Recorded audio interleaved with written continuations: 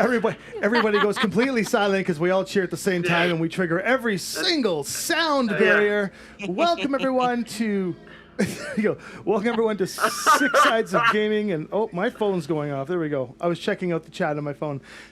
Welcome to Six Sides of Gaming on behalf of GCX and for the wonderful charity that we are going to be playing Dungeons and Dragons for today. Give kids the world. This is a very near and dear charity to me, fairly newly introduced, and I'll talk about that in just a second. But first, I just want to say thank you all for showing up to watch this game of Dungeons and Dragons with this incredibly talented crew. I am but dwarfed.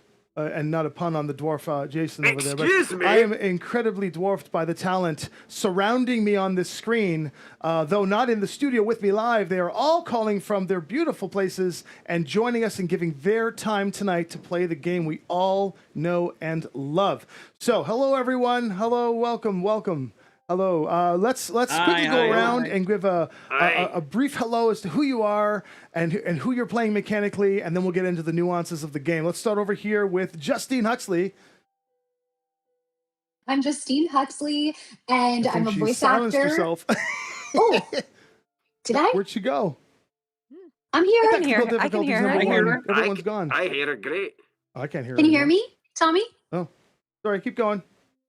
Can you hear me now? We hear you. Okay, awesome. Hi, I'm Justine Huxley. I am a voice actor known for Watson in Apex Legends, Sheta in Sword Art Online, Shoelace in DreamWorks' Kipo, and tonight I will be playing a forest gnome druid named Phineas Snorglet. She is very enthusiastic about everything. She loves mushrooms, she loves hugs, and she has 3 furry familiar friends. Hooray! And then we'll go. And those are look fantastic. Oh, she's fantastic. Which one is the otter again? The otter is the one that she's holding in her hand. Which is name? That's Ollie. Oh, so Ollie the otter. Then behind her is Raptor Snatcher on her shoulder. And then on her little book is Woozle the Weasel. Oh my God, I'm dying. Aww. Yeah. So below Justine here on the we have Anjali. Anjali, tell us how amazing you are, why you're so amazing, and who you're playing today. Did you say how lazy I am? Because that's no, how amazing. I prefer how lazy I am personally. I prefer to say that. Hi guys, I'm Anjali Bhimani. You might know me from TV, from Ms. Marvel, or from Overwatch or Apex Legends, or a bunch of video games, or from a bunch of tabletop work here on the interwebs. But today, you shall know me as Valentina, the Vulpine Varlet. Yes, there she is, friends. Anytime you need someone to do your dirty work, you just call her. Yay. Excellent. Yay. And then next on the list we have Amy. Hello, Amy. Hi, my name is Amy Vorpal, and yes, for those who love D&D, that's my real family last name. Such a great name. It's so cool. I took up the mantle. My entire family's name are Vorpal, and I'm the one. I'm an internet nerd. You may know me from Dropout, specifically Breaking News is how most people recognize me, but I'm also a game designer and a game writer and a published author in WotC Books. So anyway, I'm playing Yarp Deathcott, and we'll describe her in just a minute. She's a little bit new to this story, but definitely a friendly face to the world we're playing in of Imaria. Beautiful. And now we'll slide across the screen over to Pete Capella. Hey guys, Pete Capella, actor and voice actor, most popularly known for Silver the Hedgehog in the Sonic the Hedgehog games, Dexter in Yu-Gi-Oh!, and Tanner Christensen in The Most Popular Girls in School. But today I will be playing Darian Ironmoon, a half-human, half-elf paladin who is he's very pretty. He's very, very pretty. As a matter of fact, he's so pretty that he gets distracted by his own looks. As all paladins do. Yeah. It's amazing. Thank you, Pete. And then moving up from Pete, we have Jason. Hello, I'm Jason Spizak, and I'm a voice actor most typically known for Silco and Arcane, as well as Wally West and Young Justice and many more. And today I will be playing Grimrune Brainaxe, who is a fighter from the world of Amaria. He is a shallow-skinned dwarf. The dwarves in Amaria, I like how this looks like I have a scarf, and I'm just like, I'm way too cold, I just want to dress in a beard. Biggest chin beard ever. I take it with me. It used to be a rat. Amazing. And so he has come down from the mountains to inhabit the shallows of the oceans of Amaria. So they're kind of like pirate dwarves in a way. So wielding axes and pistols and various other things. And he has an axe called the Axe of Tides, which can make a tidal wave of beer. So lots of fun. And of course, this is how he's going to look. And so I'm going to smell this for the next 3 hours. Thank you, everybody. Oh. And then Leave moving some up to soup the in other there for corner of the later. screen, That's Yeah, right. exactly. We have- Do snacks for later. Can he even get we have the through this incredible beer? Damien Haas next. Hello, my name is Damian Haas. I'm a voice actor, Twitch streamer. You may also know me from the YouTube channel Smosh. Voice acting wise, I'm known for Laios and Delicious in Dungeon, newly Diego Brando in Steel Ball Run, Shez and Fire Emblem, a bunch of folks in Fortnite, and all that good stuff. And today I'm playing Emmett Prumpkins. He is a reborn bard, reborn, but not in a religious way, but that is part of it if you want to hear about that. He, as a reborn, has lost most of his memories from life. And he knows that in order to move on and taste the sweet embrace of actual death, he has to write the best novel of all time. The unfortunate thing is that he kind of sucks. And so he just loves to observe people and get stories as best he can, which he's keeping in a tome for later to work on his manuscript. Oh my gosh. Ugh. And I had all Yeah, you you're guys in write. trouble now. I'm in trouble. I had everyone write little bios. And in Damien's bio is like, Emmett Prumpkins is a reborn, which means he has 100% died before. 100% died before. It will happen again, I hope. Oh. All right. Okay. And I am going to be your Dungeon Master, Tommy. Hello. Welcome to the channel, Six Sides of Gaming, where I get to play Dungeons and Dragons as a career and as a life. And I could not have been blessed more, as well as being surrounded by incredible, talented people. Hopefully, we'll tell you a very fun story tonight, but a couple of things. We are here for a few reasons. Number one, I just want to thank GCX, which is a convention that happens in Orlando at Universal Studios, coming up actually on July 24th, 25th. We get to play on stage there and do some fun stuff for charity. These guys are super, super, super valuable because they put a lot of effort into large, reputable charitable organizations raising millions of dollars for children and for causes that are greater and more powerful than us, and we do our best to help push it forward. The charity that we are donating toward, and everything you donate helps. The link is in the description. It'll be pasted throughout the chat rooms and the various Twitch/YouTube channels that are watching currently. We're giving to Give Kids the World. And during the break, when we have our break in about an hour, there'll be a video to watch in between each of the breaks. Please watch it. Why Give Kids the World is important. It's a village that was made about 40 years ago. And thank you. I'm going to see the pop-ups now. I'll try my best to just thank, but I'll run this down. So Give Kids the World is a village that was made about 40 years ago. They have helped over 200,000 families create a week of incredible memory for children that are terminal. We don't sometimes know how long families will have to be together. And so this organization comes together to give those families an ease from the pressures of chronic illness. Why it's important to me is because a lot of people get involved in charitable things because they've experienced this stuff. I very fortunately haven't. I have very healthy children who I love very much, but it means that every night when I go to bed, I count the stars and thank myself and fate and everything in this world that has made it so that way I've been able to experience a very easy transition as a parent. That means that I want to not wait for something tragic to do something to help people, and I think it is my mission to help people because I was fortunate enough to not have that. So with that, I'm getting a little choked up here because this kind of thing, as being a parent, I know what it's like to look at your children and imagine just how, just their lives and how they grow and how they live. And if you're a parent who is in a situation where you don't really know the future because of chronic illness and because of things that are out of our controls, this charity, this organization is helping you experience Christmas, They do a Christmas every week. They do birthdays every week, and they're partnered with Disney and Universal.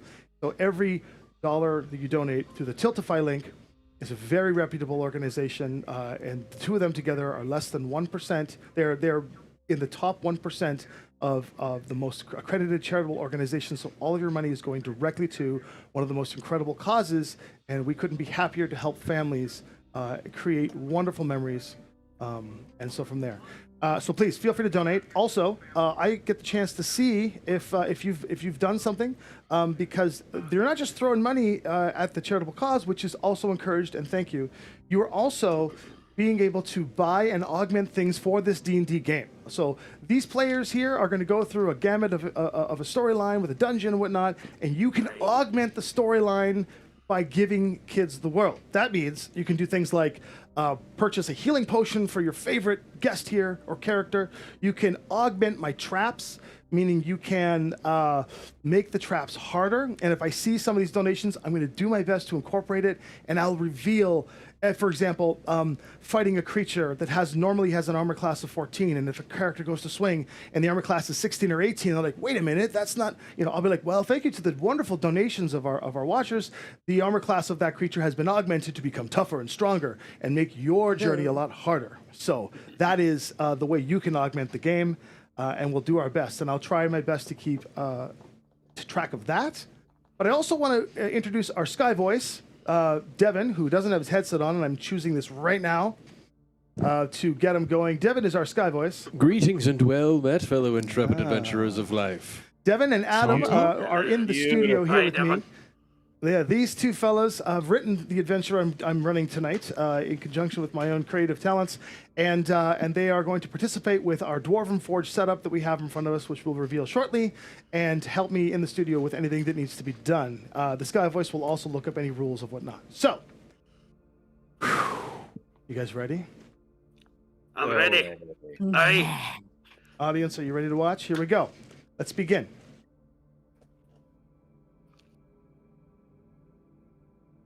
The multiverse is a vast, insanely awesome place filled with planets and realms of existence far beyond our own comprehension. You've got mists that drag you into realms of dread. You've got worlds that are built with coasts that aren't really made of swords, but they sound like it. You've got magic weaving through technology. You have beings of flesh and metal growing to life, and Eberron, and of course, the Nucleus, Greyhawk. We're not going to go to any of those worlds today. Today we're going to go to a little back alley mythical world that's sort of off the beaten path called Imaria. Imaria is a third-party world, we'll say, that exists with pillars of power. It is a world of endless interwoven forces. It's the homeland of things called the Pillars of Power. Each pillar serves as a seed of existence, shaping the realms that give this world form. The 4 powers that you need to learn about. The Pillar of Psionics, dimensional energy, the motion of space and reality, and the raw potential of the unlocked mind. The Pillar of Io Essence, anti-mana, the very break of the weave itself, transforming magic into energy through principles closer to science, moreover sorcery. And the Pillar of Mana, one that you're most likely familiar with, is the weave of life and death, elemental forces, and all things arcane. And the 4th pillar, the fabled 4th that I am personally in love with, is time itself. A dimensional construct, the temporal essence that weaves and holds Imaria together. These pillars continuously weave back and forth, intertwining, pushing each other for dominance and trying to conquer this back alley planet. Imaria is shielded by time in the form of a protective field called the Veil. And the Veil is like not like a shell or a bubble or something you can puncture, pop, or destroy, but it's a layered force that folds time and space into itself over and over again. And this is how anyone or anything that enters the Veil from either side, from inside Imaria or trying to enter Imaria, eventually loses itself in time. Only a few can navigate this mythical Veil. These are called Aeon Sages, time manipulators, or time walkers. They formed a sect called the Temporal Mystics. And these mystics are kind of like the timekeepers of Amarian lore. When the veil was created, which we'll leave that myth or that journey for another day, its makers never foresaw one dangerous side effect, which is those who are in the veil, and before they lose their mind, they've realized that mind's eye can happen, where reality can be drawn from thought. Persons, places, things can all manifest. And the more the minds work together, the more the manifestations can become reality. And the veil, some of these manifestations, was called Chronos. The temporal mystics collectively created the city of time. So that's where we'll begin our adventure. Chronos, the city of time. We're in the Cerulean city of and- time? Yes. Good timing. I was just about to describe it. Yes. That was like the most brazen mic check I've ever heard in my life. That's crazy. The city of time. Cerulean and silver spires drift high above the city. Clockwork towers gleam of sapphire glass. Teal-tinted buildings shimmer in countless shapes and sizes and ages. Different styles of housing throughout the decades. Aquamarine tree lines sway in winds that blow in every direction at once, and tufts of cornflower grass protrude from the cracks of navy cobblestones. Winding through this sea of blue, we arrive at a chrono trigger, tried and true, where we'll begin our adventure where all great adventures should begin. A tavern. And this Aye. one particularly is called the Tavern of Timeless Tales. I give you the Tavern of Timeless Tales in Dwarven Forge. Thank you to Dwarven Forge and Hero Forge for providing us these devices for us to play with, our tactile game That's as it is. fancy. I like that. The Tavern of Timeless Tales is a welcoming crossroad in the universe for the universe's greatest heroes. Or in this case, those who are destined to become them. Polished royal mahogany plates, the tavern, threaded with mercurial veins of glittering electrum. Along the back walls, ancient barrels banded in cobalt platinum. They hold wines and brews, for long forgotten by cultures that have long since extinct. Sand-filled hourglasses are suspended in midair, never quite tipping one way or the other. Azure crystals glow in the far corners, their soft hum rising and falling with the light. The tables are draped with lazuli velvet, matching the fabric hung between stone pillars, polished to perfection. Lapis crystal formations jut the walls, and the grand bar itself is crowned with marble-veined granite, silver, gold, and sacks. Flameless light spills from the cracks, the wainscoted walls, and the room is silent except for the slight tick of time just pulsing through.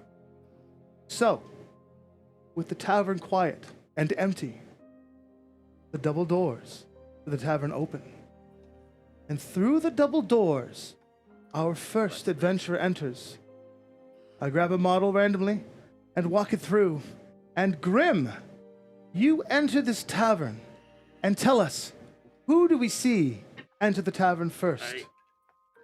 You see a mighty, strong, strapping dwarf, shallow-skinned.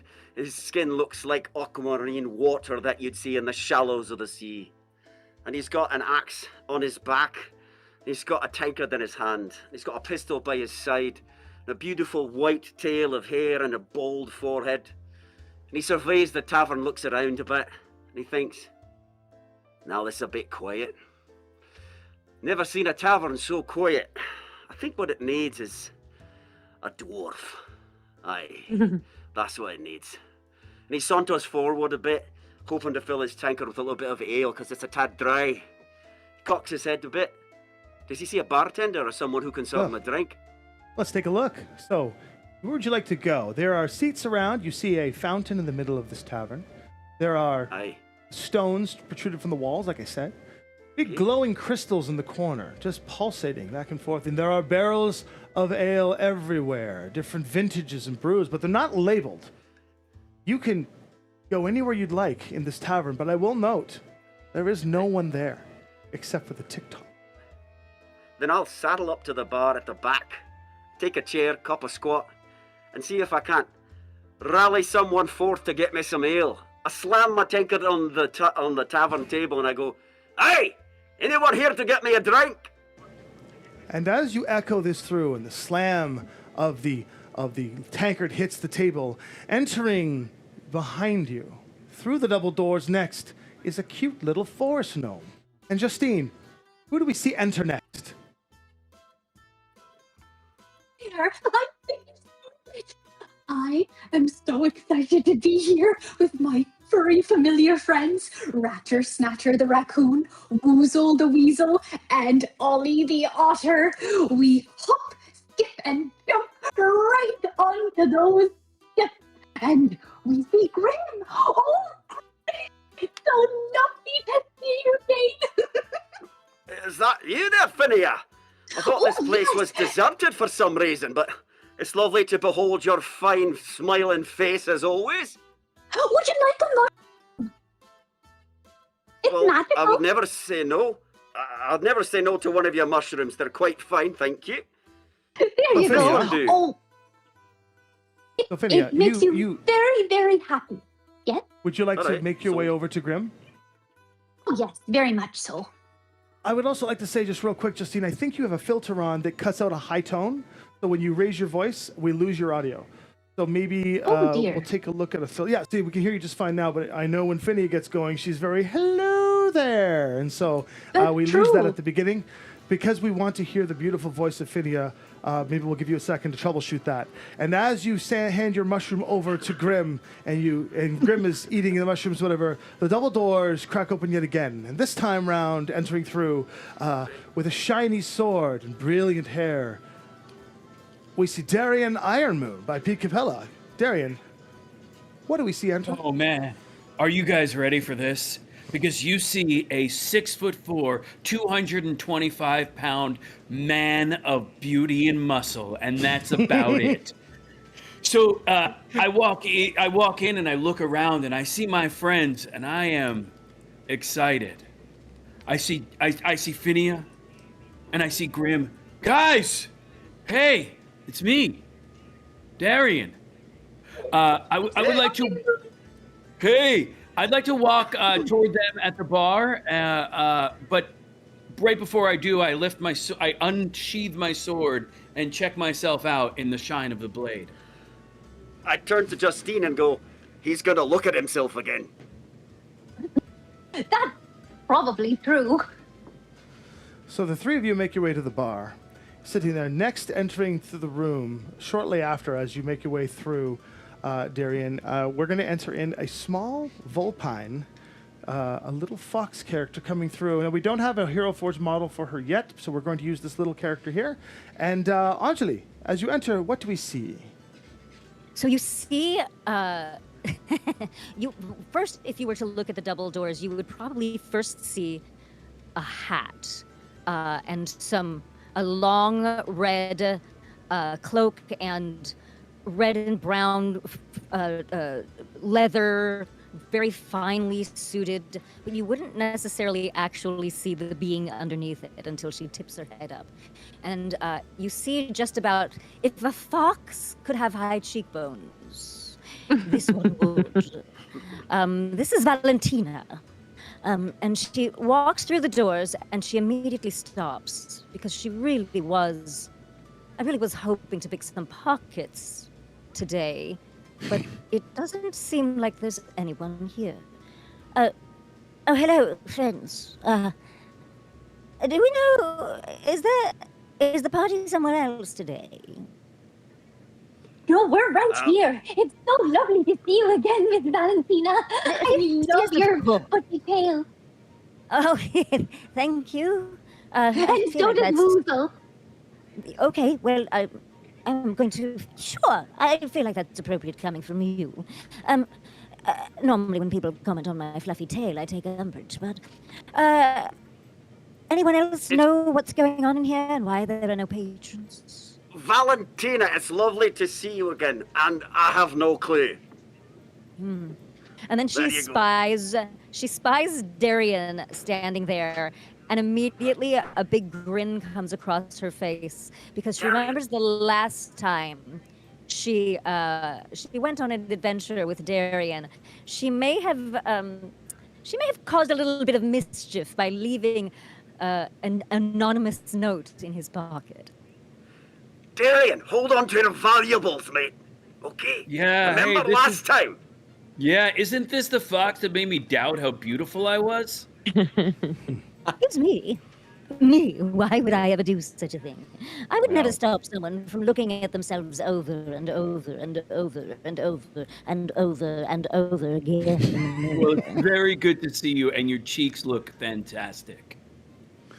Now that I Awesome. will take umbrage to. Where would you like Valentina to go in the inn? I think Valentina is going to hop up actually on one of the chairs behind them. Like they're all lined up at the bar. Like I'm right pointing here? to it like you can see what I'm doing. Yeah, I think she's just going to hop up there and kind of cop a squat, like a comfy squat on the back of the chair, since nobody's Awesome. here to stop her.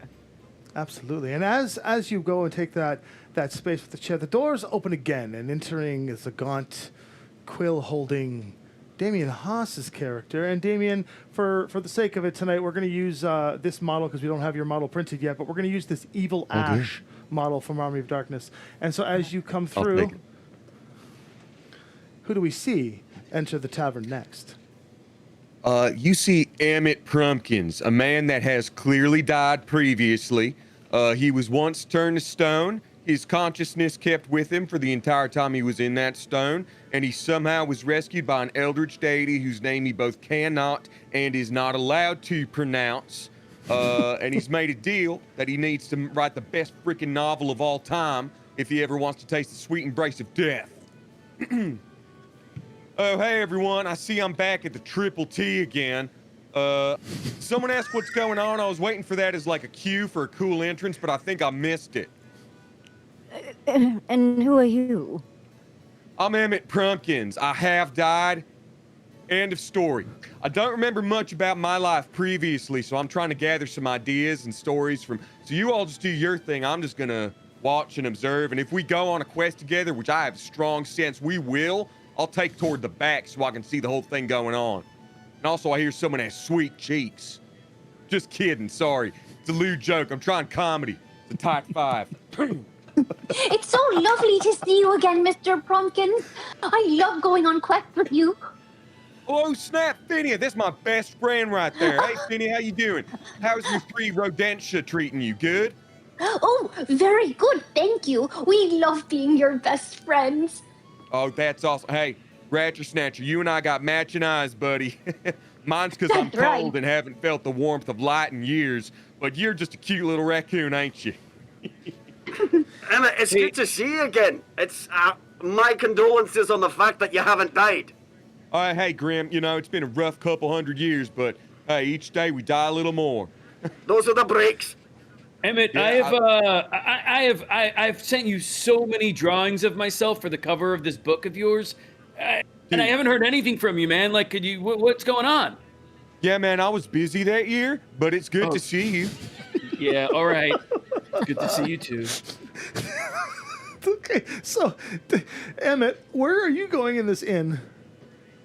I want Emmett to post up sort of in the corner to your left towards whatever that stage left. There we go. Wherever that is. Just sort of observe the rest of them from like behind the table, just like. Yeah, that's a circle of mushrooms. It looks like some sort of teleportation circle made out of mushrooms. It's a very... Yeah, okay. Things that decay entice me. So you make your way over there, and then the double doors slowly seem to close, but then pause as one final person enters the tavern. Now, because of your character, Amy, I didn't see the model. I am giving you a Deadite. So it's from Evil Dead. I'm Love sorry. it. So Let's we're going to go go. with the Deadite. We're going to go with the Deadite for now. Point of order. Yeah, Wait a minute. He's the dead one. That's fine. And so the double doors open again, and not the model to represent the visage of who we see, but who do we see enter finally, Amy?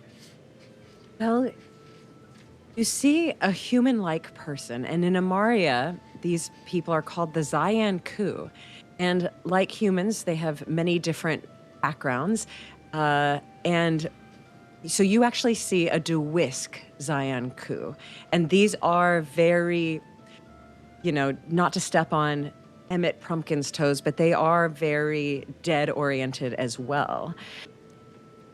So you see sallow cheeks, skeletal features, already having gone through the process of a life decayed.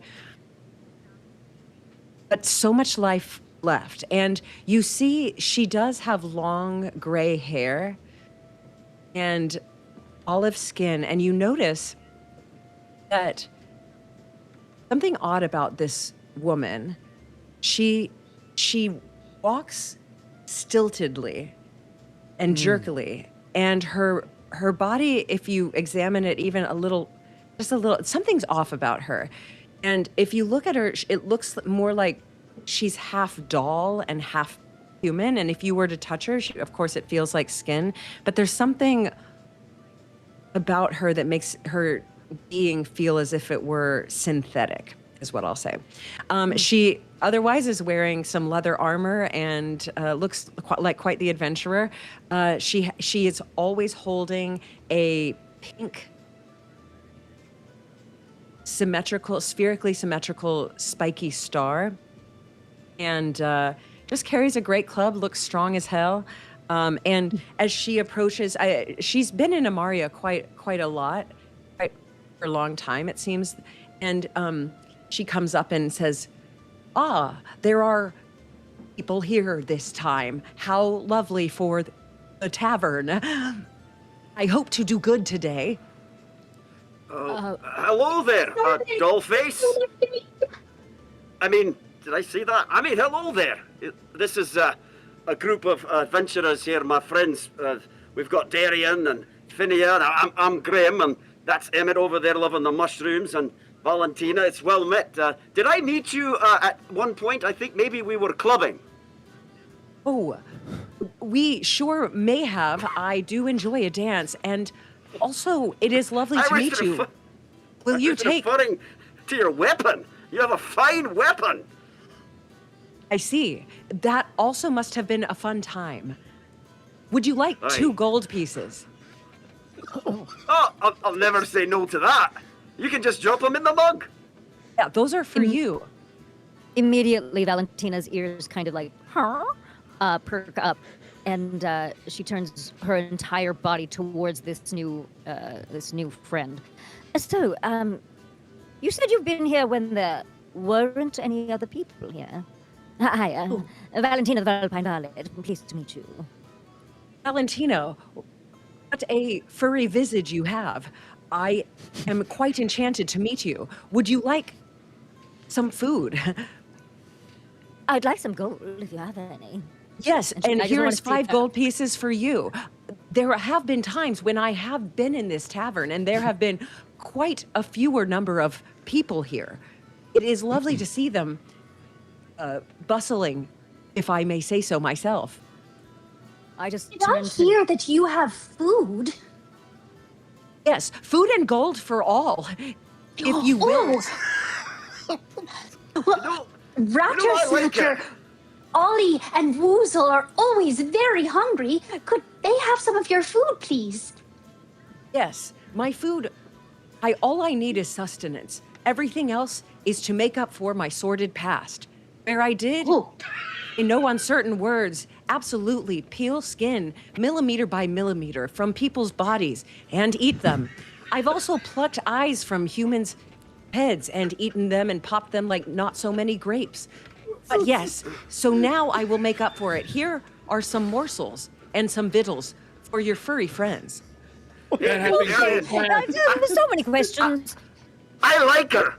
I'm just saying that, Darian. Between you and me, I like her. I just gotta say, too, but I like everyone. I just gotta say, this is my first time experiencing. I've role played with you, Amy, on stage, and we've had great times playing these characters. But this is a new character to me, and it's killing me. It's perfect. It's so good. Oh my god. Oh, okay. Well, my furry I'm here to familiars DM. go. Oh, sorry. My furry go familiars for it. go up to Yarp, and they start smelling her, and they start smelling maybe some decayed flesh that she has on her, and maybe some of the remnants from the people that have died or the creatures that have died from her stomach, and they want to find out more. Can they?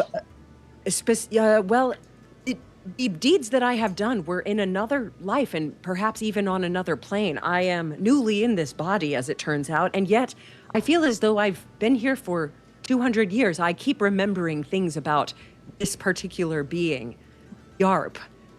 Boy, do I love being Yarp. I am finally good. I love being good.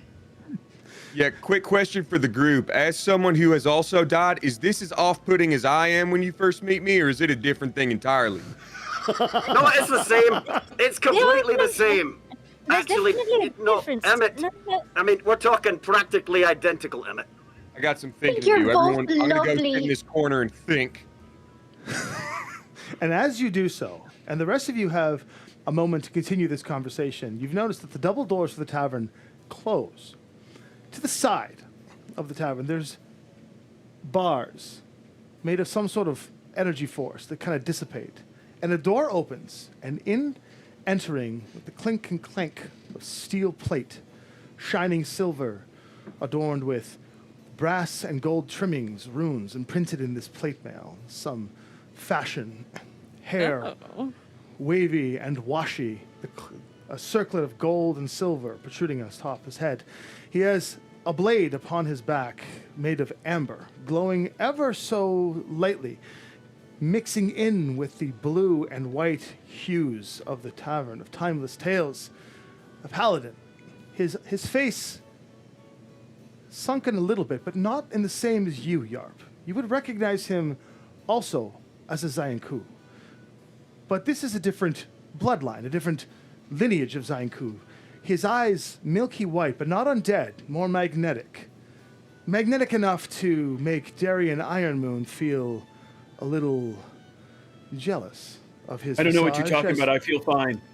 Your cousin, Loholt Linvander, Time Paladin, walks through. All of you but Yarp will have met him, so you know who he is as the spurs on his feet clink, clink, clink, clink, and the door closes as the force cage reappears behind him, protecting that hallway. And he says to you all as he looks and sees, "Welcome to the tavern. Thank you for heeding my summons." Nice entrance. Thank you for having us. That was you? Oh, well, it's good to see you again, Loholt. Hey, I wasn't sure. It was abandoned when we got here, so I wasn't sure it was actually a real summons in the first place.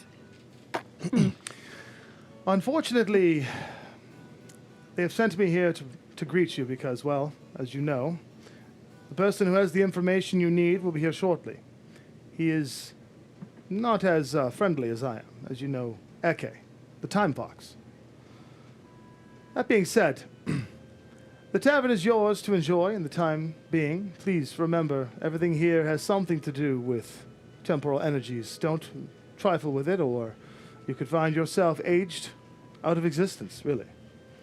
If you'd like something to drink, the bartender... if you'd like something to drink, the bartender, Jib, will take care of you. And from behind the bar, as if there the entire time, floating, is an entity that even I, as the dungeon master, have no idea what the hell this is. But you see this entity just floating behind the bar, looking at each of you. Loholt says, as he approaches with his spurs clinking as he makes his way toward the bar, he says, "As you know, Yarp, is it Yarp?" It is Yarp, yes. How I love the shape of your bowling pin body. The figure doesn't speak, just only looks and hovers its way toward you. Here, I am Excellent. being appraised. Do I pass muster? What does Yarp think about in terms of drink or food? I do not eat or drink. I am very of the veil, and I think do it. Is that right? Do whisks? That's right. That's right. They don't- So yeah, they don't everybody eat or drink. watches this long moment where Jib, the bartender, just floats and stares at Yarp, and then eventually moves away and moves his way toward Valentina, Oh, my. and just sort of stares at you. And you think to Hello? yourself, do you want something to drink or eat? What would you like? What does Valentina drink or eat? You know, I've been thinking about this wonderful wine I had the last time I went to someone's house for dinner. A dark, delicious, meaty sort of flavored wine. And as you start to think this through, you notice that some of the bottles along the back wall kind of shake. You hear the clink, clink, clink, clink of the bottles, and they kind of shift and move as Jib stares intently at you. And the bottles shift, and one little bottle slides out from behind and telekinetically moves its way over to the table that you're sitting. And as the bottle lands on the table, to your own eyes, a cup was always there. And the bottle turns and pours, and you see the wine slowly make its way into the cup, and the bottle fades its way back into the back wall, and the bottles close, and Jib moves his away from you. And one by one, the bartender Jib floats to each of you. If you think of a drink, yes, Grim, the beer froths from the kegs, fills your mug over and over again, and over a small course of time, you all get food and drink, that of which your brain conjures. And Valentina, it's delicious. It's exactly the wine you stole. I would say this was strange, but it's absolutely delicious. I don't really know how to feel about this. Anybody else encountered this before? That's the ale from the halls of Voldoon. There's no way that could possibly be here. That's amazing. Yeah, I Love my realized. mushroom elixir. Oh, sorry. Oh, I'm so sorry, Phinia. No, you please go. No, that's all right. You go, Mr. Pumpkins. Oh, this is going to Thank take you, a half Phinia. hour. That's why you're my favorite. I was going to say, historically, I have not ate or drank here on account of I can't, but then I did just realize my favorite food is gold coins. That makes sense. Well, strangely enough, Yarp hears you say that. And some gold coins magically appear. Well, Oh, hell looky, yeah, let's go. looky, Lou, what I have found. 4 gold Loose coins Lou. for someone. I wonder who it will go to. Immediately, if he doesn't move, immediately Valentina scampers over and is like, I'll take it. That's wonderful. That's exactly what I was thinking of. Thank you. My other Obviously. favorite food is joy. That's strange. Mine too. As Mine time goes on, you all sort of share gold and coins and conversations, and Loholt is sitting there engaging in conversation with you until finally the double doors open once again, and in entering this time round is someone of the same height and build as Valentina, but the fur is an Arctic white. He's wearing a diamond-shaped hat that covers most of his face, a small snoot coming out with long whiskers, stretched far too rigid for someone who would be just moving around and whisking through. 2 Arctic tail foxes, or 2 Arctic bushy tails protrude from the back as Eke, the chronomantic vulpine, makes his way through the double doors. As He is soon as quiet. he walks in, her posture, Valentina's posture and demeanor completely changes. Where there was a smirk on her face before and she was clearly eyeing everything, she is completely at attention when Eke shows up and standing straight and has hopped off of the chair and is just standing next to it. With an air of control, the fox, named Eke, he saunters his way into the center of the tavern, and he simply just stares at all of you, and through the wide brim of his triangled hat, you can just feel his swirling eyes staring each of you down. Thank you for coming. I trust you've enjoyed the luxuries that the Tavern of Timeless Tales provides you. Oh, yes. There is Absolutely. there has been a disturbance in the Vale.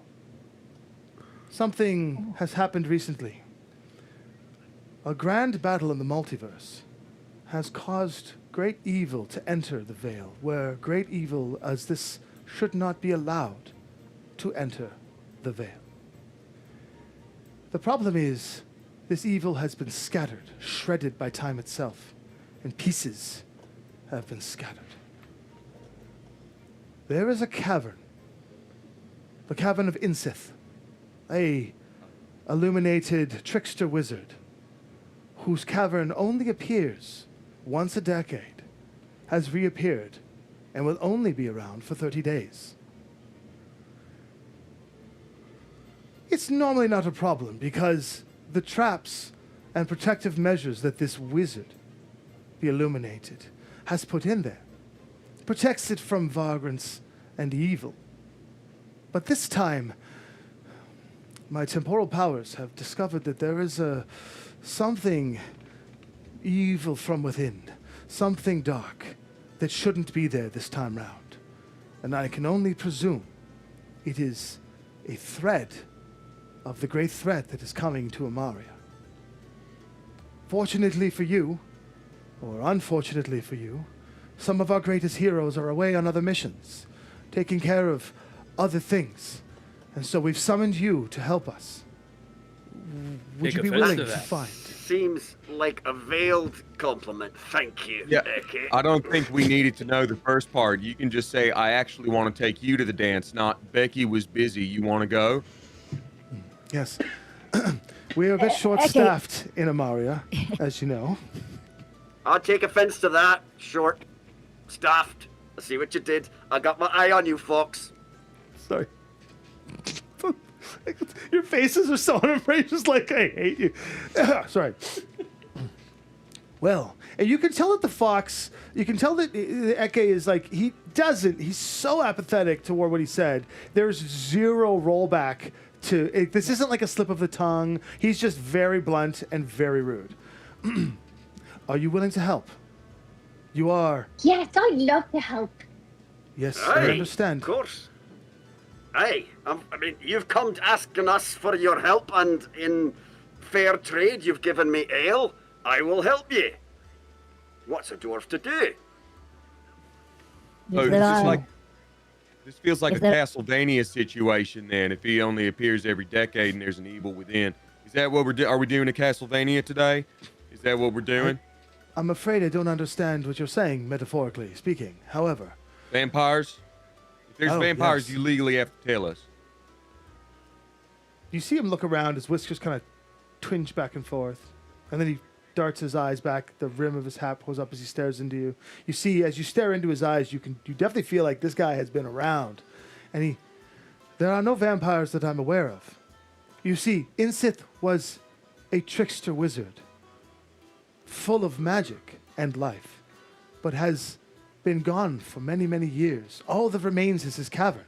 And then whenever it has appeared, it has always been protected by mana, the weave itself.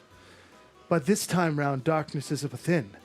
I cannot see inside this cavern, so I cannot disclaim whether there are vampires or not.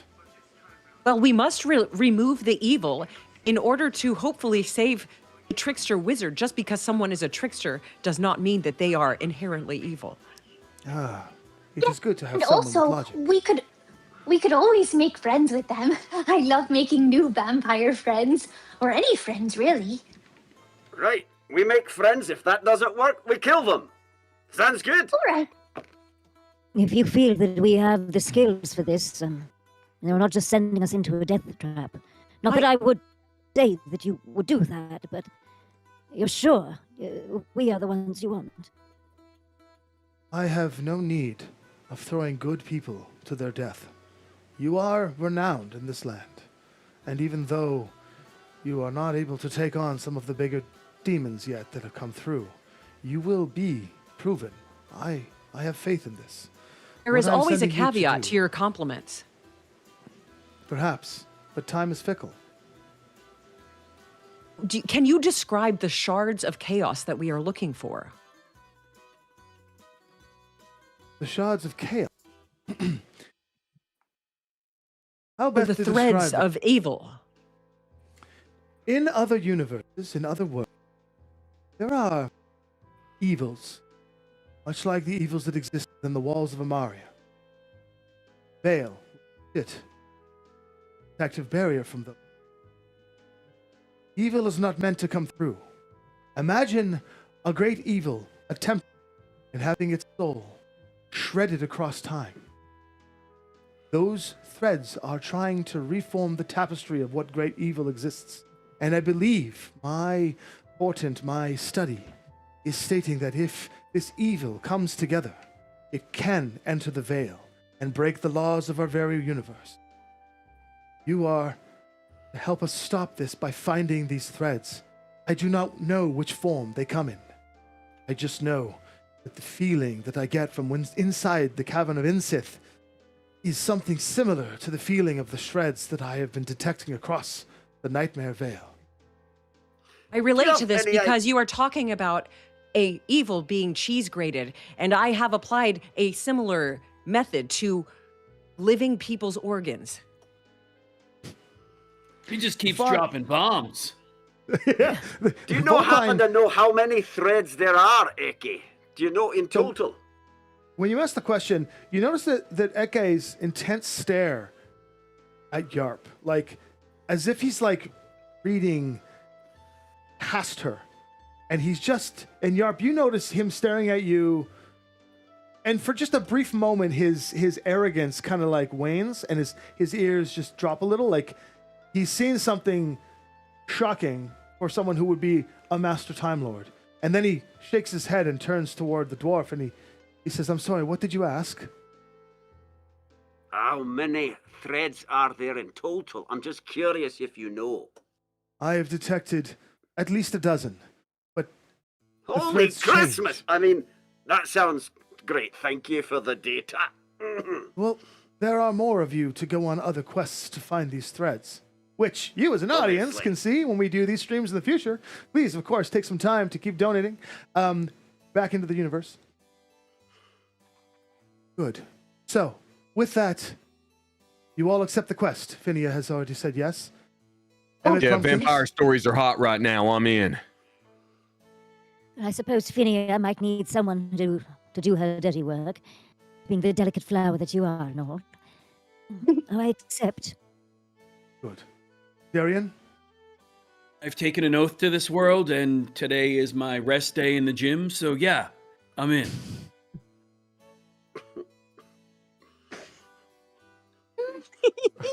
Sorry, trying to not break here. You got me. Good. You have but two choices. And as he turns, he looks. You look into the tavern. We'll go back to the tavern for a second here. And to the left and right, you see these force cage, these doors here. They kind of, the door opens up and this force cage dissipates. And onto the other side, it looks like a secret door. Oh God, I love Dwarven Forge. On you, get out. A wall opens and a secret door appears. And you can see that there are two separate exits. The fox turns to you and says, "You have two ways to go. Through the secret wall leads to the Hall of Doors. The Hall of Doors has a cost. The cost is some of your own personal exhaustion. And mechanical terms, what that means is that if you decide to take the Hall of Doors path, you'll need to make a saving throw or be given one level of exhaustion. To the other side, through the force cage, there are three stairways. The stairway to the past, the stairway to the present, stairway to the future. You must take the stairway to the present. Deviating could be quite dangerous. But it also comes at a cost of some of your own personal life force. Mechanically, you have to roll 2 of your hit dice and subtract them from your hit point total. Maximum. So, you have the choice. The Hall of Doors or the stairway to the present. Eke sits and waits while you discuss in character. Pete, I was busy drinking. What does the fox say? Well, Good timing. Grim, we've got a choice to make. We all do. And each one comes at a cost. And I don't like either of them. But I will say I'd rather be exhausted than lose life. Are we playing 2024 rules? Exhaustion? Yeah. Okay, hot. I'm personally of the Somebody's got opinion, to- as someone who has lost all of their life previously, that, you know, we can drink potions and get life back, but there's nothing you can drink that gives you energy in life. But he So did say that I say this. personally the stairs. He did say that it was a permanent effect, did he not? I Oh, don't for think real? it was permanent. I think above table he say that our hit point maximum, it would come off our hit point maximum. Yeah, so if you Like, go through yeah. the Stairway to the Present, you will roll 2 hit dice, and that is what you reduce off your hit point maximum. Permanent is not necessarily the thing. I will Okay. say that I've been looking at all these incredible donations that everyone's been giving, and we have been seeing a lot of things to make your guys' life a living hell. It's at 666 now. It's at More? 666. Oh Thank my you. god, It's at I love it. 666. 666. I like it when you literally said living hell. It went, yes, you are correct, Tommy. That's The demon insanely possession good. begins. Wow. Grim's beard is possessed.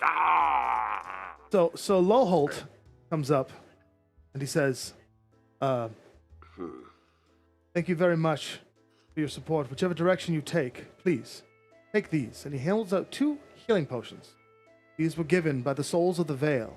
Thank you very much to our donations. So far, we've had 2 healing pots purchased. So he hands them out. Whoever would like them, they are for you to help survive the dungeon ahead. He puts them on the table. So whoever would like a healing pot, there are 2. Thank you to the donations of our people. The rest are all things to hurt you. Thank you. And Oh my as long as God. it stays at 666, we're fine. So, yeah, I'll take one of those healing pots if no one wants it, because I'm pretty sure that I'm going to get messed up on this adventure. I'm happy to Right. take it, and I The will exa- give it to anyone who needs it more, I promise. The exhaustion in 2024 rules is just -1 to D20 tests and -5 feet speed. It's actually Oh. a lot. Yeah, I'm it's all a about lot better. exhaustion. Okay. Yeah. I'm all The thing I said voice here before to was a clarify, it's joke. I actually think there's plenty of -2 drinks that make you have every energy. Let's go. Wait, 1 second. The Sky Voice is Actually- kicking in.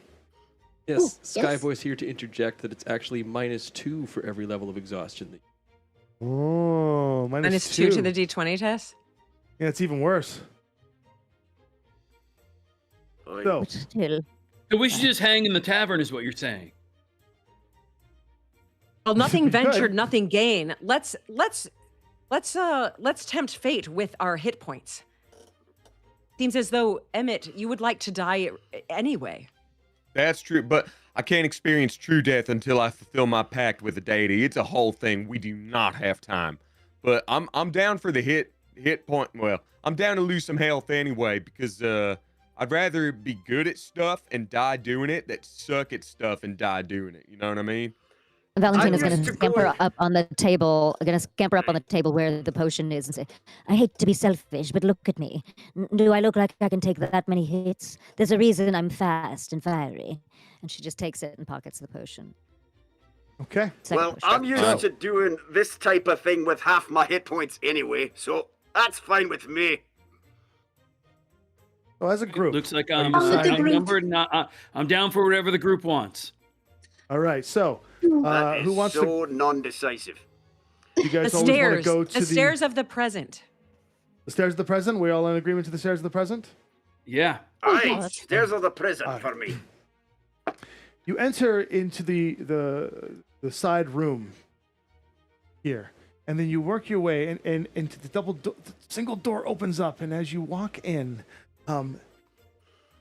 you see these 3 staircases just hovering, floating there, just kind of moving up and down. And as they come down, they recede and just touch the floor, and then slowly lift up again. And when they touch the floor, they feel like this is when you can walk up them. And as they hit the floor, who was first to ascend the stair? And more importantly, are you walking up stair 1, 2, or 3? Left, 1. And center, I would or love to right? go first. Phinia, you want to go first? Do you want I'll left let- stairs? Can we just do, before we go running up any stairs, can I just do a quick check to see if there's anything, any particular features. Anybody like to make any investigation or perception checks? Now would be a good time to make those That's rolls. what I'm asking. I'm trying to to make ask a you. perception. Yep. Roll Yeah, away, to do and that too. roll away, and then I'll point to you for your results, and we'll reveal information as we go. Ah, We'll start with Valentina. How did you do? I think Valentina is so distracted by Eke, as often she is, and sort of entranced by him, that she is just not focusing very well. She definitely did not see anything. And then who else made a roll? Did you make one, Justine? How did you do? I got 9. A 9. The stairs look beautiful. I'm Amy, so how did you glad- do? yes, as Emmett- Yarp, I am an Aeon Sage, and so I do know of the temporal realm, and I got a 24. my. Ooh, okay, we'll hold that. How did you do, Damien? Emmett got a 5, so he's just like. Grim, did you look as well? I did. I rolled. I put my beer down for a second. And I was ready to follow Finia because I wouldn't let her go anywhere alone. And I keenly thank you, Grim. perceived something. I got an 18 on my perception. Oh, not bad. How did you do, Did you first- Darian? Did you see any mushrooms on the stairs? Did I, Tommy? We'll find out. Darian? Well, here's the thing. I'm having an extra good hair day today. And I just got a brand new set of dice from someone who's in this chat. And my first roll with this brand new set of dice was a nat 1. So thank you so much for those Yeah. guys. You got it out of the way early. You got it out of the way when someone else in your party got a 24. So you better. Yeah. It was just, I was distracted by my own beauty. These stairs were shiny. There was probably a couple grommets in there that caught my eye. Okay, so what we'll say is we'll start with Jason because he got an 18. So everyone else, it's stairs that are floating. Grim, you notice that these stairs are definitely moving in a pattern. And with what you can see is that when it hits the ground, it becomes a solid set of stairs that you can then walk up. When it's in the air, it's almost phasic. And so what I'll now give to Yarp, because Yarp being an Aeon Sage, understanding temporal energies, and going a little further, is that you also saw everything that Grim saw, except you also understand that when these stairs, if you try to enter these stairs in its phasic stage where it's like half in, half out, there's a possibility that it could shunt you to a part of a Mario that you don't want to be in. So it's very, very important that the timing of entering these stairs or stepping on these stairs makes sense, and you might have to go up one at a time. You can feel free to share that with the audience if you'd like. I do. I tell everyone, beware, beware, beware the stair. Have a care. They may Phinia. shunt you there. What are you trying to say there? There. Well, one at a time, please, and only when the stair reaches the ground. Otherwise, it becomes an unsavory portal. Oh, I see. Here's the problem, is that all Rattlesnatcher and Woozle love to go together, and they run up all together at the same time. You want them to run up Phinia. separately to you, or you want them just to run? Run. They don't know any better. Here's I'm what we're calling gonna do after then. them. Control Wait. your... Oh, no, wait. Oh, Okay, here's what we're crying gonna do. out dear. loud. In Amaria, we Hey. have a luck roll. We're gonna see if these little cuties are lucky enough to get through this. What we'll have you do, Phinia, is we're gonna have you roll a d20, note the number that you roll, and then we're gonna have you roll a d20 again. And if the second number is higher than, not equal to or below, but higher than the first roll, your furry familiars are lucky, and they manage to get onto the stairs at the right time. And if they are not, we'll see what happens. Boy. All right. I got a 5 as my first That's a roll, good start. and then my second roll, I got 17. All right. Nice. Yay. Yay, furry As- friends. in a very comedic moment as the three furry familiars run forward and everybody goes we're gonna No, stop right don't. there. We're gonna stop right there, and we're gonna take our first little break. So everyone can go to the bathroom, grab your drinks, and come on back. And in the meanwhile, what I'm going to do is, everyone, I just want to say thank you so much. We're almost 1/10 of the way there on raising our goal. The goal is a nice number to hit, but anything you give at this point helps.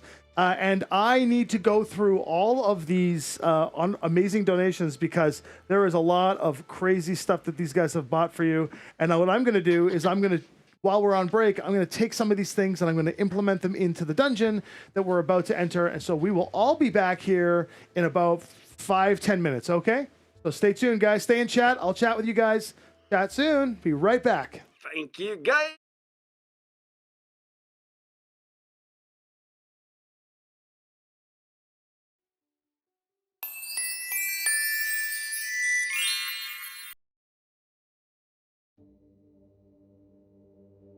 Every extraordinary experience begins with a promise. Give Kids the World began with founder Henry Landworth's vow that no child's wish to come to Orlando would ever go unfulfilled. What followed was far more than the creation of a resort. It was the design of an entirely new kind of experience.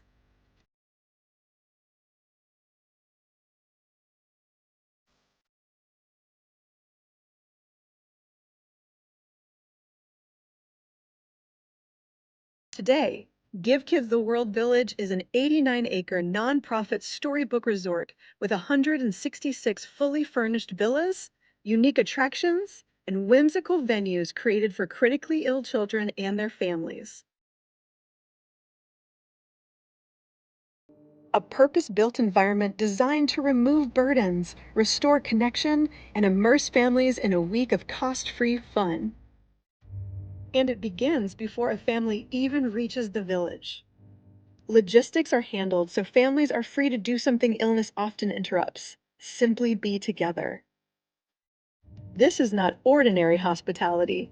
It is a carefully orchestrated stay, built to reduce friction and make emotional connection the center of the experience. When families are here, something special happens.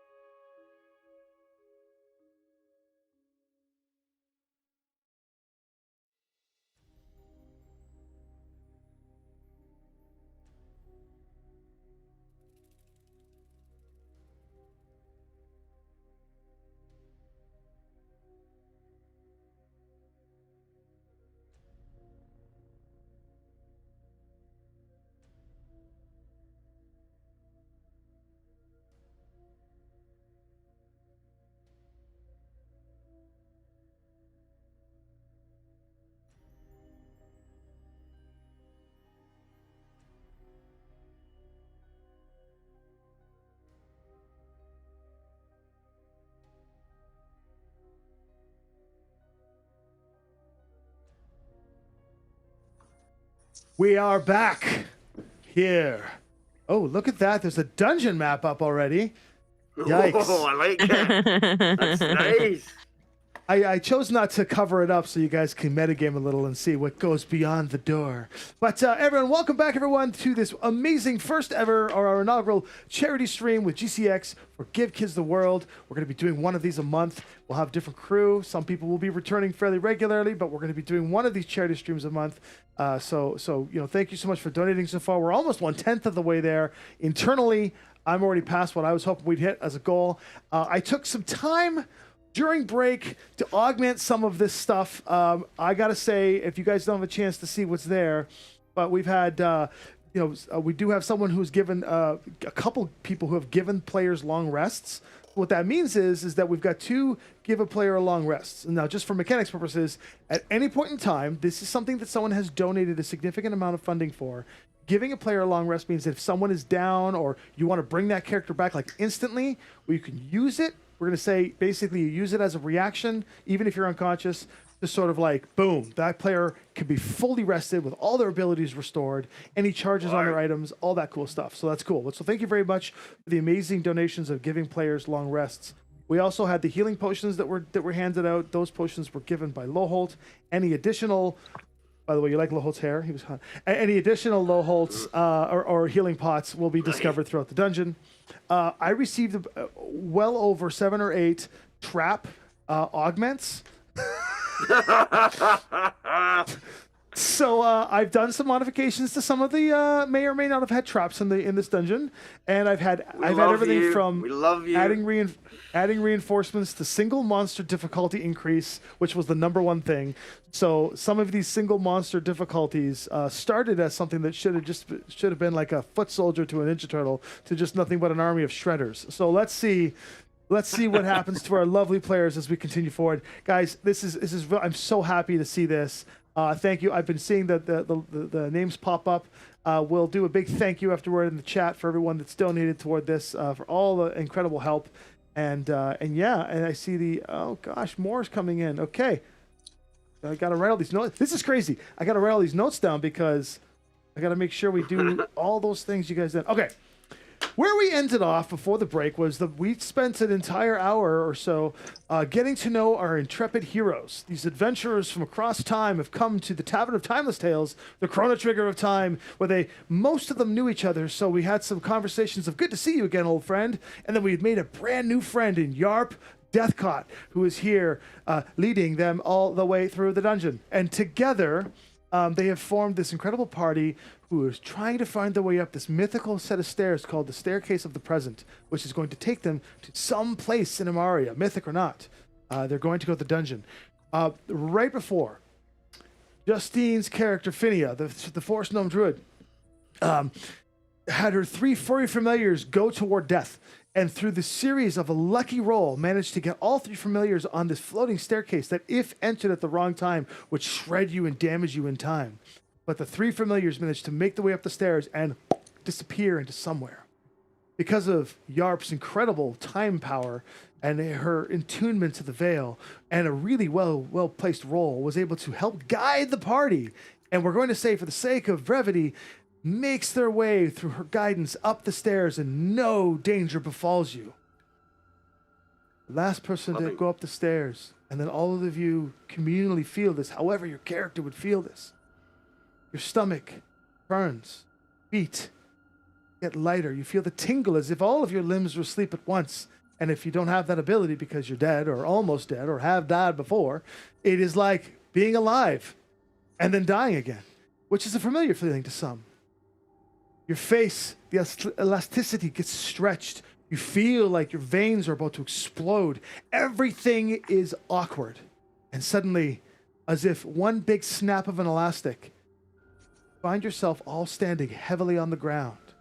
Beneath you, rude cavern stone, jagged, jutting stalactites coming out.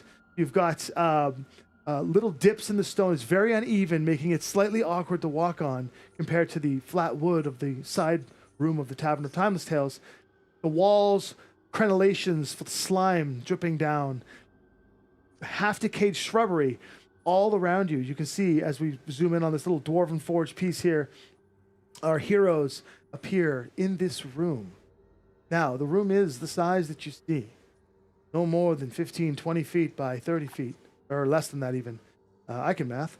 And in front of you, see an imposing stone door, painted green, paint kind of chipped off, so it's more like a stone, like a really bad garden gnome that's been stuck in the weather for so long. This big green with a face upon it, big eyes sunken in. Oh, that's my grandfather. The stone is shaved away. Above the stone, in an epitaph that's kind of in the archway of the beginning of the stone, just kind of chiseled in and still visible. You read in a language common that all of you understand. Answer me this riddle true, and riches doth await you. I am a man, I am a mouse, I am as tall as any house. When I sing, when silenced ring, and when lit, I immediately douse. And you see this above, and below, on a plank of wood, painted, kind of just half wedged, one side of the door, the side of the door that would open, there's this like well-made sign that says, "The magic of the door is old." As the paint continues, yell your answers, nice and bold. Paint just kind of drizzles off the wood. That's what you see.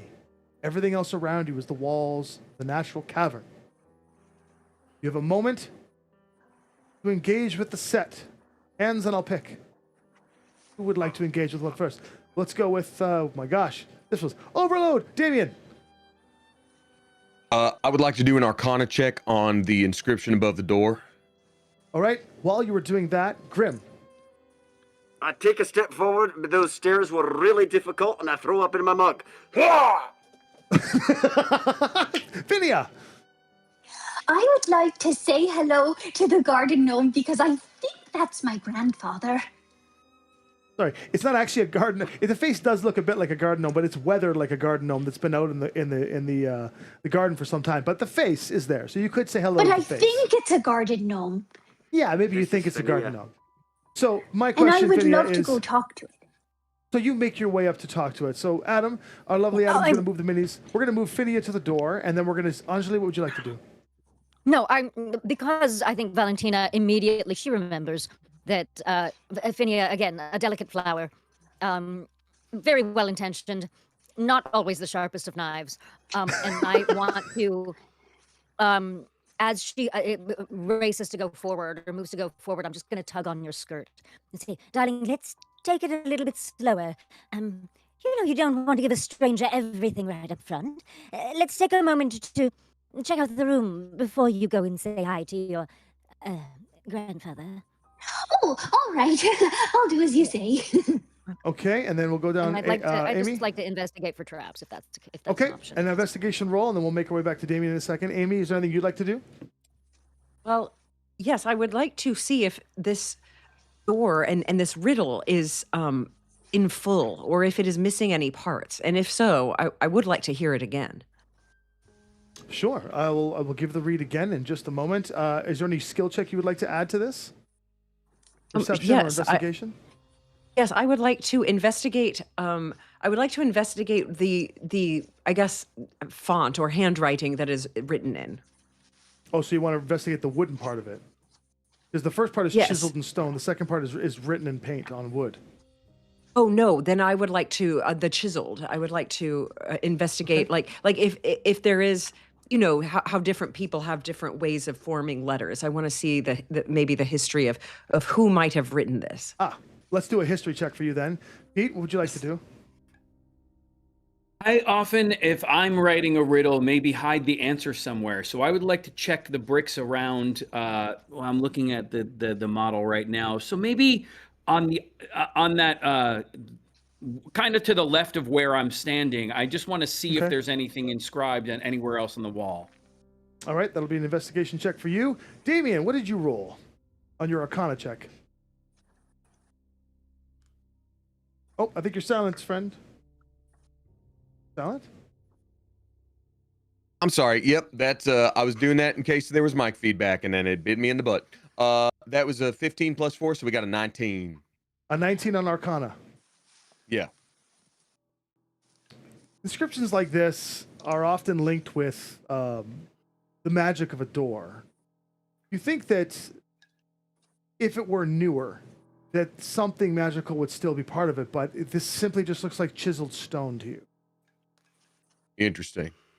I turn around and I say, "Hey guys, I'm not sensing a lot of magic from this inscription, so I think the roosters don't lay eggs answer is probably our best bet. Can we read the back half of this again?" While you're doing that, which I'll do in just a second, those who gave me investigation checks, Valentina, I believe you did an investigation. Yeah, I did, and it's low. It was a 12. Well, 12 is still pretty good. Definitely the writing of the paint on the wood is different than the inscription up top in terms of the lettering and the font per se. And Yarp, you were doing an investigation on the font from the top. Yes, I got a natural 1. Oh, it's Welcome you to the notice that Scoundrolls. you cannot get past. You don't really have olfactory sense because of your touch with the Zanku side of the Dewiskin death. Yet you somehow can smell the puke of Grim, which distracts you enough to not be able to figure out what you needed to do. Yum yum. Darian. Sorry about that. That's on I me. also rolled a 12. So, Just for the record, when I was looking for traps, not looking at the letters. Traps. Okay. Okay, yeah. The stone door looks like it has been tampered with. I'll give you that much. Oh? Yes. So, that's all the information you've got. You guys can talk amongst yourselves or ask me for I want to something hear the else. riddle Yes. again, please. He got a 12. Riddle? too. Okay, ready? Oh yeah, did Answer Pete get a me. 12? Can I got at a the 12 same too, but well, let's do the riddle first, and then you can tell me if I saw anything on the wall. Okay. Answer me this riddle true, and riches doth await you. I am a man, I am a mouse, I am as tall as any house. When called I sing, when silenced, ring. When lit, I immediately douse. That's the I stone think at it's the top. vomit. And then down below on the wood, kind of painted in, says, "The magic of the door is old. Yell your answers nice and bold." Can Raptor Snatcher go and smell it and see what he finds from the smell? Yeah, Ratchet Snatcher goes up and smells. Darian, the stone you see is pretty natural. There doesn't seem to be anything moved around. But I will say that your investigation, you do notice that the other things that the rest of you are noticing, that the door has been tampered with. Like, if this cave has been dormant for 10 years and then comes in, this door has been tampered with fairly recently. Can I take a bold step and realizing this? Has that been communicated to us? So far, no one has The door has been communicated tampered anything. with? Yes, I think I would, and I start to speak actually a lot quieter as I'm talking to everybody else, and I say, friends, it seems this door has been messed with a little bit more recently than this has been written. I don't trust that writing. I'm thinking it's entirely possible I'm wrong, but I'm thinking that perhaps the loud yelling that it is encouraging us to do is more to let what's on the other side of that door know we're here. So you're saying we should be quiet then? I'm saying we should be quiet, but at the same time, if it's been tampered with, can we just sort of and I'm not feeling any magic from it, like it's long gone. Can I try pushing the door and just see if it's already open? We Yeah, didn't try you to totally see if can. it's locked. We just said, Yeah, so you make your I'm way backing up. up. Okay, so Damien, Emmett makes his way to the door, and now put the models. Where do you want to go? So if we'll put Emmett by the door, please. Emmett is Evil Ash for now. I took Finney one is back step with the forward varlet. and- Yeah, Graham, where would you like to be? I took a step forward and threw up, but then after that, I wandered forward a few more steps. So I'd say I'm about in parallel with them. Okay. Yeah, a little So further parallel to the forward. other That's side of good the door. right there. Aye. Right there. Aye. Perfect. Finney and Varlet will put the back, and then Darian, where would you like to be? I would like to move forward a step and to the right a step with sword drawn and ready. For fun's sake, make me a wisdom saving throw. Me? Sounds so fun. No, Pete. Yeah. Okay, I 15. Oh, that's good. So as you pull the sword out, the sheen of the blade catches your eye, and you look at yourself. Damn! Then you shake it off because you realize you have a mission at hand, and you don't distract yourself with your own blade. Whew, lucky one. It's an off day. Good thing you. It's a cheat day. Okay. So that's everyone's position. Are you all happy with your positioning? Yarp? Oh, Right. yes. I think so. I've been examining it, so that seems correct. Okay. So as Emmett approaches the door, you go to push the door. It is not locked. You just give it a good shove. See, it's the oldest trick in the book. I know if I was making a door and had to trick some people, I would have just made it look like it's locked. Cool. So you shove the door open. Let's crack that door open. What you see, it's you can just spin that thing around even and it'll open the other way. Either way, it opens the other way. So when you shove the door open, looking inside, completely off guard, you see that the cave itself is kind of like, jumping gun here. The cave itself goes from this rough-hewn cave and starts to build itself into a more finely worked stone, like an actual stone, like almost like the inside of a wizard's tower, just clean stonework all the way through. And you see some chests and some coins spilling out. There's a couple of broken down barrels, a cart or two, a wagon wheel, and amidst all of that stuff that shouldn't be inside here, you see a series of shoddy leather-clad figures with like some handkerchiefs, kind of half on, half off. They got dusty hair, a different varietal of orc and elf and human alike, all just kind of looking around, and they're sitting there kind of eating some dried meat and stuff. They're alive, and they all just kind of go, huh? And they all look over at you, and you see about half a dozen bandits, completely shocked that their sign of warning didn't work. I just lost everybody. Where we go? Is that on the TV or? Okay. Sorry. We cast You guys disappeared. invisibility. I love it. You guys And roll for initiative and disappear. Hey! I was just gonna say that, but then all of a sudden the screen blinked and you guys were gone for a second. And I was like, you guys actually disappeared. Anyways, so you see a series of these brigands kind of look over, Party and you have this invisibility. one brief moment where you guys meet eye to eye before a reaction happens. And I think because you're at the front of the line here, Emmett, what do you say or do in this moment? Emmett is not a musical bard, but he can BS with the best of them. So he looks at him and just says, "What are you guys doing here? You're needed outside. We're not mad at you, but you're needed outside." So this is the part as a dungeon master where you have a particular encounter planned, and you have to kind of go through with the how this is going to play out.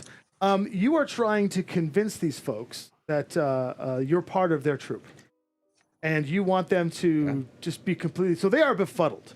As Emmett is staring and being like, "Yeah, you got to go outside," you see that they're completely caught off guard. Does anybody else? I guess at this point, everybody can see in. Adam, would you mind filtering the room and let's zoom out a little bit so we can actually put some models to the. Filter them in, all of them in there. Now I will let you guys know that. These models are more than there should be because thank you to the augments that have been brought in, there's a lot of bandits in here. Yep, they're all just haphazardly in there. We Thanks, love all chat. of you. Thank you. We love you. Thank you for your donations, and we're going to suffer. Actually, Adam, you can bring them back a little bit because they're not ready for combat. Because, lovely, well done, by the way, Anjali. If you had yelled, then they would have been ready for you, but they weren't ready for you. So they're all just kind of chilling and hanging out. All of you can see these people sort of just like, they're all kind of like bits of crumbs and stuff falling. Emmett says the line. Would you like to make a persuasion check for me or something of that nature? Can I try Or use a deception power? on that? You can use deception. Let's go for deception. I would love to use deception, and if I can use minor illusion to help bolster that by like having a sound come from the other room where it's just like the sounds of like swords clanging, where it's just like, where are they? They're supposed to be here. Where are I'll give our you advantage hottest, on this. coolest bandits? Let's do some Okay, advantage cool. on this. Okay, cool. So deception, that's going to be either a 6 plus 6 or, come on, 13 plus 6. That's 19 deception. Right. That's pretty good. I'm going to take my Sorensen faceted die here. We're going to roll to see if this person can figure this out with an insight roll. Luckily for me, the stats on these guys are 0 on the plus. So I'm going to need to just basically roll a 19 or a 20 on this one. By the way, the stats that you see on the screen, folks, are what I initially had planned for this encounter. Armor class, hit points, and other statistics have been augmented. Thank you to all of your donations. So should this turn into a battle, we'll see. However, what I rolled, needed to roll to beat the deception would have been ostensibly a natural 20. I, in fact, rolled an 18, which means that it did not win. So for the moment, and the other guard of repute rolled a 2. So for the moment, they are immediately hostile, and they just kind of stop. And they're like, what? I'm so confused, man. What are you talking about? You're telling me I'm confused why our best regiment in the bandit army, which we're all a part of and we all talk about that all the time, are stuck in this room when there's an entire militia out there. And I changed minor illusion to be like, where are they? Where are they? And like, there's a whole militia and hot ladies, and they're all out there and they're looking for you. I just turn around and face I turn around and face the stairs, like, and pretend to be like, Yeah. Okay. I don't know if I'm helping or not. Yes, Okay. same. And I'm making sounds. I'm like, oh, wait, you may need help out here. Okay. Hot All right, ladies so- made of gold. Oh no, they're here. So Valentina and Grim are aiding in this ruse. Darian, what would you like to do? I'm banging my axe on my gun. Like, ting, ting. Well, you know, honestly, I would like to try to charm them out of this room. Okay. Like, are you just gonna go and say hello? Yeah, no, no, because hey, look at me. So I'm gonna say, gentlemen, I see you, you see me. I think it's time we help the rest of our army. And I give them a wink. Just this beautiful, beautiful wink. A couple of the brigands are yeah. like biting their lip, like they're so into you. Yeah, absolutely. I mean, why wouldn't they be? All right, well, that one's done. No. Phinia, is there anything you would like to do to help the situation? Because I think, I mean, this is D&D, and the roles and the role-playing are working in your favor, but is there anything you would like to do? Yes. How many of them are there? Can you tell me again? Yes, there are 5 brigands, 5 what look like regular Joe Blows, and 3 that are wearing a little more to them, and they've got, like, standard weapons. They got some clubs, they got some long swords, a couple crossbows. They're just like, but they're not armed and stuff because they weren't expecting to be sidelined, and their obvious trap didn't work. Well, I was wondering if I could please cast infestation on them and have a whole bunch of parasites eat them up, and then we can go past and everything will be fine after that. Hopefully. God, I love you, Phinia. Okay. All right. While you are incanting to bring out this infestation, which I would love to know what this looks like, Yarp, is there anything in particular you'd like to do? I am going to prepare my veil manipulation ability just in case we need it. And what I have communicated to you before is that I can wipe people's memories for the last 10 seconds. If this does not go in our favor, we can just reset. But no, as far as doing anything right now, it's all going exactly to plan. Can I Okay. yell at Phinia and say, don't like super quiet? Because I've got like full cover and they can barely see me behind this door. Can I sign at her? All right, here's what we're going to do. She's starting to weave the spell. You've worked, we're going to say this because we've been on stage metaphysically and you guys have worked together. You know, or other adventures as we'll call it. You know, Grim, that Phinia is usually first to do the charmy thing, to do the nice, friendly thing. And this particular incantation is coming across a lot more vicious. So you know she's about to cast something harmful. So yeah, we'll allow you to try and disrupt this. But Phinia, I have to ask you, if Grim is telling you no wait, would you not care, or do you want to just stop the spell? You won't lose it, but what do you want to do? How do you want? So Grim, say something. Say something. Ixnay on the ASCII! Oh, I don't know what that means. All right, explain to And me. I cast it. Explain to me how infestation works. And So, infestation works where those targets have to make a con saving throw, and if it's a failed roll, the target takes 1d6 damage and moves 5 feet in a random direction. oh my gosh, do you have the diameter of that? Like, what's the radius of the spell? 1d6 poison. Oh, 30 feet. That's the whole room, I think. One creature only. One creature. Oh, one creature only. Target one. Oh, it's just one creature. All right, well, pick the biggest AoE. one.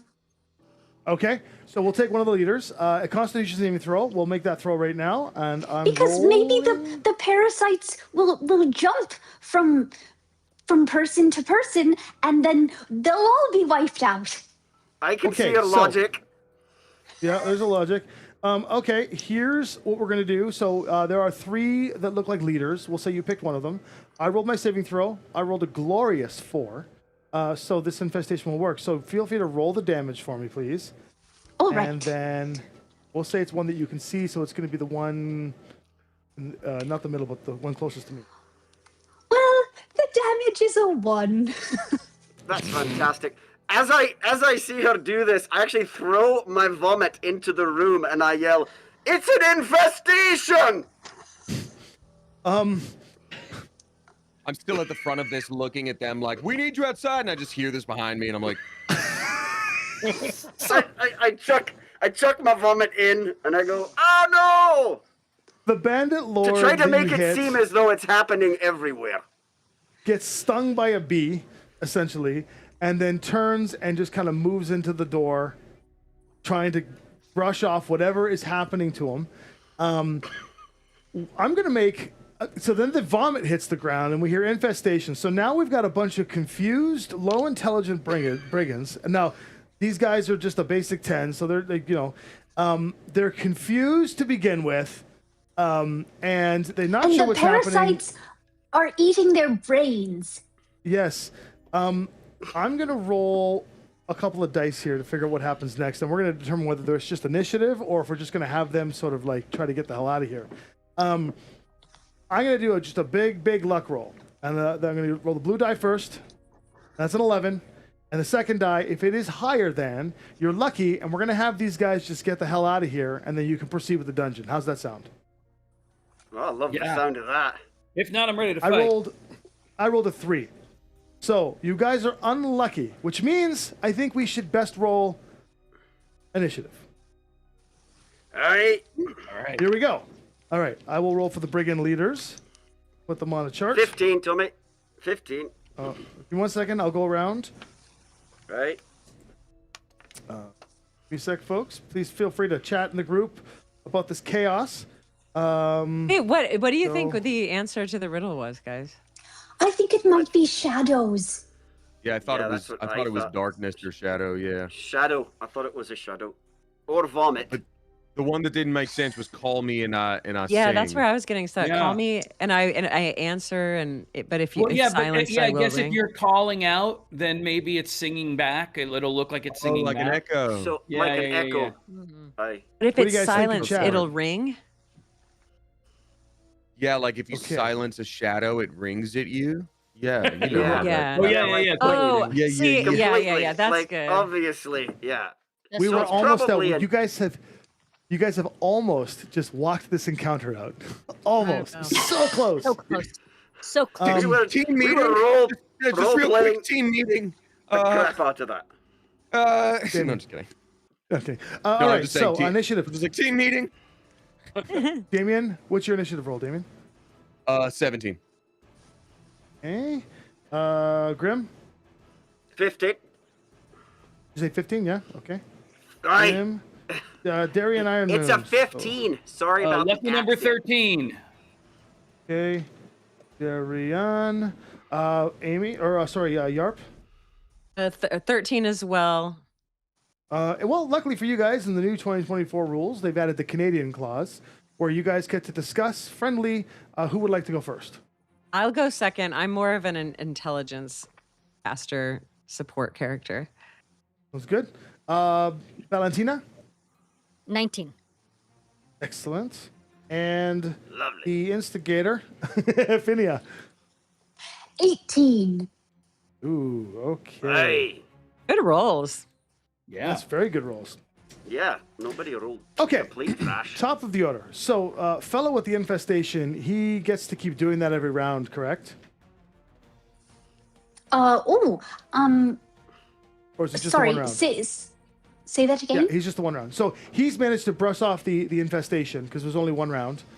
He managed to figure things out, and he's the one that signaled the fight. They're like, guys, it's trickery. Let's get him, eh? And everyone's like, oh, and the regular bandits are just like, what? They don't really know what's going on, trying to pick it up. So the three leaders are going to go first. Each of these bandit captains who have augmented stats, they begin to pull out their weaponry. We're going to say that they've got long swords instead of scimitars. And so they draw their three long swords, and they're going to rush their way toward the door. So first one, 5, 10, 15, 20, 25, 30. Okay, so if it's 30 where he goes, I guess he'll take his second move to enter into the room. As soon as he enters the room, right there at the door frame, he looks and sees the rest of the party. Has a Han Solo moment at the entire Stormtrooper, not realizing that there were so many party members there of an eclectic variety, and then immediately turns and backs up around the corner. Now, because he did technically enter the threatened square of you, Emmett, if you would like, you could spend your reaction to make an attack of opportunity or opportunity attack. I think I'll save my reaction actually, as a bard. You got it. But The other two were running behind him, and when they see them back up, they also back up, and they fumble for some sort of weaponry, and they fumble for their pistols, and they try to get these little hand pistols out. And I think they'll take a couple of shots at the first target they see, which would be Emmett. So, a couple of pistol shots go off. You can't defeat Augmented. the knowledge of a good book. The 12 hits you. It does not. Okay. Does a dirty 20 hit you? Yeah. Gee, Tommy. Yeah, I think it. Yeah, it hits. Sorry, my friend. I always like to ask just in case there's augments. No, I'm kidding. It's all good. I know, I'm just kidding. So you're going to take 3 piercing damage as the first pistol goes, fires off past you, right into you. And that is it for their actions. Okay. Valentina. Yeah. Hold for talent. One of my allies is my favorite target. Excellent. So I am going to sort of scamper. How tall is Emmett, Damien? He's like 5'11" at most, but he's got a bad back, so it's like 5'9". Okay, cool. So I am gonna scamper over his shoulder, and kind of position myself to the, I don't know what is your right or left with camera angle, but like right next to, I want to be in a position where my sneak attack works. So it's if he's close enough to that, I'm trying to see if he's close enough to Emmett to make that magic happen. He is not currently, but if you want, you could spend a reaction to hold if you're doing an attack, and we can say that when one of them is within sneak attack, you can throw your action afterward to make that attack. Yeah, let me do that. Let me steady aim instead. Well, you could so- you could steady aim and hit any of the other ones in the room. Now they're all the little blonde-haired brigands that they're painted blonde, but there's a bunch of the brown ones there that are just regular, like kind of like slow moving soldiers. But then you got these three sort of like superiorly armored kind of guys. But you have access to two of them. I have access to the two that are in front, but also the one by the door. So there's three, That's right. right? There's two. The one two behind the door regular is your dudes. cover. So I can't see him, even if I've skipped right over his head. Gotcha. Okay. I think I just like scamper up onto his shoulder to just get a view of the room. And then if you will allow me, and if I can do this without an opportunity attack, I'd like to come down and into the corner opposite the dude. You can. And Absolutely. okay. There's enough space And for you to hold. crawl through and do that. So you're going right into there and holding? Yeah, and I'd just like to be there and hold. I always do this. It's very stupid. I don't know why I decide to be the distraction, but look at me. Why wouldn't I be a distraction? And she just stands there waiting for them to come forward. Are you going to hold a reaction and an attack in case? Yes. I'm going to hold. Okay, so you have your weapon out and you are at the ready. Next in the, is that it for your turn? Yeah. Next in the initiative is Phinia. All right. Who is the closest to me? I can't see that well. The closest to you that you can see, ally or enemy? Enemy. The closest you can see are the two brigand bosses that are still perfectly visible through the door frame. They're about 5, 10, 15, 20, 25, 30 feet away. 30 feet. I am going to run up to them and cast Primal Savagery, which I like to call Hug 'em to Death. And I'm gonna take out my claws and I'm gonna scratch and sink my claws in and hug them tight that they can't breathe anymore.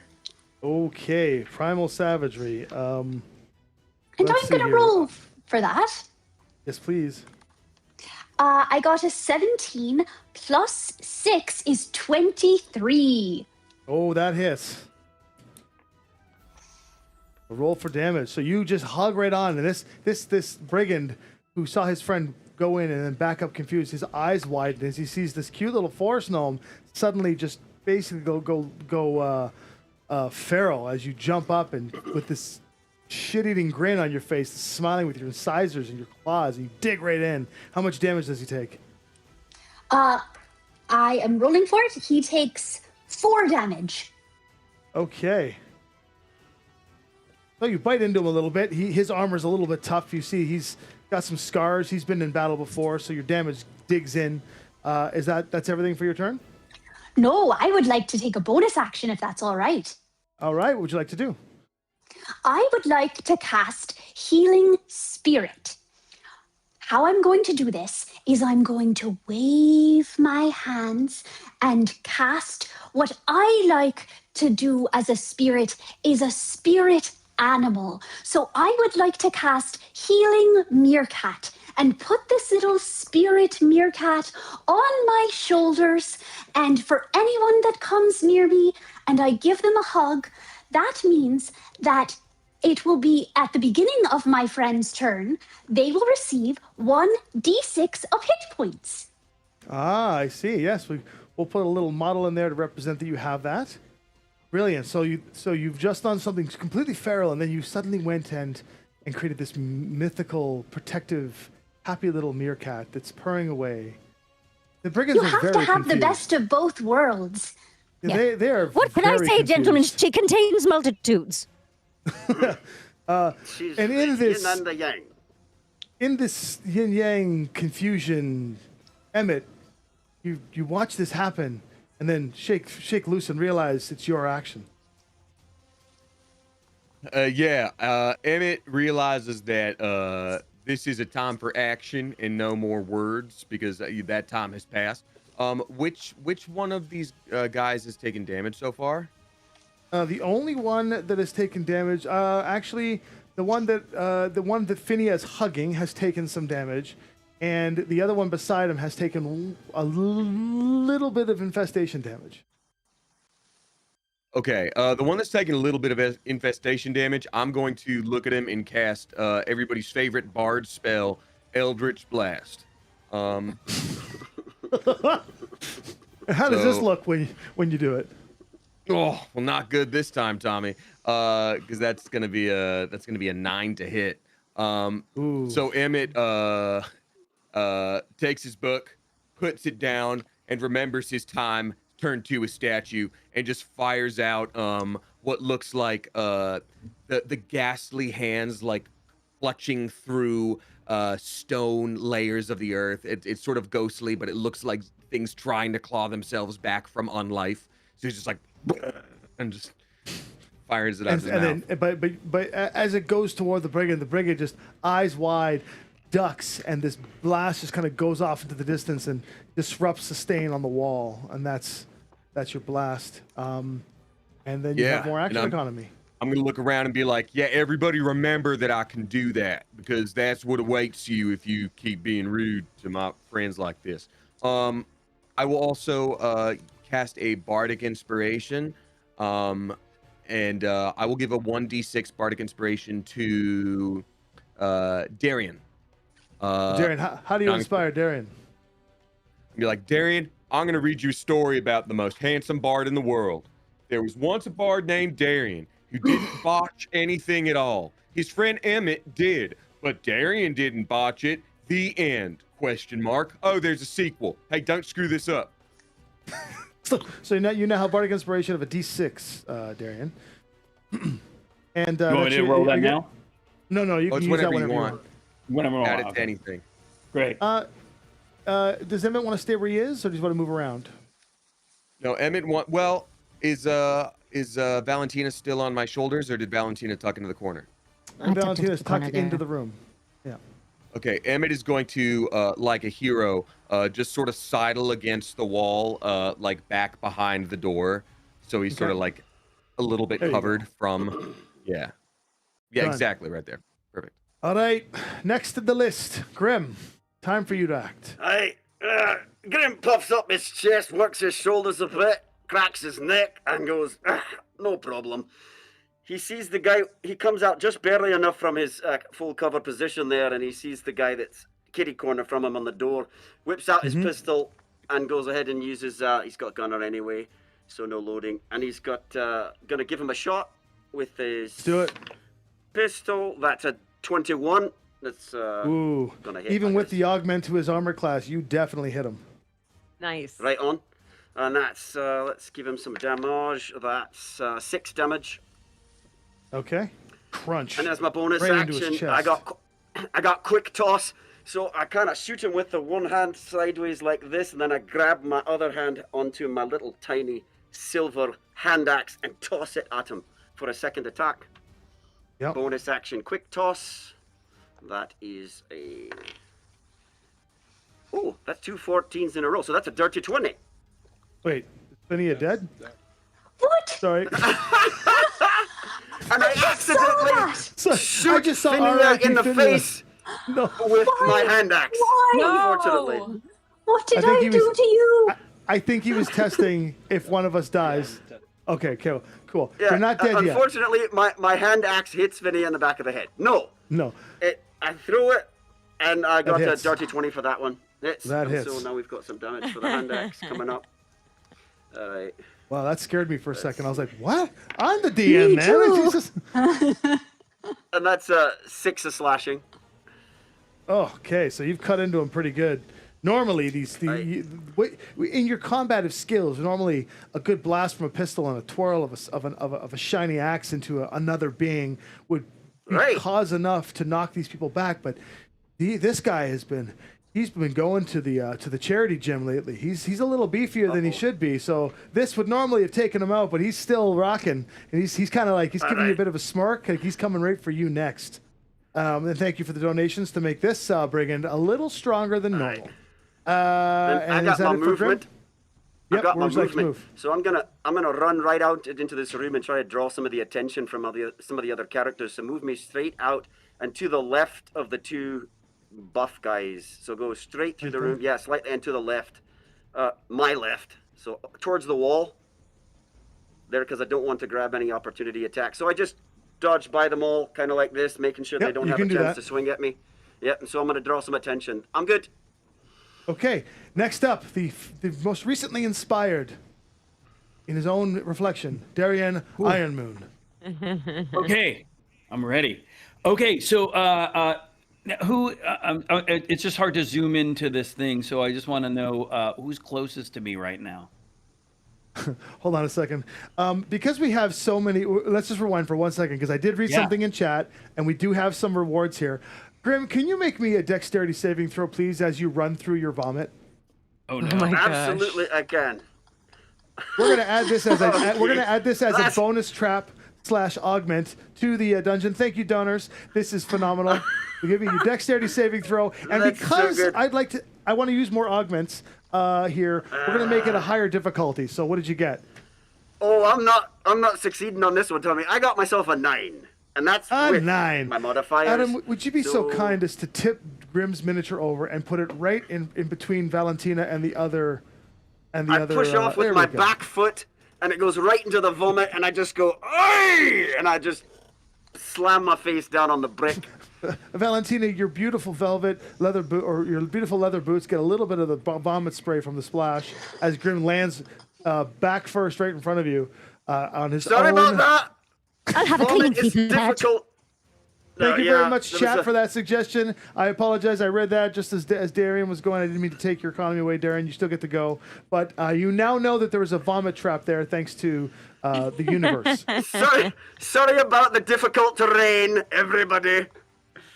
Okay, now you right. get to go. So, no problem. Well, I'm glad I know that I have to leap over. So what I'm gonna do is I take a running leap. I already had my sword drawn, and I'm just gonna slash at the closest captain near me. Would you like to do the one at the door frame there that Grim shot, or do you want to go to the one that Finney is hugging? Let's do the one Grim shot. I just don't want to risk hitting my friend. Okay, so you're fine if you go right there by the door frame, right before the vomit. You can swing at him on an angle there. Make some attack rolls, please. That is 16. Normally, I'd say yes, but thank you to several of our donors. That armor's a little tougher, so you just clink off of some augmented armor. Okay, well, I'm gonna. Well, can I use my bardic inspiration? Oh, yes, you can. Feel free to roll a d6 on that. As you remember Emmett saying, "Don't suck." And that's a 4. That brings it to a 20, which is enough to hit. That is correct. Well done, guys. Well done. Okay, great. So I'm going to use Divine Smite with that as well. Ooh, yeah. Let's go. You know I am. Okay, so right. So we're doing plus 2d8 for that with that Divine Smite. That is a 3 and a 6. That's 9. We're going for 9 radiant. That is 9 radiant. Okay. Yes, that is 9 radiant. These guys are not. No, they're not undead. And then you get you actually get your blade damage Right. as well. Plus Yes, strength. I do. Emmett's undead. Yeah, Emmett is undead. Once. What is my blade damage? It's a. Are you a Is that an longsword? 8 as well? Yeah. Yeah, unless you're using it two-handed, then it's a d10. No, it's a, no. I didn't say that. Well, then you add your strength mod. Oh man, that is an 8. Yeah. Plus your strength mod. Plus my strength is where are we? Plus 2, so that's 10. Okay. Okay. So you carve into this guy. He's been shot, hit with an axe, carve the blade, seared with radiant light. This should be enough to take out anyone. The augments have kept him alive. However, bloodied, What? leaning against the wall. That's right, folks. This is going to be a harrowing fight. Thank you to the donations of people. So harrowing against this wall, he's still hanging on to reality. And is that... We I may think be that's your whole giving turn? kids the world, but we're giving us a really tough time here. Okay. Yarp. Okay, Look, remember when I said I wanted to wipe people's memories? I still can do that. It's a veil action. So I need to be able to see a bunch of people within 15 feet of me. I don't know where I am on this map. You're right there. You could walk up to the door frame and see everybody. Okay. Can I get to a point where I can see people and their like many, many bandits and they're 15 feet away from me? You can I would not mind taking opportunity attacks. I think so. You have to be within 15 feet to get them, but you can see everyone within 15 feet if you get them. A creature of my choice I can see within 15 feet of me. So they need to be within 15 feet. I do need to see them, and they need to be within 15 feet. Who do you want to target? I want to target, well, the max amount. So I think it's going to, again, this map, but like if I could get past the door frame quite a bit, then I could at least, I could see, okay, and get maybe 1, 2, 3, 4, 5, 6, 7. I'm willing to say if you're willing to take a couple of attack opportunities, you can go between, Adam, you can put between the infested one and like right opposite to Finiat, one over. Yep. Right okay. there. Yeah, let's do it. Let's do it. Other way. Yep. I'm going to, because I would. Everybody there. Okay, well, I'm not going to target my friends, but yes, I would like to. Yeah, so do you want to opportunity attack me first? Yes, I'm going to go with the one that attacked. No, one. They all can. So one. We're going to say only one can do it because you didn't actually leave the threat square of anyone else. So one's going to make a swing. That is a slick natural one as the guy who's been beaten pretty heavily. It can't seem to focus as you run by, and he takes a swing. He's bleeding. He doesn't have a good grip on his sword. It's covered in blood. Yeah, and some of the vomit hit his hand, and it slips out of his hand. You managed to get past, and now you're the last time you want to be lubed up is in a battle. Yikes! Especially with vomit. Depends on Nobody vomit and blood. Nobody likes vomit lube. Saying that right now. So, give kids the world, people. Give kids. So, what is the power you want to use? So this is part of the Amaria. It is a play test, but boy, did you let me do this. It's called it's called Mental Misstep, and I love it. And each creature of my choice within 15 feet forgets the last 10 seconds of its memory. Now, real quick, have they said anything about like their band of who they are or their names of like the group, or like did they say any name at all? No, they didn't reveal who they were. Did they have like an insignia? Yeah, if you'd like. What's your passive perception? Do you know? Okay. Yes. Passive. Did you take the ability to suspend? I sure did not. I did not. I know that would have been good. But I didn't. Here's what I'll let you do. I'll let you make a perception check. This is just on the house because you're doing something really awesome, and I think that should be rewarded. Okay. So I'll make a passive perception check. Okay. Oh, that is a natural one. So, all right. Okay. I'll have to. They I'll look have to like just. brigands. Yeah, they look like brigands. Hell yeah. Okay, so anyway, they forget the last 10 seconds. And even though I don't know who they are, I'm going to be out in the middle of them, and I do look like a Zionku. I imagine do they look of Amaria? Yeah, they're definitely Amarian culture. Okay, then I'm going to kind of I'm just going to say, well, hail and well met, friends. We are here to join you and actually delve deeper. I know it is dark and dank in that dungeon there, but we will go deeper. And then... And pretend like we are part of them. Oh, I see. You're trying to convince them to... after we're, this fight... we're like a higher rank of them. Oh, so are you going to wipe their memories first? That's what I'm asking. Oh, yes. Their memory, so they forget the last 10 seconds. Okay. Do you want to, in just a couple of clever words, let your companions know you're about to do this so they don't keep fighting them? Yeah, my clever words will be, Hey, fellas, watch this.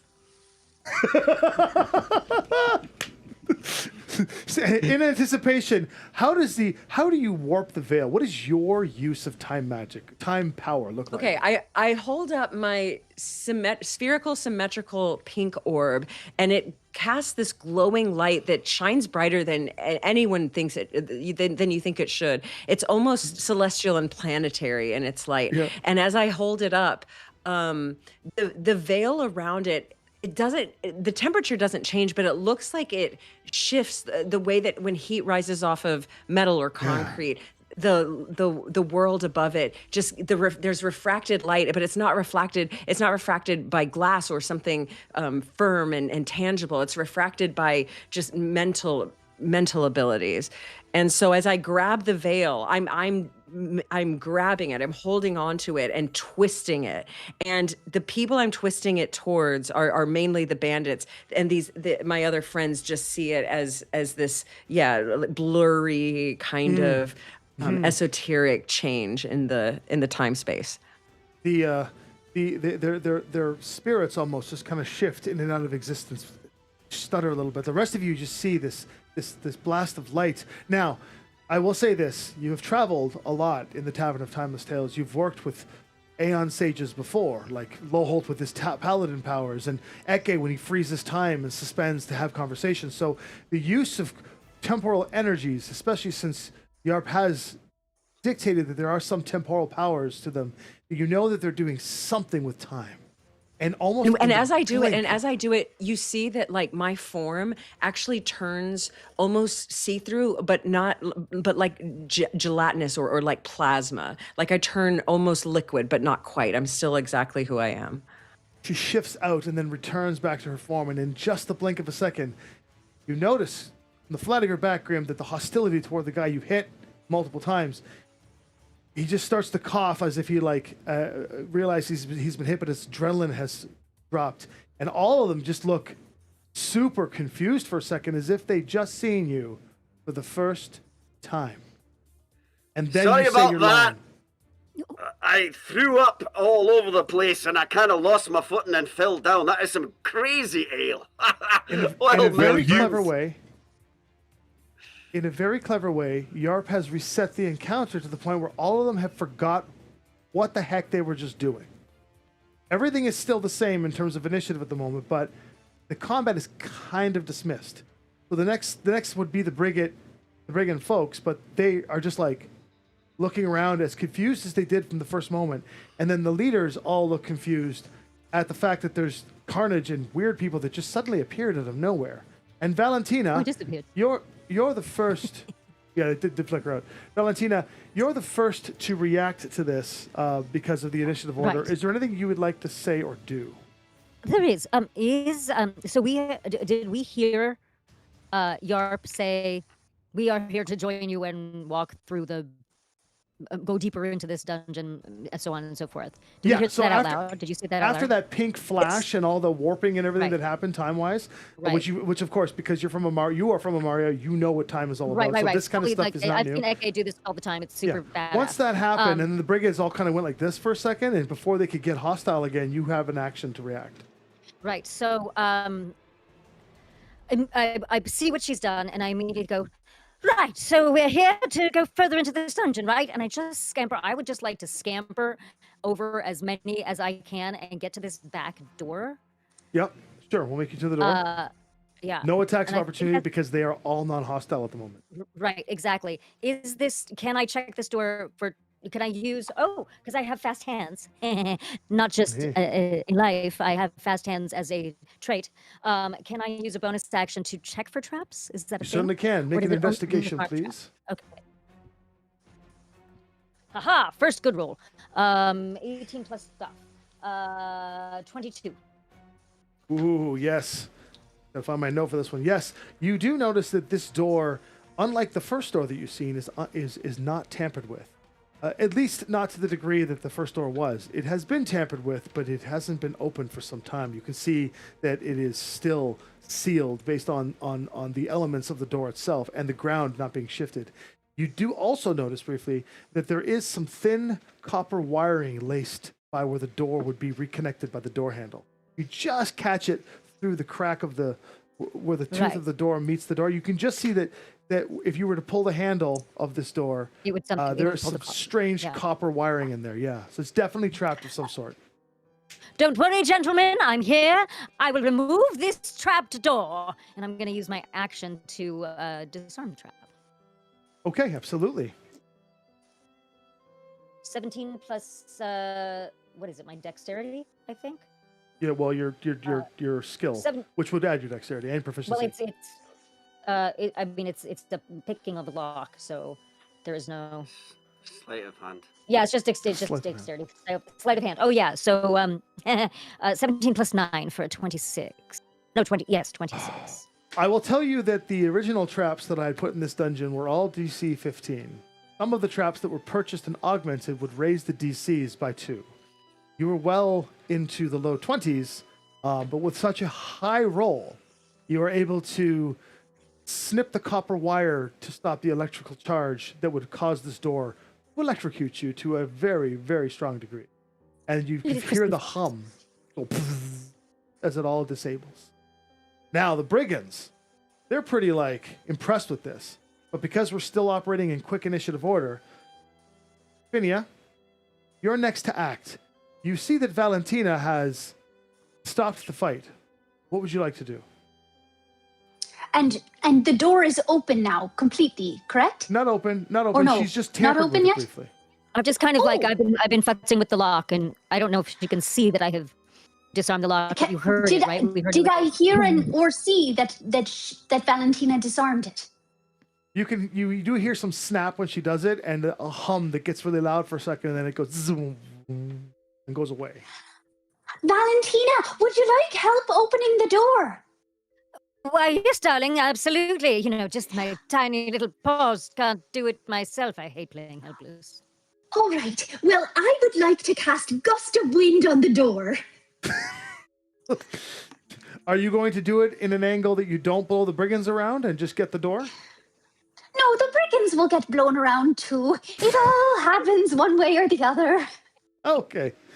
You cast Gust of Wind. I will. It'll be fun. They'll be swirling around and dancing in the air and high-fiving each other and giving each other slaps on the back. Valentina, well, if I wasn't drinking before, I'm drinking now.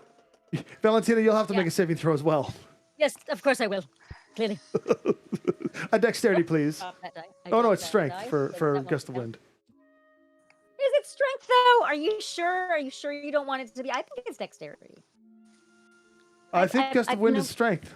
Is it strength? I think for me, it's dexterity.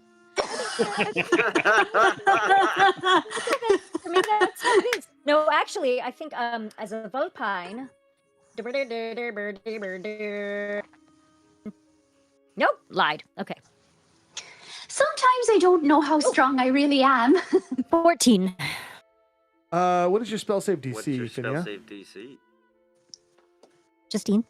Oh, me? Oh, my spell save DC is a 14. So meets beats. So you very, very sturdily managed to dodge this Gust of Wind. The other two, unfortunately, rolled a 4 and a 7. So they're going to go flying into the wall. I think as she does that, maybe What? I this is not my first rodeo with Finia, and so I see her starting to wave her hands, and I just grab onto the doorknob to kind of, or like the door handle to kind of steady myself. So you see, like the door, I'm just flapping in the wind, but not going. And anywhere. the door opens as the gust of wind blows through. Thank you very much. Revealing into the room, you can see, and I'll get the camera to skirt over a little. Ooh. Ooh, the next room. Oh. You see. Let's play You pool. see. It looks like a sewer system of some sort. You can see some of the water just kind of moving at a slow pace, just moving back and forth, and nothing else but the wall in the distance. And we'll leave it at that for the audience. Now, Damien, you get an action before these brigands do, because you guys all get your actions in sequence here. How would you like to augment their mood? The wind blew them aside. They're still confused, but they're not quite ready to go hostile again because they're all currently trying to figure out, and this is me saying they're losing their turn. They're trying to figure out what the hell just happened. They were kind of eating jerky and going through some of their loot, and the next thing you know it, there's different places throughout the room, and some of them are hurt, and there's some people laying in vomit, and gnomes casting wind, and they don't really know what's going on. Okay. Emmett, as he walks by, is going to try to once again deceive them as he makes sort of a beeline for the door that has just been opened, and just be like, wow, gentlemen, I've never seen anybody move with that kind of speed. Running into the wall like that, that's what we need on our team. I will be reporting all of your excellent skills and how well you guarded this one room until we got here to our superiors that we both have. Looks like people here are going to be rewarded and getting a raise and all that good stuff, pretty much. Oops, I dropped a few gold coins on the ground. It's all right, you can keep them. Well, I'm going to go in here. Come on, guys, let's go. You drop some gold on the ground. Their confusion turns to wide-eyed wonderment as you simply put the thing that they really want on the ground. So a couple of gold coins sprinkle. Are you going to enter the room? Yeah. Oh, I mean, I'm at least gonna like sort of squat up with Valentina and Phineas so that we're all sort of you're together, at the door ready to frame move now. on. Perfect. Grim, taking the note of the rest of the party here, the brigands are kind of just like looking at those couple pieces of gold. What would you like to do? Well, obviously, I used a little bit of my movement to stand up, and I look at the fellow who has an axe of mine stuck into him, and I go, you know, it's a funny story. This is the second time that I've accidentally slipped on my own vomit and stabbed someone with my axe. Well, let me take that from you. Give me a second. So I grab the axe out of him and go, oh, sorry, chum. It happens, you know. And I just wipe it off on my pants, and then I cheer and go, watch out for that spot back there. Oh, and I just kind of slowly saunter away towards the door. And just, are you going to go through the door? Like everything's okay. If I have that much movement left after I get up, after prone. Well, you're not taking any actions. I'm allowing you to interact with the axe as an object. Okay, so if you want, you could just take your action to go through the room if you want. I'll take it, yeah. If I can saunter past all these guys acting like I just accidentally hurt someone, and it's my bad. You accidentally hurt him, which is great. See what I did there? Yeah. I see what you did there. It's terrible. You don't know that. You don't know that. No. You don't know the half of it. So as you enter the door frame, you feel this kind of like this pulsing, like almost electrified feeling, as if the door was still electrified, but it's not. But when you go through my beard just does this. Yeah, it does this little shake, and you can hear in your head some sound kind of jumbles your brain for a second, and then you enter the room and you look back, and when you look back, the door is closed and there's no one around you. Now, Valentina and anyone else at the door frame that sees Grim go through, when he walks through, he's just standing there looking around like nothing's happened. Next up, Darian. Okay, so what the hell is in this? I see Grim, right? Yeah, he's just looking around. But I don't know that he's... Okay, well, I'm going to do the most Darian thing, and I am going to... I also, I don't leave a man in a room by himself, and so I am going to run and very gracefully, using the vomit, I am going to slide through the door. With beauty. And you are a surfer in real life, so you make it look good. That's right. You slide through the door. When you slide through the door, you feel this like elation, this like, ooh, it feels good, right? It's almost like you're being like, that feeling you get when you catch a good wave and you just got like that ride. You get that wave. I'm feeling the stoke, is what you're saying. You got the stoke right through the door frame, and you are in this room now. And then you too, the silence behind you look back and the door's closed. You and Grim are just in this room. But I do see Grim. Yeah. Okay. Darian! Ha! How are you? Hey, I could have sworn I just slid through that closed door, but it was open. The door was open, but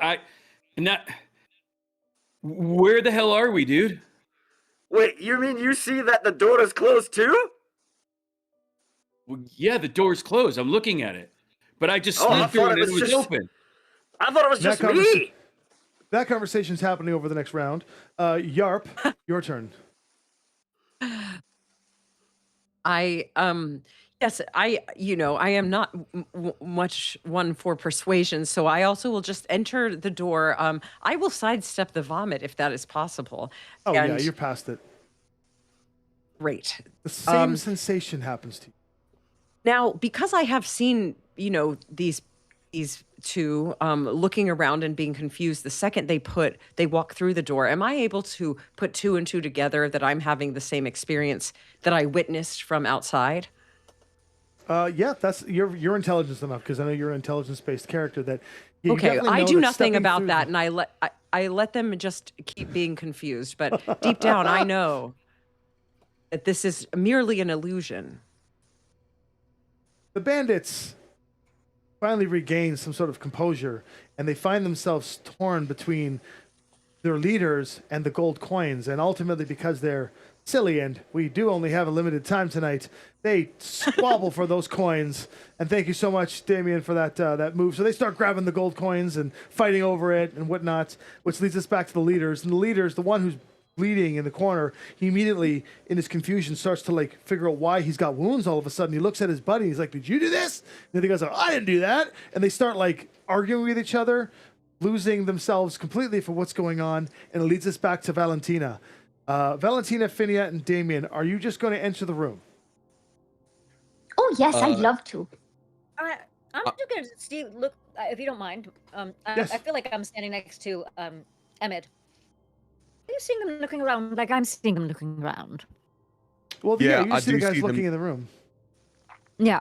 I No, do- I do- I asked Damien that. Oh, sorry. Yeah. I do see them doing that, and I feel your hesitation as I feel my own. My thought is that we're between several bandits which seem jacked beyond all reason for whatever reason, or whatever's going on in this room. So I'm going to Yes. write down on my book here that when we enter this room, it might seem that we are getting affected mentally somehow. And then, I don't know, I appear to be frozen. There we go. In that time I was frozen, I was writing in my book that when we enter the room, our psyche may be affected somehow. And then I say, let's just cannonball 1, 2, 3, hop on in there. That sounds excellent. And just for flavor, she takes her little claw and she puts a little heart next to what he wrote in his book. And you notice that it almost seems like ink comes out of her claw. Oh, cool. Oh, that's neat. You should get that checked out. Or that's a cool trick. Let's go. Whee! Phinia, did you go through? Yes. Oh, yes, Ollie smells water and tells me he wants to go, so I follow him and all my familiars follow along. All of you go through the room, and each and every one of you notices each and every one of you standing there. But behind you, the door is closed. In front of you, you see continued on, the pillars are gone now. It's all just smooth brick and some water that is weaving back and forth as if the current is pushing one way and then suddenly pushing the other way. You see several bars on each end of the sewer system where the water goes in and then comes out, and goes in and then comes out. It's almost as if the water itself isn't quite able to make its way in one direction or the other.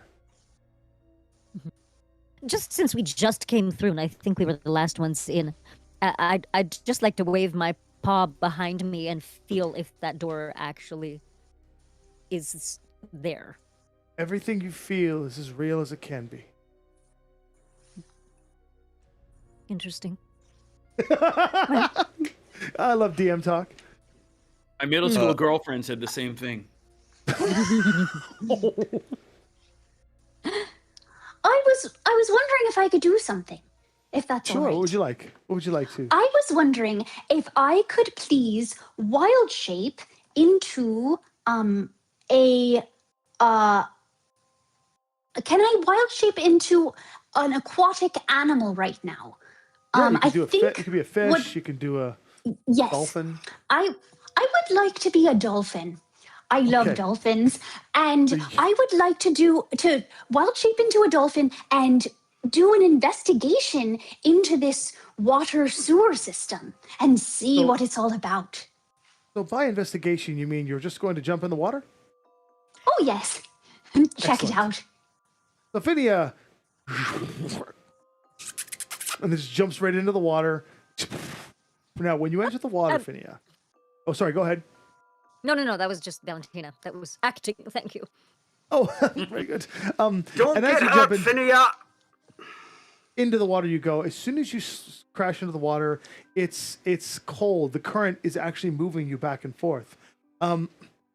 When she hits the water, Phinia, you notice something in the water begin to sort of like rise out of the water, but the rest of you don't see this. It looks like a coiling snake made of stone, and it appears and then solidifies as it stares at you. And it stares at you, and it's like. Meanwhile, the rest of you, what you see is this dolphin just kind of sitting there staring at nothing. So while she's swimming around, you guys can react. Phinia, darling. Phinia, What do you're you sort of see? staring into space there, hon. What are we seeing?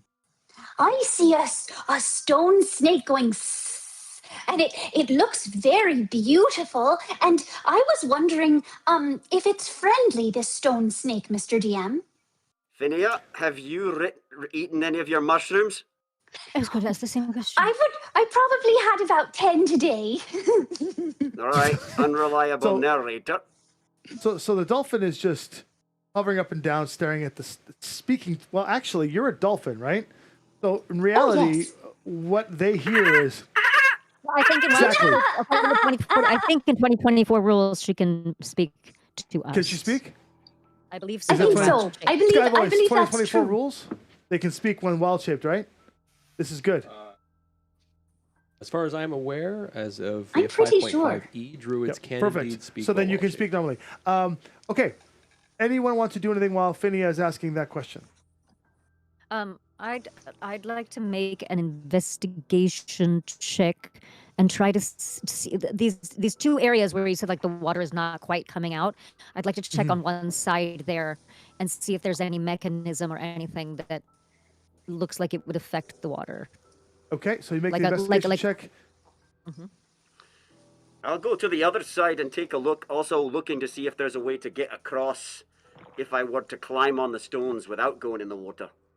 There is definitely a ledge that you could climb across. How'd you get? That's what'd a you get, Valentina? 15. Okay. The water seems like it's passing through the bars like it should. It's just, and the water levels don't actually go down. Like you figure that if all the water goes to one side, it would kind of like thin out and then it would rise again. There's no rising or dropping of the current. It is literally just water that is like going through normally, but then going back. And it's very disturbing because every time the water stops, it just kind of does this. As if it's like a How deep does it reversal, look? Like a rewind, like does it seem like a rewind, for lack of a better term? Like It feels like time it does feel like some Is sort it of the temporal same cat? rewind. Yeah, And yeah, then yeah. I'll go to Amy real quick and then to you, Emmett. So Yarp, you said how deep does it look? It's deep enough that the dolphin it can bob up and down. So it's at least deeper than 10 feet at this point. Emmett? Can I do an Arcana check to see if the combination of like emotional effect and this kind of like watery situation, if this sort of rings any bells about something magical that I might be familiar with? Yep, you go ahead and make that check for me. Arcana, that's that's a 19 plus 4, that's 23. That's I will awesome. tell you that you are familiar with Imaria's pillars of power. The mana weave, where a lot of arcane and magic comes from, can behave like this. But you also know that where there is no magic and weird happens, it could be psionic or it could be temporal. So you would probably be able, with a good roll like that, be able to rule out the mana weave completely. Definitely not electrical ioessence because that's anti-magic and none of that is exhibiting here. So it is either psionic or temporal. Hey y'all, can I just relay that to everyone that like, Yep. hey guys, we're dealing with a couple pillars of power here. It's either going to be some brain games or something to do with time. Now, seeing as that I'm feeling happiness that I've not felt since I was a little boy, I assume, because I have no memories of my past life, Something's going on with that. But also, that water looks like it's rewinding back and forth. But it's none of my business. I mean, y'all put that together. I'm just saying that's what I'm seeing. Calling it like I see it. Mm-hmm. Thank you, Phineas, best Phineas. friend. We really appreciate it. Oh, Phineas, thank you, Phineas. Yeah, no worries. Hey, by the way, you just jumped in that water and you were going to get food from that stranger in the tavern. I love you dearly. We need to talk about stranger danger, looking both ways. I feel like you missed some core concepts as a child, and we got to have a big talk about that. Good I luck just with that. love everyone. I love everyone, and it just feels like everyone's my best friend all the time. Phineas, remember this. A friend to all is a friend to none, and I mean that from the bottom of my heart. That's something you got to learn. The I'll snake take looks that to at you. heart. The snake's Yes. eyes, its shining ruby eyes look at you. It's like, I am your friend. I would like to cast animal friendship now. I'm a little afraid. So you go to cast. So you see the dolphin, like whatever the somatic components animal friendship would be. You cast through, and as you cast animal friendship, it just doesn't seem to work. This isn't a beast of any sort. Oh. I am your friend. Its eyes kind of glow. And you guys are seeing her literally cast into nothing. Grim, what would you like to do? Would you like to climb across? I'd like to try to climb across just to see if there's a way around this whole thing that I can inform everybody about. So let me try Athletics it. check, please. And Darian, would you like to do anything? 16. Yeah, how far across is the water? Can I just leap across? I think it's 15 feet. I think you can do a 15-foot jump if you want to make an athletics check for me. Yeah, I do. Long-legged. Let's hope my modifier is big. I just saw your eyes go. Yeah. Don't forget your bardic inspiration, the beautiful story about the guy that never botched it. I thought I You already used it. Do I keep that bardic inspiration? No, you've used it. I used it. Oh, shoot. Yeah, it's a 10. Okay, so Total. Grim, you get across, no problem. Strangely enough, you're used to falling, 16. but for some reason you're able to make that work with the 16. And Darian, you do that little jump where you think you're going to make it, like Spider-Man, Yeah. and then you just kind of to the water. Now, you're wearing what kind of armor? Just a lighter class armor, chainmail. Okay, so it's Like still nothing pretty heavy, heavy. but you can keep yourself Yeah. up, but you definitely cannot feel the bottom as you're treading water. Okay. And Mr. I Darian, think- if you're too heavy for the water and you start to sink, you can climb on my dolphin back and I'll carry you. I think because you're treading in the water a little bit, that some of it's going to get into your eyes and your mouth, and when it does, you kind of spit it out, but it's a little too late. Suddenly, as you're spitting it out and you kind of wipe your eyes clear to keep yourself from drinking whatever this water is, you too notice the snake. Suddenly, it's always been there staring at you. Hi. And the rest of you see Darian just treading, staring at the same blankish area as Phineas. Right, so we need to get across and drag these two out with us. Is that what everybody else is seeing?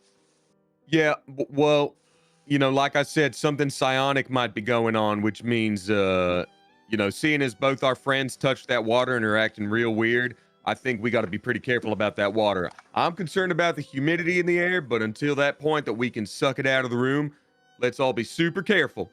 Isn't that right, Darian? How we feeling? What are we seeing? Can I hear them normally? Yep, they're there, talking to you like normal. You look at them; they're just they're saying these things about you.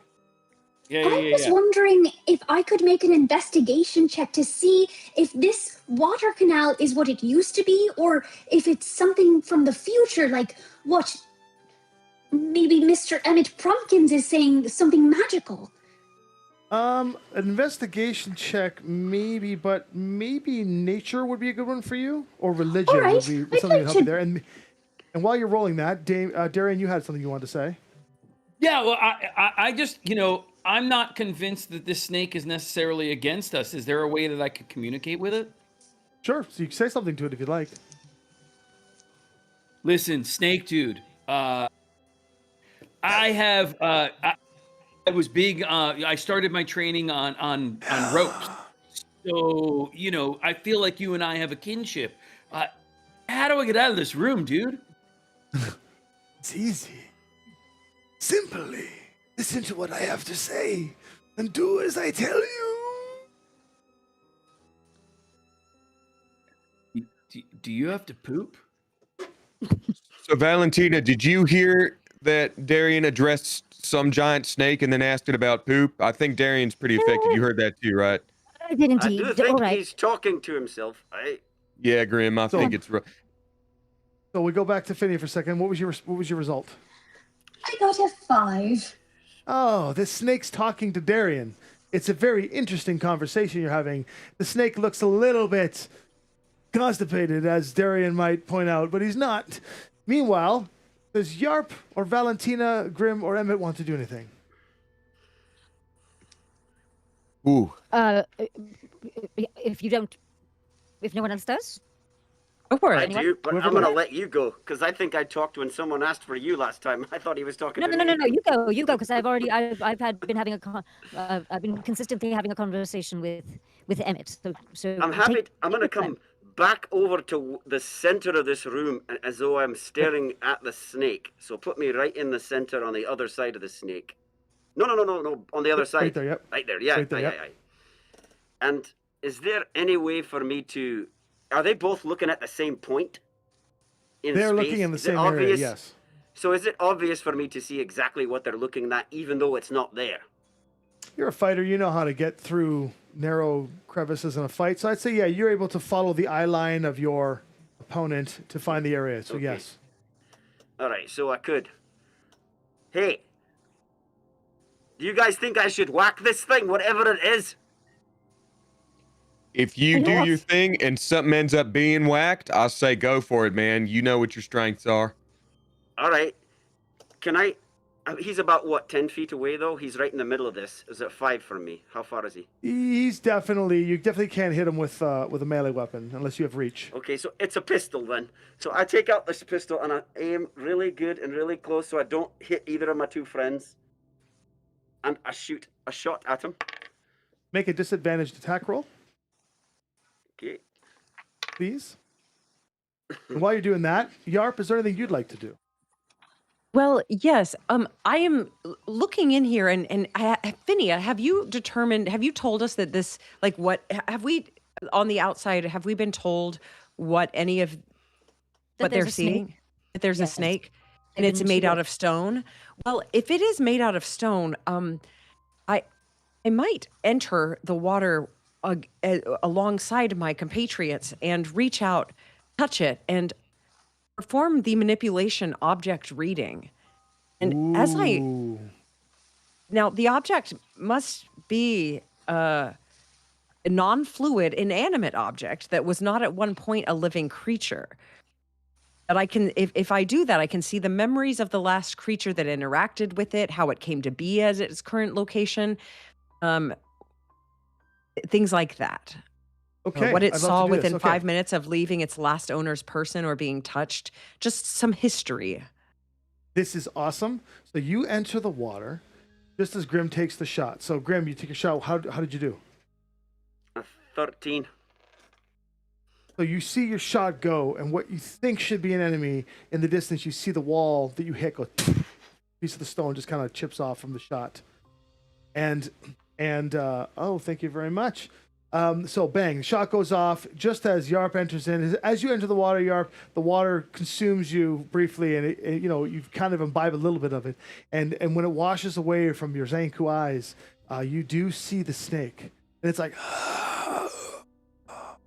And Darian's having a conversation with it, and Phineas studying the water around her.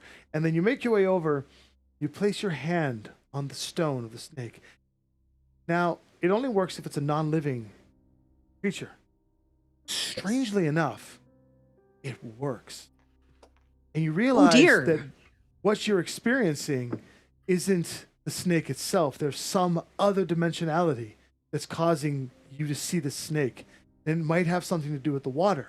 However, because there is this invisible statue that you managed to now see and touch, you invoke your powers of object reading, and you pull yourself back in time. And the rest of you just see Yarp hold the stone. Is there anything that happens to Yarp while you are reading time?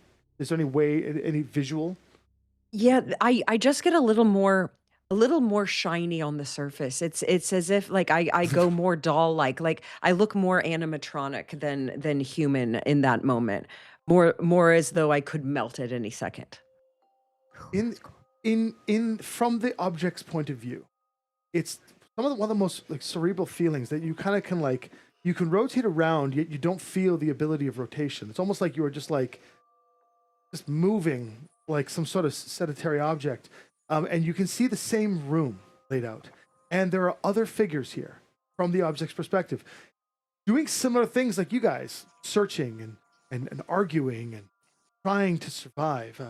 You see a bipedal anthropomorphic wolf man, chains around his chest, looking around confused and frustrated, arguing with another man who's holding a book and glasses and a purple hair. You notice a character that you've seen. Oh, you've never seen this one. You see a tiny goblin with almond eyes and keys jangling upon his vest, arguing and screaming around as they're all trying to figure out what to do next. And in the distance, a wizard, a human with partially pointed elven ears, orange garments, and these figures are all discussing something, trying to figure out how to get through. The most important thing is the dwarf. There's a dwarf with plate mail and a tricorn hat standing against a wall, and you see him just kind of moving his hands, and he shoves aside this wall as if a secret door was placed. And the object snake itself is just a statue. And you know that something is going on in this room that's quad-dimensional, not in fact the statue. And then you come back through this memory, as you've seen the last memory, and this thing is still looking at you. I am your best friend. Oh, how I want to believe you. And while that's happening over here, so Grim, you've taken your shot. Darian, you're in conversation with the same snake that you see Yarp is grabbing. Emmett, you are watching this whole thing play out. She's literally reaching out and touching the water. And then Finia, you are watching this as well. Who would like to do something, or do you want to just continue with Yarp's conversation? I have an action I'd like to do if Yarp's conversation does not go well or be fruitful. Okay, Yeah, so Yarp. What happened to me? Yeah, and while You all of come this back is into happening, reality? I think I'm prepared. Just while that's happening, I too am preparing something. You notice me, I have a rope dangling from my belt, but I also have like a rope wrapped around my waist, and I start to kind of unravel that rope, and I'm speaking very quietly under my breath. Okay.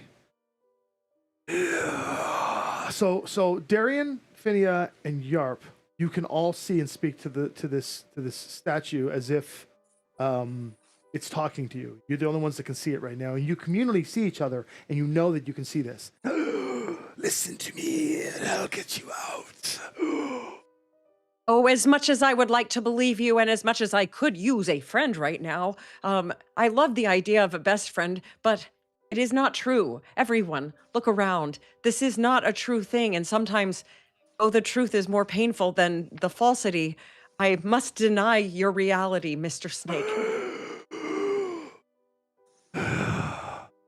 You see the snake like, very angry. And that's it. It's just staring at you angrily. It's not making any aggressive moves whatsoever. It's just like coiling angrily. This is just a statue. This is just a statue, and I saw a memory. And the memory had a lot of really hot people. A wolf man, are you kidding? A wizard? A dwarf? Oh wait, that's pretty good. Slow down. Hold on. Oh wait, she said a hot dwarf. Wait, Yes. calm down. He had a tricorn hat, and he was the one I focused on the most. He was hard to look away from in a good way. Do you know what I mean? Oh, I know what you mean. We'll definitely go clubbing. Absolutely. He touched. So what he do we touched do a is- stone. I'm sorry, he touched what now? He touched a stone. He touched that stone right there. I turn around and I look at the wall that she's talking about, and I'd like to make an investigation check on the wall. Do you have stone cutting as a dwarf? I do. So I've got. You make- Let's see. That's a 19. Yeah, I was going to give you advantage anyway, but you hit that. Yeah. You do know, now that you notice this, when someone pointed it out to you, you see that the wall didn't that roll you're better, so reaching, it'll the stones that you're grabbing onto, it's very surreal. It's almost as if your hand is kind of sinking into the stone a little bit, like the stone doesn't quite exist, and then you feel the stone behind it. And because you're so cunning with your dwarven capabilities, the stone feels different than how it looks. So as if some sort of sub-wall is put in front. So can I feel where that ends or anything? Or is there any movement if I get my hands through the fake stone? Can I move the real stone? Yep. So you can do that. It's going to take you a little bit. The rest of you, is there Okay. anything you want to do, or do you want to? So Valentina, you said you had some rope on you. Is there anything you would like to do? Yeah, how hard is it to get across this without being in it? In terms of like, is it jump an athletics check and an acrobatics check? So you could acrobatics it by climbing across the top. You could jump it with an athletics check. It's 15 feet. I think okay. So what I'm going to do is I've unlatched the rope around my waist, and I'm like, all right, darling, here you go, and I'm gonna throw it up over the water, and about 10 feet up, it just snatches air basically and holds itself there, and I take a tug. This is a rope of climbing, and so I'm just gonna wrap my little paw around it so that I know that I would be able to swing past, and just I'll send this right back, darling, for you, and then I'm just gonna swing past over to the side, over to the other side. So Yes. good. And then if anyone else would like to come across, I will throw it back to Emmett. I mean, throw my Yeah, I'd like back to do that, it'll please. It'll stay anchored in the sky. Thank you, In the air, Valentina. sorry. And also, and while I'm swinging across and trying my best to hold on, I'd also like to ask. I'm like, hey, Yarp, I believe you when you say this is a statue and this ain't real. Did you get the sense that there's anything else we need to be worried about, or are we just being faked out at the moment? Or is there another creature making this illusion happen? I actually don't know. But all I know is a memory, and sometimes even my own memories, they aren't quite real. But no, from what I can tell, this room is just messing with our minds. And what we once thought was a snake best friend is merely an object, an inanimate stone statue of. When I saw it, it wasn't even a snake. It was merely a monolith. So when you Yeah, say I that the feel ya. snake's like eyes glow to you, like it's easy. All you have to do is be the last one standing in this room. I will show you the way. Whoa, let's not any of us do that. Do what? I'll do it. I'll do it. That Be makes the me last nervous. one Kitty has standing in this been room. Trigger happy today. What's up? Today? How about every day? Fidia, darling, you Okay. must simply give other people a chance to do their things. Share the love, as it were. Let's just take a moment to think about it, shall we? So what did the snake All say? right. Be the last I one didn't hear it. standing. What? Oh, All it's you some have kind to of do trick. is be. He said, "All you have It to do is wants be us the to last kill one each other, standing." darlings. It Whoa, just no, let's wants take us it to literally. kill each I'm other. gonna sit down. Oh. Everybody else keeps swimming. Someone else has to stand up, and then Grim, you're already looking at the wall. We could Yeah, just let you be everybody standing else up. can sit down and I'll try to open the door. I politely sit It's not down. such a bad I idea. also Not such a bad politely sit idea. down. Okay, so I everyone's. too sit crisscross So applesauce. let's recap this here. So Yarp, are you going to get out of the water on the other side? Yes, I have done what I Okay. needed to do. Out of the water. Phinia, are you going to get out of the water on the other side and shape back into Phinia? I would like to do that, yes. Okay. And lastly, Darian, are you going to get out of the water and sit down? Absolutely. Okay. Everybody's out of the water on the other side, sitting down, and who's standing? Oh no. Grim, I'm working Okay. on the wall. I'm trying to push it open. As you are working on the wall at this point, the 19 is still going to stand. You feel some sort of stone that you can turn, and as you turn it, it goes click, click. I think it just made a click. That's 2 And clicks.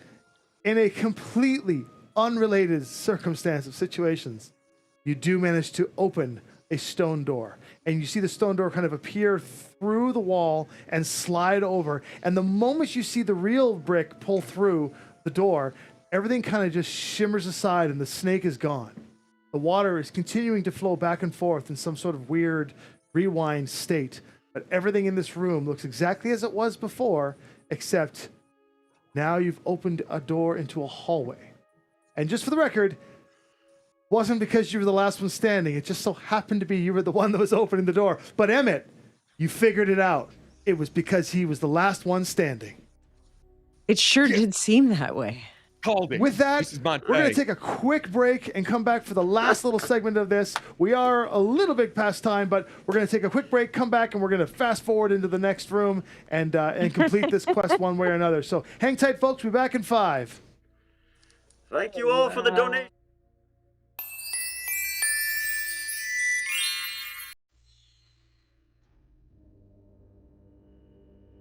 Every extraordinary experience begins with a promise. Give Kids the World began with founder Henry Landworth's vow that no child's wish to come to Orlando would ever go unfulfilled. What followed was far more than the creation of a resort. It was the design of an entirely new kind of experience.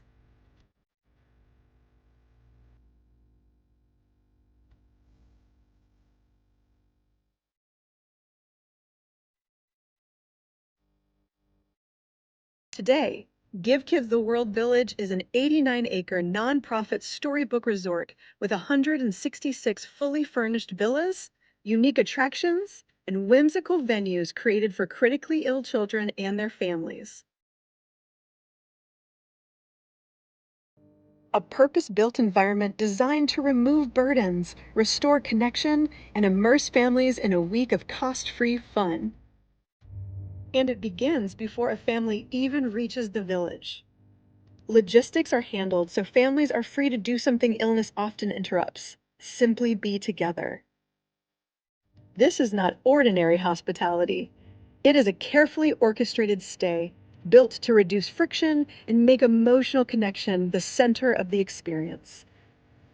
When families are here, something special happens. For one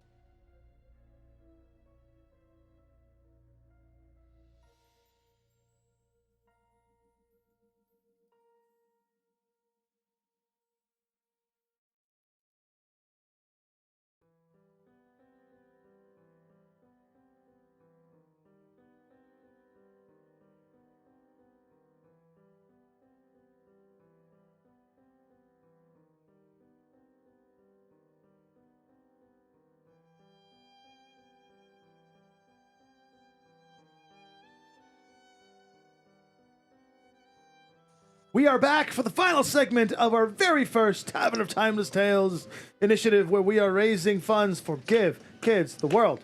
We're working it out. Thank you so much for your donations. We've hit, my personal goal was to hit about 600 or so, and we blew past that, which is wonderful. We never know how these charities are going to work, but we want to do our best, and every single dollar helps. Just a quick rundown on Give Kids the World Village. It's a village in Orlando that brings families who have children that are chronically ill, and they bring them together to have a week of stress-free enjoyment while we can. And so it has helped over the last 40 years, has helped 200,000 families over 77 countries in the world. And I mean, it's awesome, right? And we want to do what we can. So every single dollar, this company is so reputable that they are in the top 1% of recognized reputable charities in terms of fiscal reporting and responsibility and administration expenses being to a realistic account. So if you want to make sure that every single dollar you put toward this goes to the cause, Give Kids the World is literally in the 1%. And this is the good 1%, in the 1% of helping the mission. So let's thank you so much for the donations so far. 1,100 we've raised, which is awesome. Your augments made that brick and fight a lot harder than it was supposed to be, and I am transferring some of those augments to the next possible scene. So what we just went through was, first off, in the first segment we did, for those of you that are joining late from all over the world, I've been reading everywhere from New Zealand to Scotland, Canada and the US. We are bringing the world together to play D&D, loving our lovely celebrity guests. But what you saw in the first segment was the party got to get to know each other a little bit. Darian Ironmoon flexed in the mirror a couple times. Yarp said some very creepy things that we all fell in love with. Everybody had some fun. And in the second segment, they went into the dungeon, and Phinia caused havoc in a great way. And the party managed to figure their way through some brigands, and then they got through some strange, woozy, quad-dimensional place where we use time and intelligence to get through it. And now we're fast forwarding. Let's kick on that camera for a second. We're fast forwarding through, because of time's sake, through this little hallway dungeon. There we go. The little hallway dungeon and into the final room. Ooh. Yes. What is happening? I want to take this opportunity to thank Dwarven Forge, who supplies our channel, Six Sides of Gaming, with Dwarven Forge materials. If you're into a really cool terrain that's interactable and durable AF, this is the trend you go for. And the minis that we're using, majority of them, we will have Valentina and Yarp and Emmett printed shortly. The minis are from Hero Forge. If you want to sculpt your own minis, please do so. Some of the art that you've seen of these characters are from Hero Forge as well. And we also want to thank Infinite Stories, who will be a part of our future shows, where we'll have private rooms for you guys to chat and send it to the public so the public can be involved. And it's a wonderful software coming. So with that, I also want to thank GCX, who is the convention in Orlando that is helping us run this celebrity charitable series. These guys have raised over $40 million for charities like St. Jude and Give Kids the World.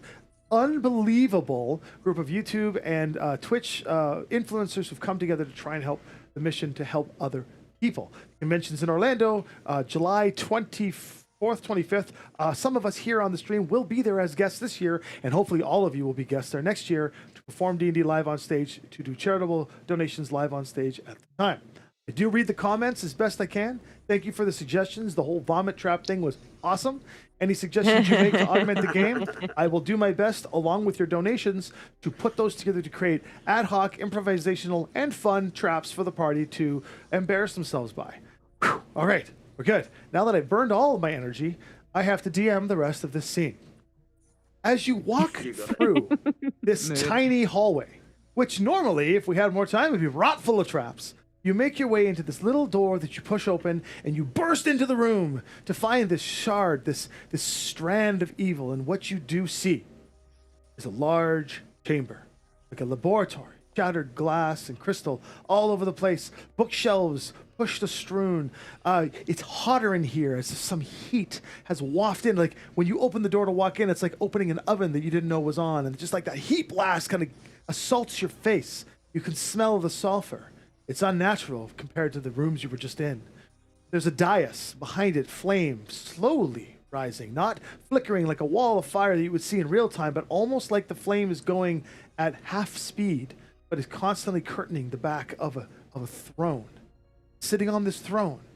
Long purple robes, a staff with blue electrical energy charged upon it, wings protruding from the back, black obsidian wings with feathers just long, just dragging along the throne, just sitting there, hand upon chin.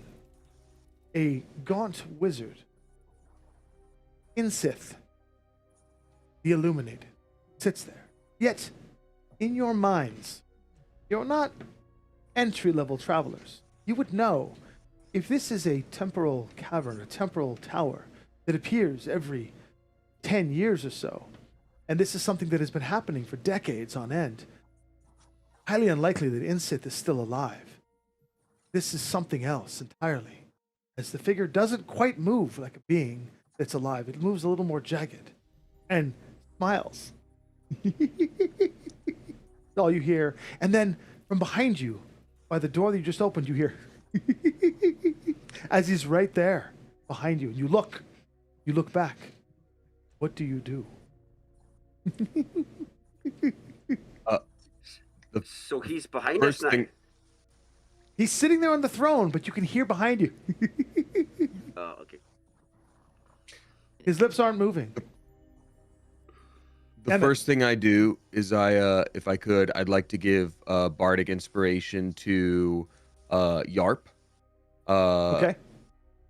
Because I'm like, hey guys, I feel like this is gonna go south pretty quick. So, Yarp, I want to tell you a cool poem that I wrote just now. Look over there. The wizard is here. Could that be a wizard I hear? I don't know, but it'd bring me cheer if my friend Yarp cut him ear to ear. That was Damn it, wonderful. that was terrible, but I hope it counts. I And loved then you hear, it. and then you hear,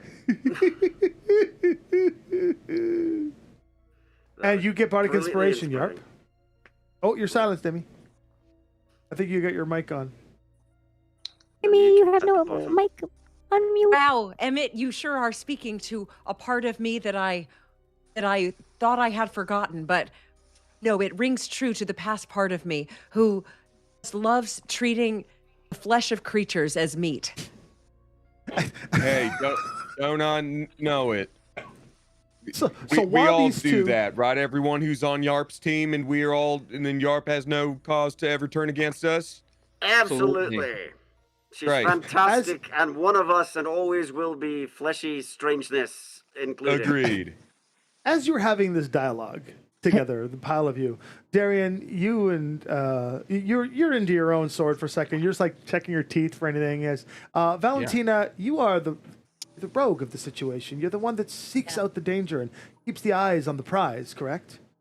Mm-hmm, I am. So while they are doing this, you see the figure. Just like every time you hear a laugh, it's almost like you notice something change in the figure, as if it's like gaining some momentum with every laugh that's passing while the talking is happening. Gaining momentum. Something's happening. Some energy is pulsing through. Like a pulse. Like a pulse. Yeah, not like something's building, happening. not building Something's momentum. happening. Your danger is something's kicking in. Yeah. Right. Everybody, I feel as if time is not on our side here. I'd like to do. Can I do? Oh God, I investigation or perception. I'm not entirely sure which one would be ideal here. I just want to look. Give me a for, quick look for investigation check. shadiness. Yeah. Roll for shading. Natural 20 plus 4 for 24. Yes, So- Anjali. So everybody who's watching, yes, everybody who's watching, when we play on stage together and stuff like that, we've got this thing we do as the Scoundrels. Whenever someone rolls a natural 20, I'll start it off. You guys, we always do this. We go, you make me feel like a natural 20. Oh, you know. Well, that was as in line It's as not our Like a friend. dissonant Well, voice, with but the right there. delay, it's a little hard. Always All a right, little so, hard. so That natural was 20, beautiful. no problem. So what you see, Valentina, is that this figure is just, it looks like it's subtly casting spells, like it's like preparing for something. and it's getting stronger and stronger. So the longer you dilly-dally, the more powerful this thing is becoming. Otherwise known as donations from our folks who are making this wizard so much more a pain in the butt. Emmett. Right. Can I request, because we hear laughter from a couple different spots here. Can I request that I cast Detect Thoughts? Because in a semi-unknown use of Detect Thoughts is to detect the presence of thinking creatures you can't see. When you cast a spell or action during the duration, you can search for thoughts within 30 feet of you. The spell can penetrate barriers, including 2 feet of rock, 2 inches of metal, thin sheet, or lead. So I'm just trying to feel where the wizard actually is. Okay, so you detect thoughts. Off it goes. The thoughts are coming from the throne dais. So the laughing you're hearing is something else. But you don't detect thoughts of any being nearby. And you look over, you see down the hallway, there's nothing. You cross over Grim, nothing. You cross over Darian Ironmoon, he's checking something out. You cross back through Grim, no thoughts. We're good. Absolutely zero. I relay that to everyone and say, hey, there's no thoughts coming from that wizard. And I know that sounds like I'm being mean, and I am, but it's also truthful. Right. So this is some kind of entity that is maybe himself a trap or himself just magic incarnate, but I'd say be very careful. Either way, this thing is not our friend and it cannot be reasoned with. Do you think I should shoot it? Probably.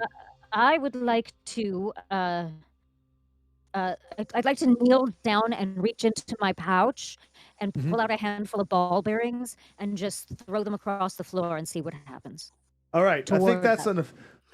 And as she does that, I go running forward. And I'm throwing them. I throw them across the floor. I'm throwing them across the floor just to see, like, if anything gets.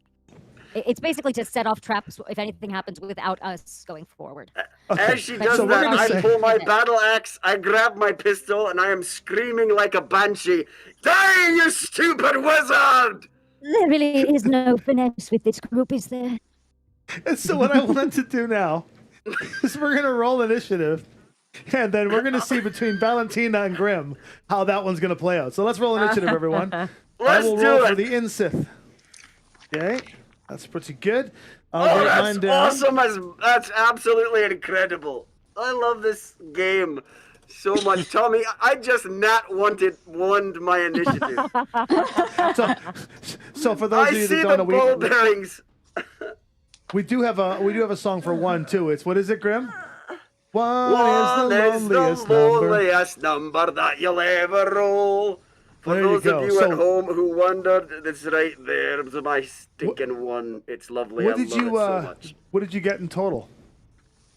That's a 4, Tommy. Thank you. Thank you. I'll have Darian, you know. That is a 4, Tommy. You got it, Darian. I rolled a 19, so 20 is my initiative. Hey, oh, Darian. suck an egg. Oh, that's great. I mean, you did. All right. Yarp. 18. Yarp is on 18. Okay. Valentina? 25. Hey, yo. Whoa. Jump Dear back. Lord. Did you roll 2 dice? No, I rolled an 18, but I'm a quick little fox. Phineas You're Snow. gonna watch this one. A quick red fox who jumped over a lazy dog. Grim is gonna watch this fight from the bleachers. It's okay. Okay. Phineas. I rolled a 23. Okay. Phineas, nice. And Emmett. 14. Good for Emmett. Okay. I always get that song stuck in my head after we sing it, though. That's the only thing.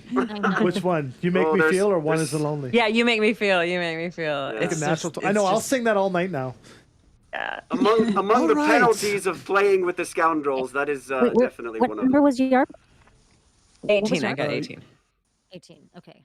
At the beginning of the round, before anything goes off, just as you guys start to, just as you're releasing the ball bearings in that cinematic slow motion, like where the ball bearings are getting closer and closer to the camera, Insith himself at the table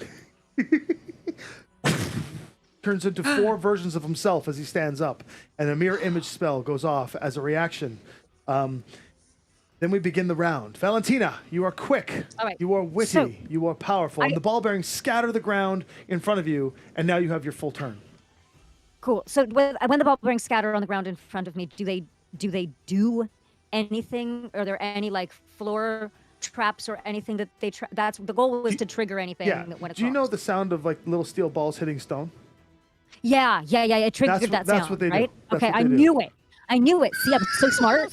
I'm so fucking smart. Sorry. Okay, but here's a smart thing that I have to do, Tommy Cofton. Here's a smarter thing that I have to do. I actually, in my kit of things that my character can do, I actually can swap initiative with any willing participant. So I would like to turn, I believe, if there's anyone, hold that thought, Grim. Yarp, if you have any time business that would help any of us, I would swap with you.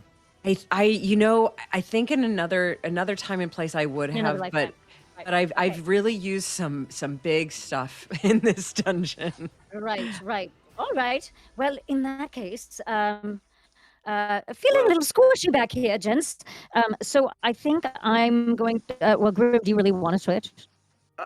Well, do you know the sound of dwarf hitting stone? That's the sound that you will be hearing. Do you want to switch? No, don't. It'll be funnier if you don't. Give it to Darian. All That's right. fine. Darren, did you want it?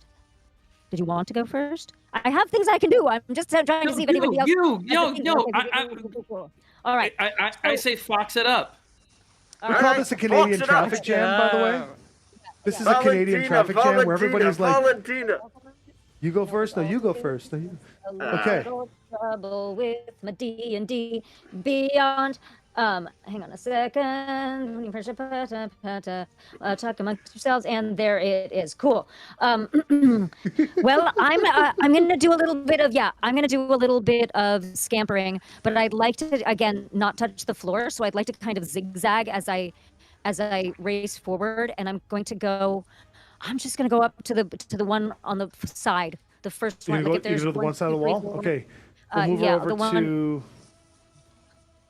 There? No, the dude on to the mirror image on the side. Oh, okay, you're gonna go right up to the mirror image? Yeah.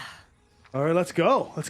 Get brave. I'm gonna go right up to the mirror image, and I am going to swing with my rapier. Let's go. Swing away.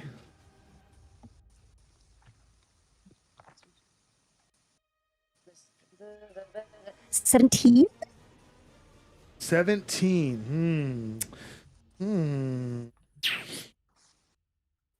Audience, we want this. Frustrating, right? All right, so 17 as your dagger comes swinging down, and the wizard's and then all of a sudden he just goes, and this magical shield comes up, and as an AC goes higher, and he blocks it. It hits dead air, and he preserves the 4 images. You did hit, but he used shield to prevent it, so no, you missed. Okay, but that's not a mirror image then if the shield went up.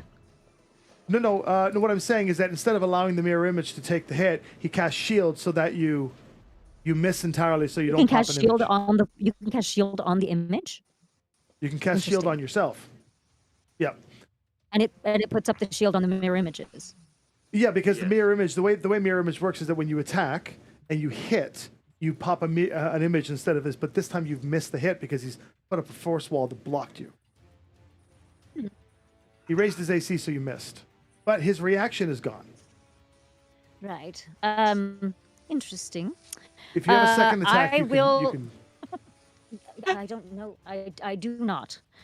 So instead, I will use my cunning action to, as a bonus action, disengage and hide. Sure. Let's put you right behind the pillar, maybe. Huh? Yeah. Perfect. All right. Okay, from there. Done. Vinia. Yes. Well, I was thinking that Mr. Emmett Prumpkins had a good point, and I shouldn't trust everyone. And since Emmett Prumpkins is my best friend, and everyone else here is also my best friend, I'm gonna listen to you all, and I'm gonna cast Moonbeam. Yeah, baby. Whoa, Yes. nice. Oh. Okay. That's my girl. God. That's my girl. Go. Damn. Moonbeam. Thanks, All right. best So, friend. how does this moonbeam look for you? Wow. I'm gonna pull this up quick to see how this is even. How So this even I affect was those wondering, mirrors. because is the wizard a shapeshifter? Because if he is, then you get disadvantage on your saving throw. The wizard is not a shapeshifter, Okay. but so it Good doesn't try, affect the. It's not affecting the mirror images, but it doesn't care about AC either. So it's just gonna make a straight saving throw, I believe. Yep. Constitution save. I'll make that roll right now. 14. That's a 5. So even with bonuses, should there be any, that's a fail. So feel free to roll some damage for me, Finia, as the searing moonbeam comes down. All right. So cascading through. 2d10, correct? Way to go, Moonbeam. That is correct. 2d10. Okay. Dang. All right. 9 and Nice. 2. 11. Take it. Oh, yeah. Singed in. As the beam goes down, just singeing in the area around him. He's not very happy of that one. So now you can concentrate on that for 1 minute and move it around. Just be warned, if you do pass it through your friends, they also take it. If they start their turn on it, or if they enter it, or if you enter it on their turn. So be careful. Try not to do that, friends. In other words, I'm gonna if do you're my playing best. Apex Legends, friendly fire is on. So this moonbeam is static, but on one of the 4 that we identified. Ooh. Is it the real one, or is it which one did I hit? Did I hit a real one, or did I hit a fake one? Yeah, so the way the spell mirror image works is that it's actually not just 4 images that are static. They're actually weaving in and out all the time, and you don't really know which one's which. It's meant to be like a mental illusion to make you think he's somewhere when he's actually one of the floor in this constant shell game. Where he's actually standing, you don't know. Because, well, you do, mechanically we know where he's standing, but because of the way mirror image works, when you make the attack, it will dissipate one of the images in exchange. The reason why it didn't work with Valentina is because he cast the spell Shield as a reaction to increase his armor class, so that way there was no hits even on the images, which is why you didn't pop the image. I'm stacking my abilities of obnoxiousness. So, but the Moonbeam doesn't require an attack roll, it requires a saving throw, so he gets singed. Technically, him and all 4 of his images are getting singed right now. Good move, great move. Any other actions? So if the other 3 took damage, are they not? They're No, because it's based on dissipated. melee. It's based on melee and physical attacks, not magic. So fireball Mirror doesn't image dissipate. yeah. Go ahead. Oh, and it's not concentration either. So it's a really good spell. Right. Okay. Moonbeam's So I thought Moonbeam was concentration. no. That's what Moonbeam I is, thought. Talking about but mirror mirror image. image is Mirror not. image. Oh, mirror image. Oh, I'm sorry. Okay. That's Finia. Do you have anything else, Finia? Would you like to move anywhere or do anything with as the rest of your action?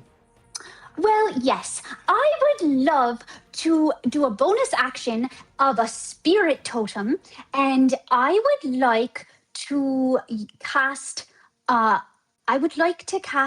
Hawk Spirit, and I'm gonna bring out the hawk, and it's gonna go overhead all of the 4 wizard creature things and all of my friends, and that means that I can give myself or an ally advantage on an attack roll and advantage on perception checks. So who is right after me?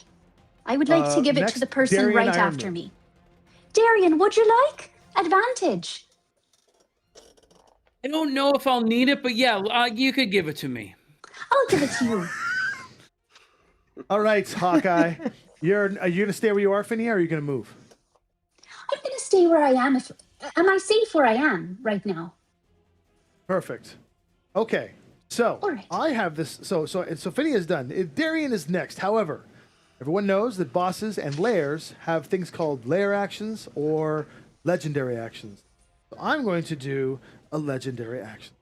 And the first action is you're going to see Innsmouth in all of his like weird forms going in and out, and he's going to go, and you're going to hear the laugh from like 3 different spots in the room.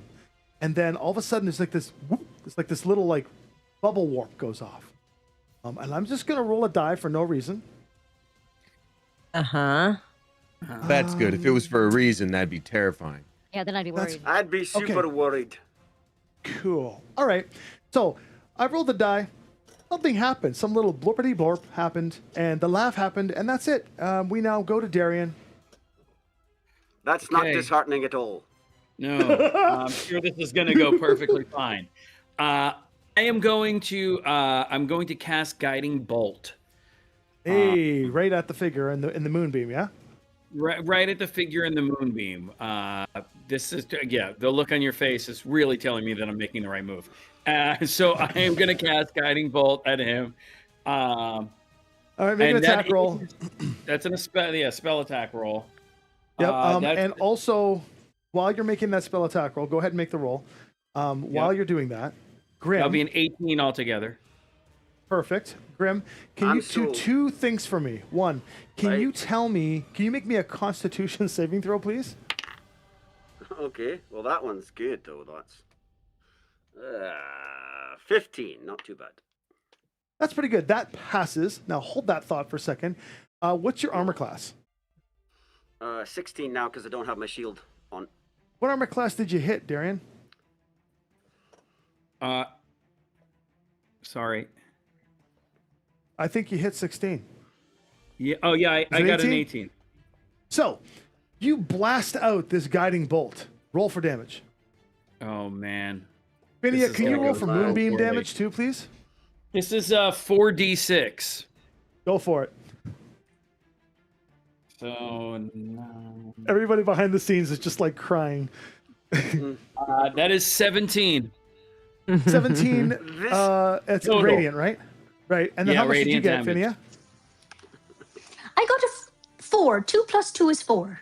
Okay. So you take 17 radiant, followed by 2 radiant because you passed your saving throw. As you suddenly find yourself, Grim, in this moonbeam. Now, as the guiding bolt hits and lights up and makes it so that the next attack roll gets advantage against the Insith, you see Insith getting smoked, but you don't understand what's going on, and Grim is just standing there with his axe looking at you guys, and all you guys are doing is blasting Insith. Meta speakingly, you have no idea what's going on, but Grim suddenly screams in pain. Did I just move places physically? Can I sense that I have changed positions? Or am I not? Am I back where I was? You are standing on the dais in the moonbeam right now. Okay, great. Then don't trip on the ball bearings. Look, life's little victories, okay? Life's little freaking victories. All right. But you guys see Insith going, oh. Okay, Darian. So I took you- what? you- I took 19, yeah? Yeah, you took 19 in total. Darian, that was your action? That was my action. Would you like to move anywhere? Asshole! Well, you know, choking on my beer. no, yeah, you know what? Actually, I'm gonna move to whatever mirror image is closest to me. All right, so you move right up. I'm assuming you're going to dodge the ball bearings that you know are there. Yes. Okay. So you move right up to Insith, Yes. and there you go. You have your sword out? Yeah, I have always had my sword out. Awesome. All right, there you go. I gotta Next look at up, myself somehow, dude. Yarp. Okay, I'm going to. So I've been given permission by Emmett. I've been given permission to attack at will, and I'm going to use my tap into the veil and use gradual descent. I am, as it turns out, an entropic Aeon Sage, and so I am relenting to chaos. Now, what this means is, as a bonus action, I give into time's descent into chaos, and I gain a level of exhaustion. That is okay.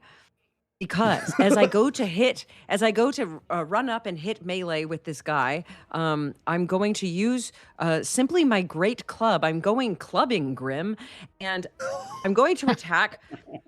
You're going clubbing with Grim! Literally! clubbing This with is Grim. great! Yes, Literally! Yes. And I am doing it with exhaustion, which I think does count for my this attack roll. But let's see. Oh my gosh! Oh my god! I got a natural 20 on the die. I do have a level of exhaustion. Oh, I this have is a. good. So Okay. this is That great. doesn't I matter. have a level You of make me exhaustion. feel like Yeah. a natural. You Natural. make me feel like a natural 20. Oh my Right. god! You Okay, can this is crazy. So good. So it's actually an 18, but I do have a plus whatever to No, hit. you still hit. When you roll a natural Yeah, I 20 in still hit combat, it. you hit. So you not only Okay, hit, but you great. get double your damage on this one. So Am I double my roll dice? Double, I love it. Roll Here's double the dice. well, I need to tell you something because Oh my I God. have not only double these dice, but because I do have a level of exhaustion, I get a bonus for to do more damage. So that is going to be a D8 or 2d8 bludgeoning. And then it also is going to be +2 for strength. And my I get to God. add my. I also I'll get to regain some hit points at some point. Okay, then because I have harnessed the fall, which is as I've just succumbed to chaos, I get to do 2d4, but that turns into very quickly 4d4. That's 7. 3 is 10. 10 plus 10 is 20, and then I'm way plus past it. 2 is 22. Oh no. Oh 22 no. total? So you just see like I begin glowing inside, and my skin starts glowing from a source that you can't my tell, God. a glowing bright pink, and I run up and I whack it, and it takes some of that's bludgeoning and some of it's necrotic, and I don't know how Did you much. double your club dice? Yeah, I doubled my club dice and I doubled my harness the fall dice. Did That's you add 22. your combat score to it, like your plus? Yes, I did. Yes. Okay, so 20. So Grim, So you take in 22. this moment, I scream out, "Get him, Yarp!" Yes, here I go. I have no qualms about this. In fact, I like it. Bing, bang, boom. So No, wait. you just took 22 damage of various forms of necrotic and bludgeoning. How are you doing, Grim? I have exactly 21 hit points. Yes. Left? So Or you're down goes. No. So you're I down? had 21 before you hit me, so I now have. I am passed out on the floor. So the rest of you, so Darian, as a fair combatant, and Valentina, you were watching those mirror images going off, and you know what's going on. And Darian, or not Darian, Emmett, you know how magic works, being a bard. This mirror image spell should have easily absorbed that attack, but the mirror image was nothing more than an illusion. As the club, Grim, in his final moments, finally went clubbing, and as the club takes a couple of teeth and a couple of strands of his beard off, the illusion stripes away, and Grim, in front of you, Yarp, just falls to the ground. Blood No, spewing Grim. When I everywhere. said let's go clubbing, I did not mean like this. I did not It was mean the like best. this. It was the best And- time of my life. And Grim, you are unconscious on the ground, and it is at that point, am a Yarp, when you monster. look back I at killed a you look dwarf. back at your party, and Finia, you're standing there in horror, and as you just kind of look to your right, you're like, "Hey, Grim used to be there a second ago," and as you look, you see Insith going where Grim once stood, and he looks at you in horror. Yarp, do you have any other actions, or are you done? No, but I think that's okay. Like I really did succumb to chaos, and I think that's exactly what happened. And I'm so sorry. So I'm going to read for the audience. I'm going to read to the audience what power he had, and unfortunately, we'll not metagame this if he happens to do it again. Concealed Shuffle. The construct targets a creature within 60 feet and forces it to make a throw, which he failed. And if the saving fails, the construct and the target exchange locations via teleport. It's an illusion causes them to swap appearance. The construct looks and sounds like the target, and the target looks and sounds like the construct. The illusion lasts for 1 hour unless dismissed earlier by the construct as a bonus action. However, I'm dismissing it here because we managed to take out Grim, and so he switched to Grim with a legendary action, and kaboom! Down goes Grim thanks to the You power did of the so party. good, Yarp. So good. Ah. And in Magic the Gathering, if you take a player out, that still counts as 1 point. You're an incredibly talented, whatever you are, doll. I'm so happy person. that you You're guys. incredible. I'm so happy that you guys had a clubbing meme, a clubbing joke coming, and it ultimately ended with Grim getting clubbed literally almost to death. So you I'm are now glad into you're death happy, saves. Tommy. I'm actually so glad you specifically are happy right now. I'm ecstatic. This is the best thing that's ever happened to me. And I've almost died clubbing several times, but this is the right way to go. Okay, so here's what I'm going to do. It is now, in the initiative order, it is now Insith's turn. As he turns to Finia and sees Finia, and he just goes 3 times as he claps, and each single clap is an arcane burst and an attack roll on you. The first 2 attacks. Ooh, where's his plus? There it is. Does a 14 hit you, Finia? I have an armor class of 14. Yes. That hits We've you. got an That armor means class of 14. that means the other die that rolled higher than that hits, and the third one is a 2, so it misses. So you take a total of 6, 22 in total as 2 bursts, 11 and then 11 as 2 bursts hit you. Ooh. Now they are augmented in power. Thank you to the wonderful donations of our people. So what would have been probably 8 damage is a little augmented. These people are here for you to be defeated. So we do have a contingency in place, folks. If you keep donating, if they all perish, we do have a contingency in place. However, Finia, so you just got blasted and then blasted again for a total of 22 damage, and I need you to make 2 separate concentration checks, please.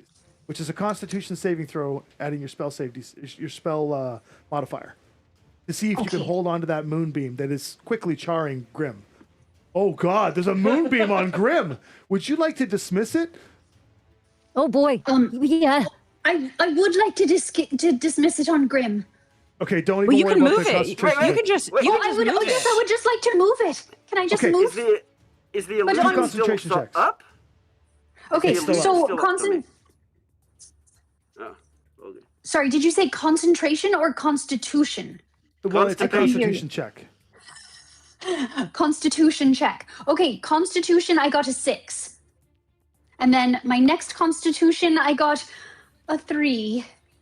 So unfortunately, the arcane burst manages to you're so distraught at the fact that Grim was there, and now it is this evil wizard that blasted you and hurt you, and not just hurt you, but you hear the wincing pain of both Ollie and Ratchet Snatcher as they're hurt, and they get blasted by the arcane blast as the cruel wizard laughs, and now it removes your concentration. I don't think you're dead. Are you dead? I'm not dead yet. I've got 5 more. No, the familiars aren't graphic. dead. They're just hurt. Devin's out for blood over here.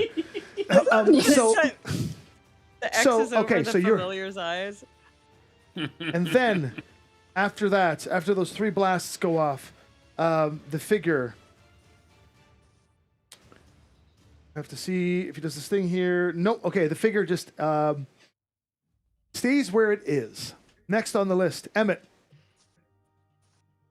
All right. Emmett, Save knowing us. full well. What's that? Save us. I've got a book and a pen. You're the one with the sword. Emmett is going to look at the group of wizards, the one wizard, and cast Dissonant Whispers. Okay, that's a saving throw, correct? Wisdom 15 saving throw. Yeah. I'll make the roll. 11. Oh, what's his wisdom score? +4 is 15. Meets beats. So yes. Oh, but actually no, Tommy, because I'm going to go ahead and cast Silvery Barbs. Yeah, you are. Yes, you are. Actually, hold up. Cutting Words actually would be better in this situation. I lied. Good What does Words Cutting is Words way do? better in this situation. What's that? call. Okay, what does cutting words do? Cutting Words just allows me to roll a Bardic Inspiration on my own and subtract that from your total. Okay, so just to let you know, my reroll on Silvery Barbs was a natural 20. So curse you for switching it, which is awesome. And what did you get?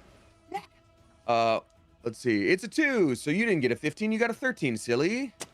And you know what's funny about that is that means he fails. So what happens when you dissonant whisper in his mind? Yay! Yes! It's gonna do 3d6, and at the same time, you've got to move as far away as your speed will allow you. The creature does not move into obviously dangerous areas such as fire, the lava over there clearly. But yeah, so it's got to move away. It's got to run away.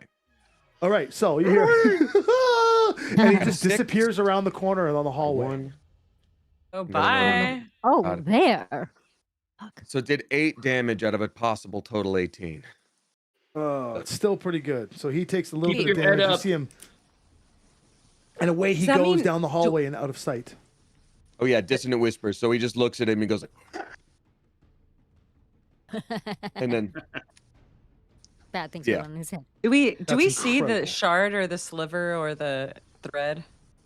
You'll have to take a look around. This is a pretty Okay. big map for you to interact with. Emmett, do you have any as other a- actions? yes, as a bonus action, I'm going to cast Healing Word on Grim.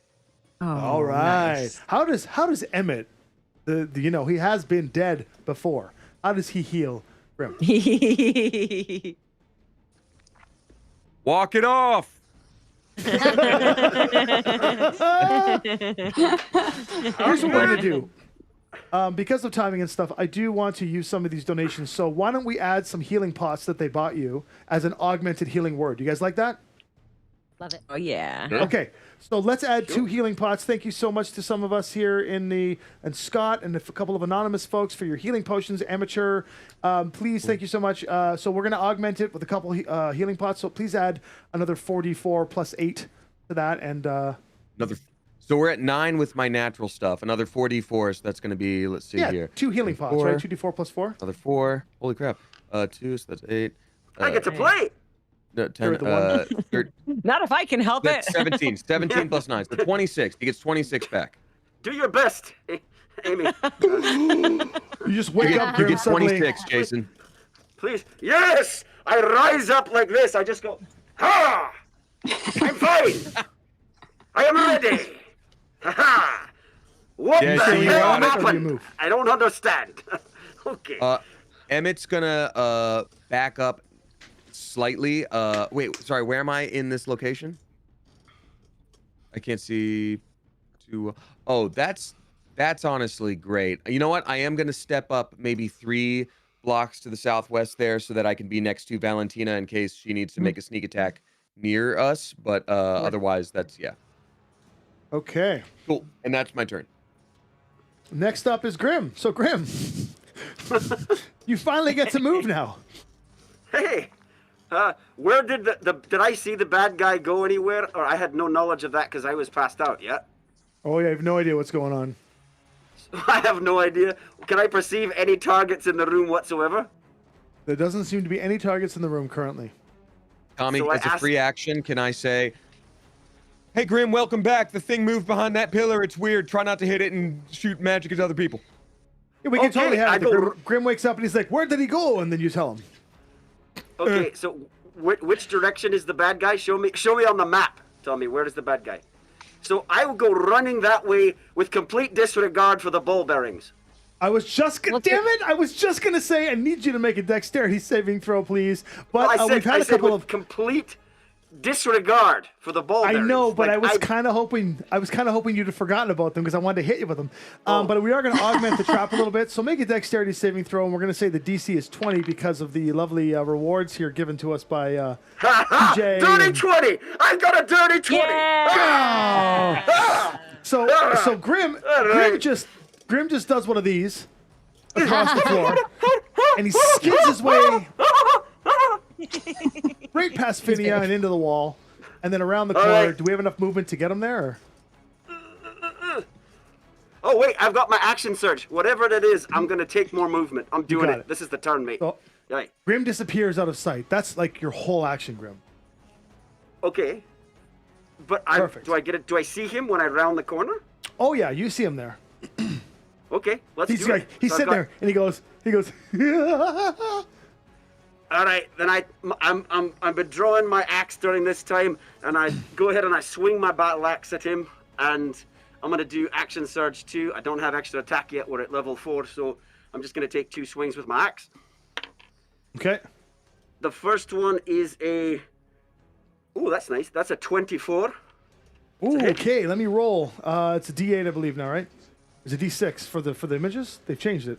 It's I thought it was above a D20 now. Give me a second. I did a rule call. Problem with playing D&D since first edition is that every edition that they change takes a long time to remember which edition it is. So mirror image and the creates second- 3 duplicates, and when a creature hits you with an attack roll, you roll a d6 for each of your remaining duplicates. If any of the d6s rolls a 3 or higher, one of the duplicates is hit instead of you, and I'm that rolling the duplicate D6s. is destroyed. Okay, one of the duplicates is gone. So your axe comes swinging in. He's down to 2 duplicates. All right. And then my second attack is a 17 to hit.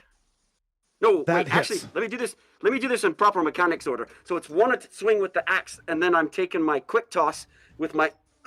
I'm throwing my silver-handed axe. So the second attack was the silver hand axe that I threw at him. Okay, 17 Quick hits. toss on the run. I will roll. Okay. I got a 5 and a 3, so the second image is gone. There's 1 image remaining. Okay, and so then the second 2 attacks are the swing of the axe again, that's not going to be high enough probably. That's a 15. That hits right on. I will roll Right? for the image. Okay, good. 4 plus, gone. So all 3 images have been completely wiped away by your barrage of angry attacks. 1, 2, and technically I've got a superiority dice from my bonus action on my second section. No, I don't get a second bonus action on Action Surge, do I? No. No, that's just a second melee attack, right? Yep. No, it's a complete new action turn, isn't it? It is, yeah. Yeah, But plus no, a but you don't possible get the- bonus but- action. No, you just get a full attack action. So if you had multiple attacks, you would get the multiple attacks, but you don't get the extra bonus action. Because you can't have 2 don't. bonus actions in the same turn. Even Action Surge Right. doesn't allow that. You Mechanics. take 1 additional action on top of regular action and a possible bonus action. No, just 1. You're right. Okay, fine. Sweat. So that's it. So I got rid of all the images, and then All the images are gone. I got And no that's your turn? movement left, and I'm stuck in close quarters. Let's do it. Grim, I would like you to do me a favor. Make a You're charisma gonna kill saving me throw again. and text me the results. Oh no. This is glorious. And now we're going back to the top of the order. While that roll is happening, Valentina, your turn. Crap. Okay. I'm gonna peek out from around the pillar.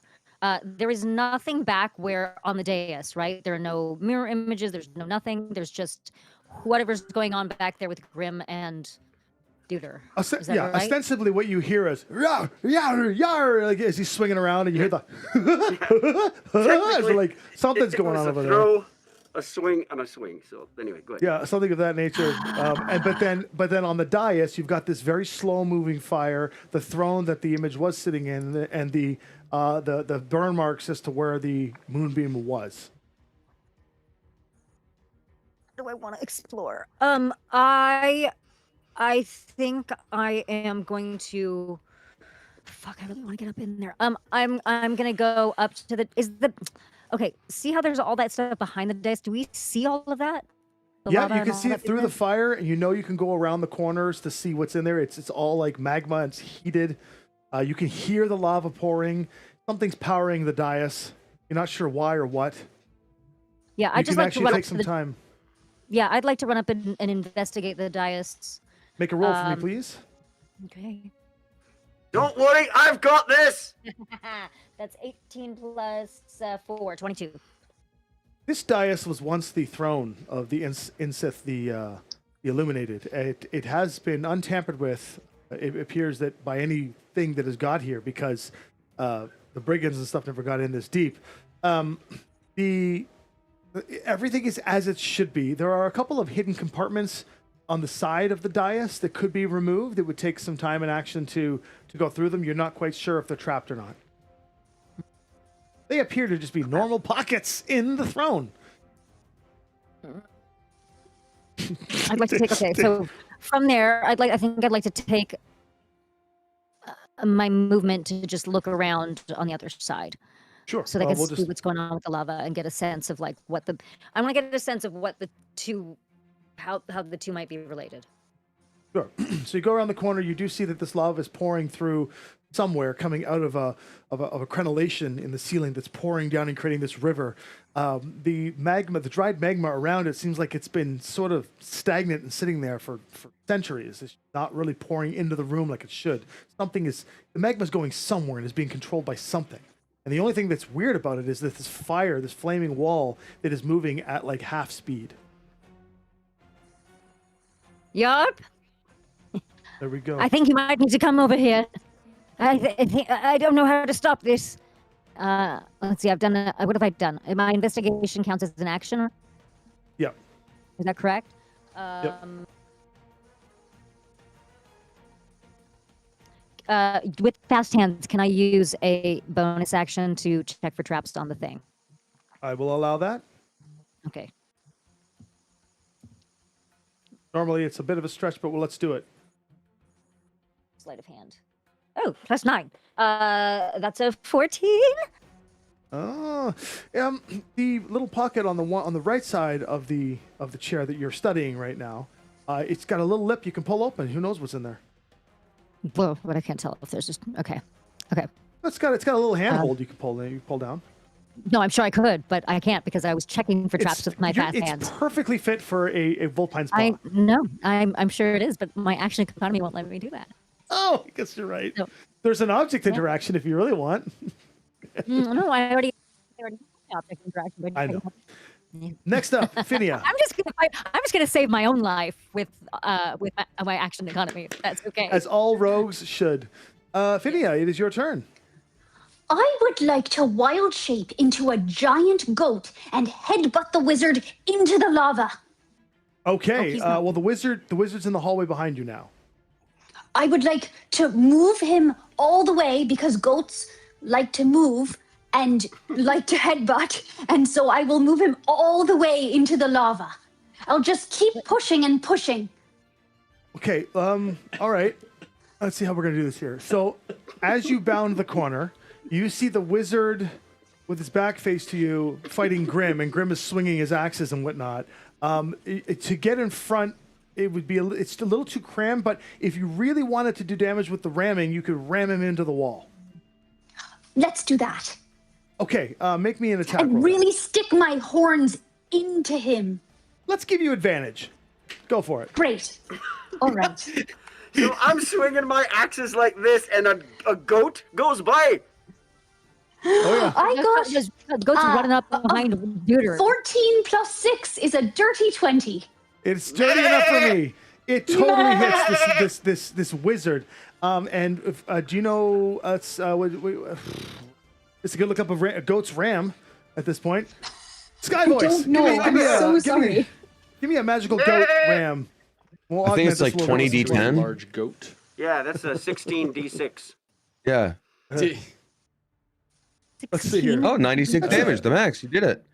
That is going to be a +5 to hit. It does 1d6 plus 3 bludgeoning. But if it moved at least 20 feet, it takes an additional 2d4 bludgeoning and gets knocked prone. Okay, so roll me 2d4 plus 1d6. Okay. Add 3. Hold on. 2d4. Okay. 2d4. Wait, 1 plus 6. Oh, sorry. Sorry, that was not a d4. Hold on 1 second. Okay. We'll pretend 6 was the D6. No. 3 plus 2 is 5. And then, what's the other one I need to roll? A d6. A d6. All right. I will do that over here. Okay. The other one is 4. Okay, so you're at 9, 10, 11, 12, and knocked prone. Okay, that's 12, right? Yes, I believe so. Okay, 12 damage is marked where it needs to. Do I get an attack of opportunity as he leaves the vicinity, sir? No, you take 12 damage and fall on your ass as this goat rams into you and slams you to the ground. Oh yeah. So the charisma saving throw, everyone, as I was chatting in chat, he rolled a 5, so they've been switched that's again. right. So when Phinia came around the corner, Phinia rammed the wizard now. And you hear as the wizard crumbles to the ground beneath Phinia. But Phinia, you don't know the difference. You think you are mauling this wizard into nothing. And you're crunching him, and it sounds like him, and he's laughing as you're hitting him. What's the total? Everyone's Tell me, laughing. what was the 12. total? You took 12 again? bludgeoning. 12 Yeah, 12, bludgeoning. yeah. And knocked prone. Sorry. Darian. Yeah. Okay. Where is this wall of slow motion fire? Yep. Where is it compared to me? Right there. Oh, okay. It's right there in okay. front of you. Okay. Can I investigate that wall real Please make a quick? check. While you're doing that, I'm That like, is a natural 20. oh yes! Yay! Yeah. You hear me go? Make I go. me feel like a natural Feel like 20. a natural All right. 20. I still Okay, got so- this. You are observing this slow-moving flame. It is a wall of slow, temporal moving flame. With the natural 20, we'll give you as much as I can with this thing. Yeah. It is a temporal wall of fire that will do significant damage if you try to pass through it. This temporal wall of fire is moving so quickly through time that it actually looks like a helicopter propeller that's moving very slowly. And it is burning up the magma, which is coming from some mythical source in time, to keep this room from filling with magma. You would probably deduce that this wizard's tower was built into some sort of volcano, that when Insith needed to move the tower, he moved it with the volcano active inside. So theoretically, you were in an active volcano.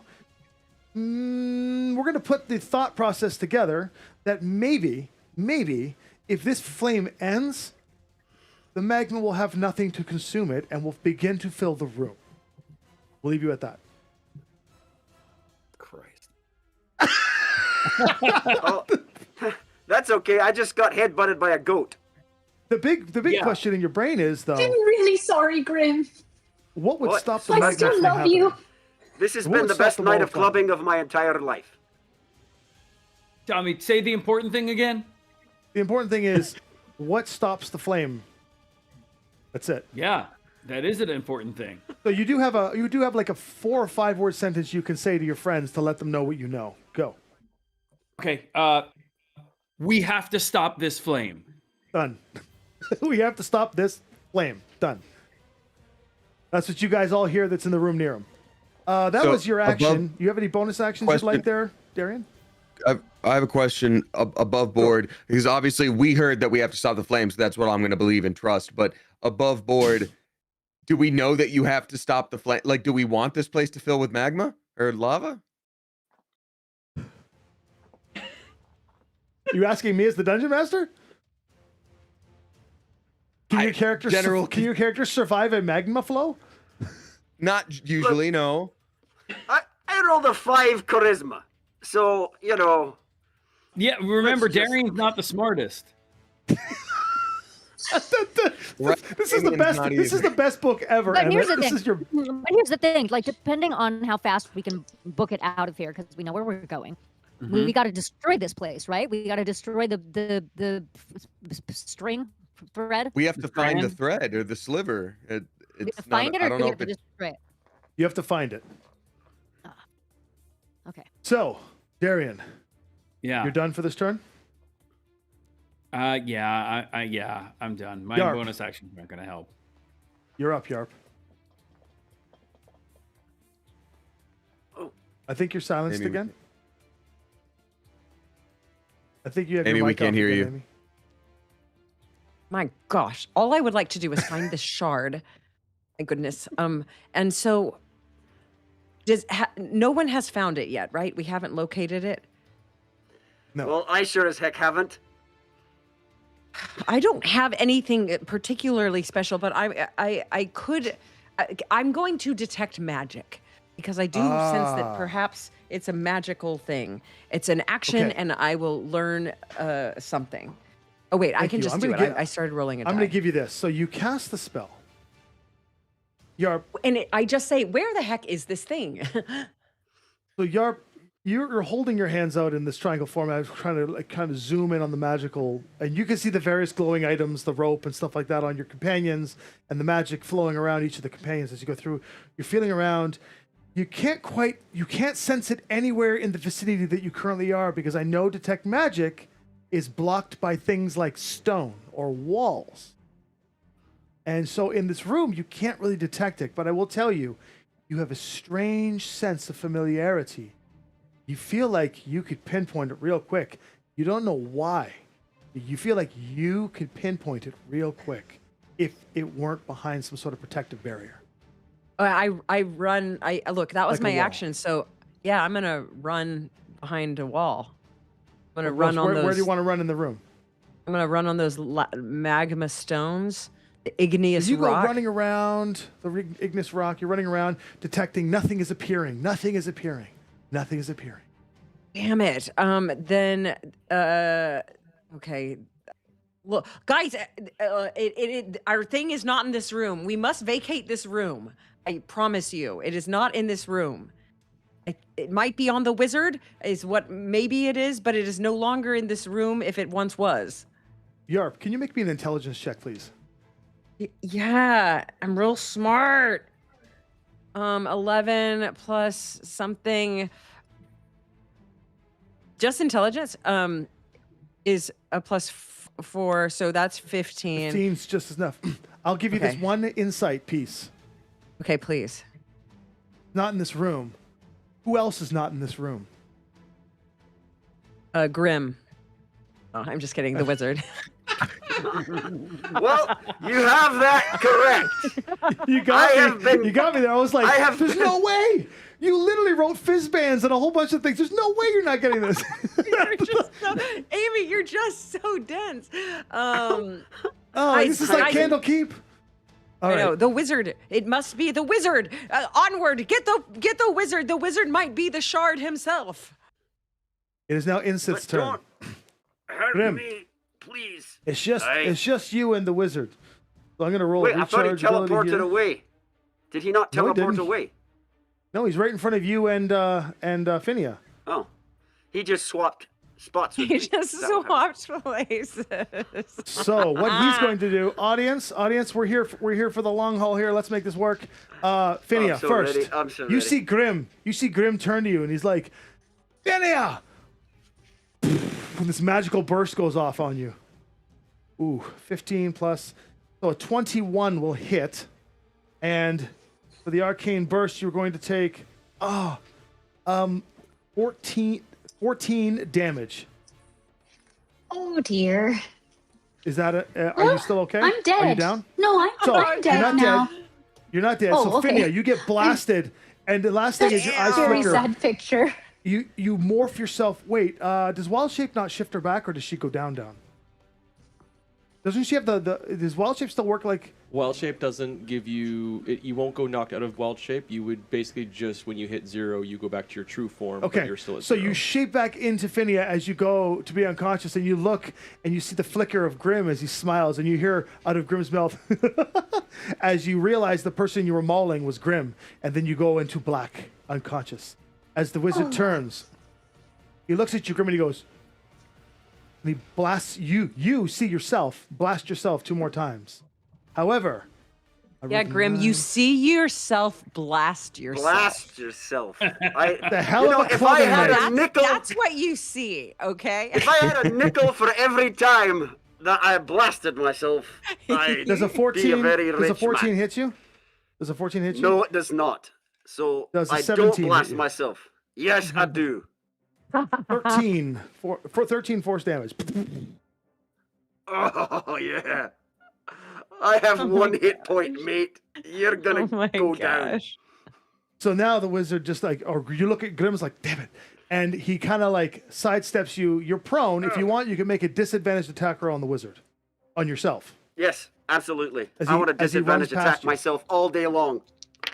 Going back in. No, I got a 7 with my bonus and everything. So You missed. that does So not- the rest of you Got see it. Grim. Grim's looking all beat up. He's looking horrible. He comes running around the corner. He's staggering. And he says in the Grim voice, he says, the bastard's got Phinia! The bastard's got Phinia! Get him! And he points into the hallway. Now, none of you have any suspect that it could be Grim, but I'm willing to RP this out a little bit. Next on the list, Emmett. You're saying we're willing to RP out a little bit so we could I mean, talk like as a you've free seen his action? tricks.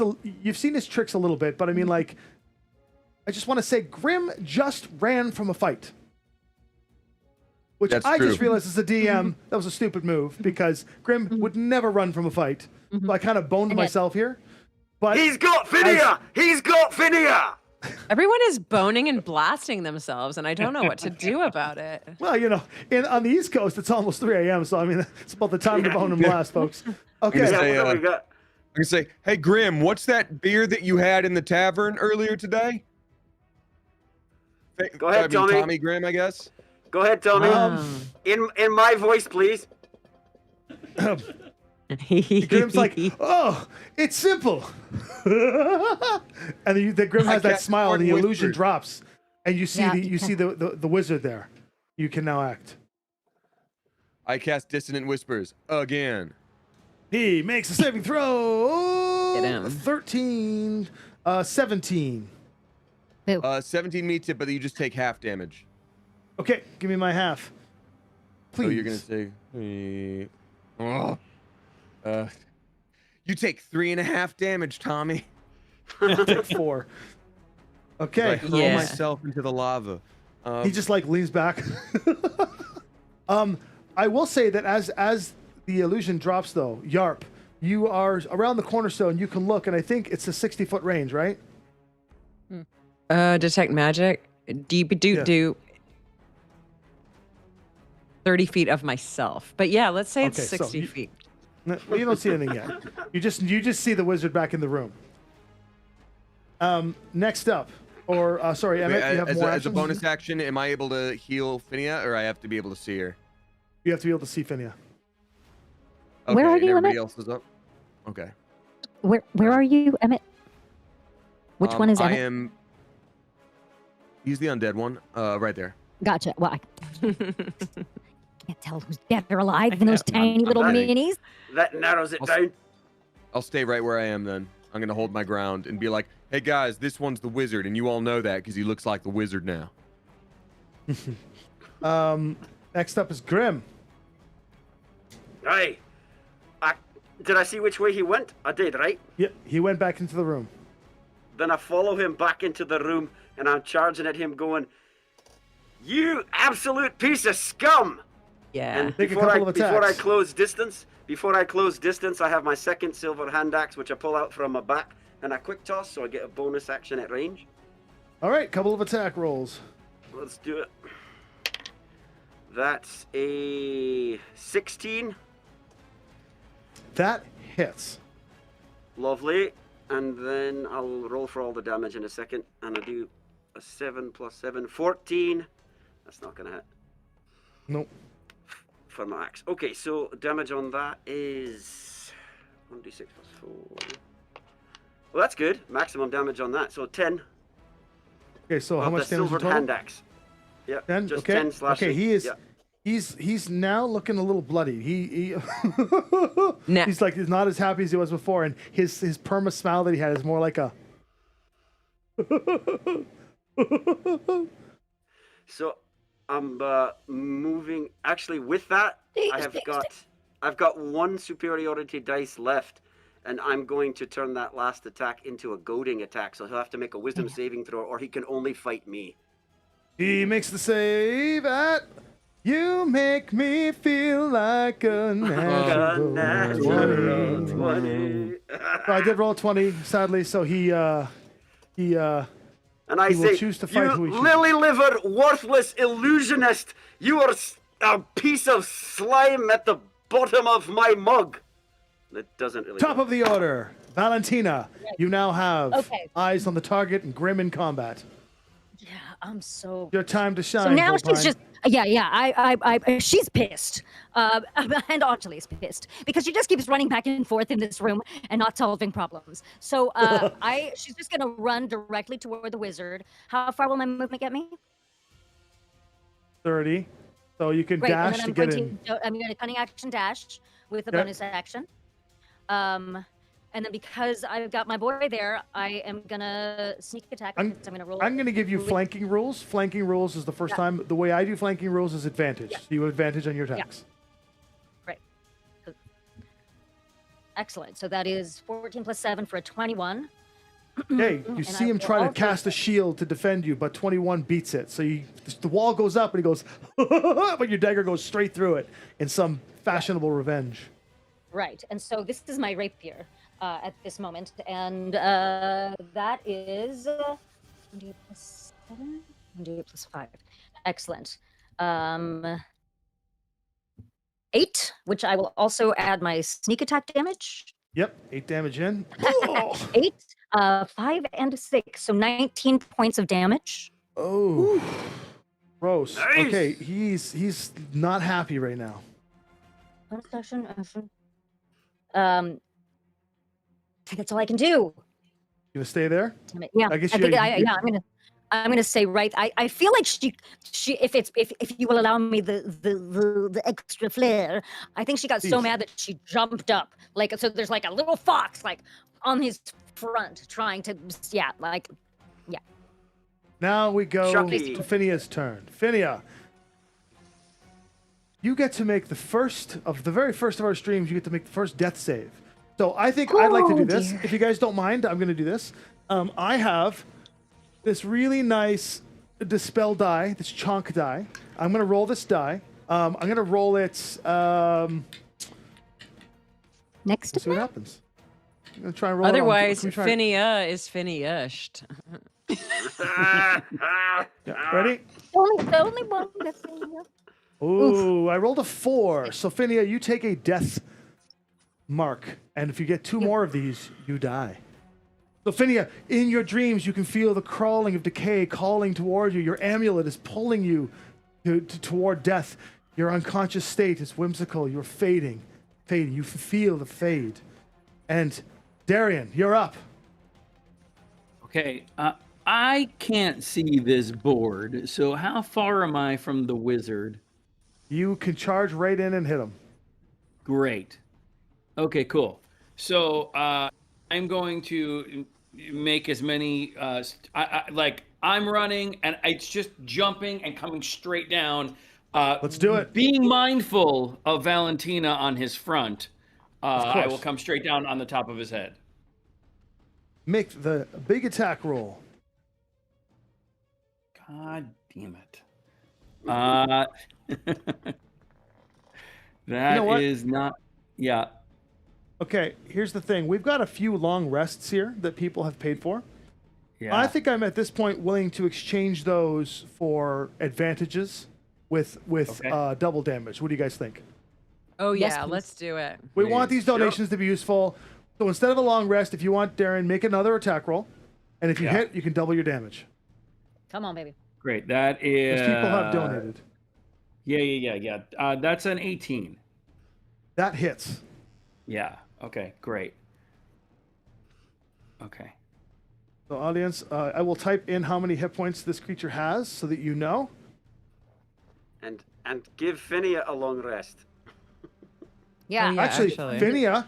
Phinia, you could cash in a long rest if you want right now. You want to do it? Why not? Okay, so thank you to the rewards from folks like Thank you. Ava Jones and Amy. There was also give a player a long rest. We've had Jill the Raven. Thank you so much for this. Kazi, Thank you, all your Jill. long rests. We're going to cash one Thank in you, right now. Kazi. And Phinia, you are back up to full health with full everything. You just wake up, and as the death tries to pull you away, the people, the souls of the veil message you from within, and they say to you, wake up, wake up. You must help your friends. And Kazi and Ava and everybody, they all combine, and you feel the power, and you just wake yourself up with a full fresh rest, full hit points and everything. And your furry little familiars are alive and happy with you. In the interim, Darian, how much damage are we dealing?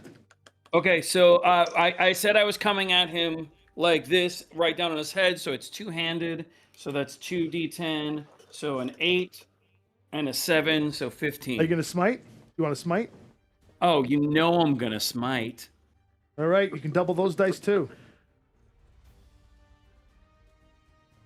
Wow, that's a 2 and another 7. 9. Yeah. That's good. Okay, so as you Take it. crush in, so I'm just updating chat. So as you crush in, chunks of him fall away.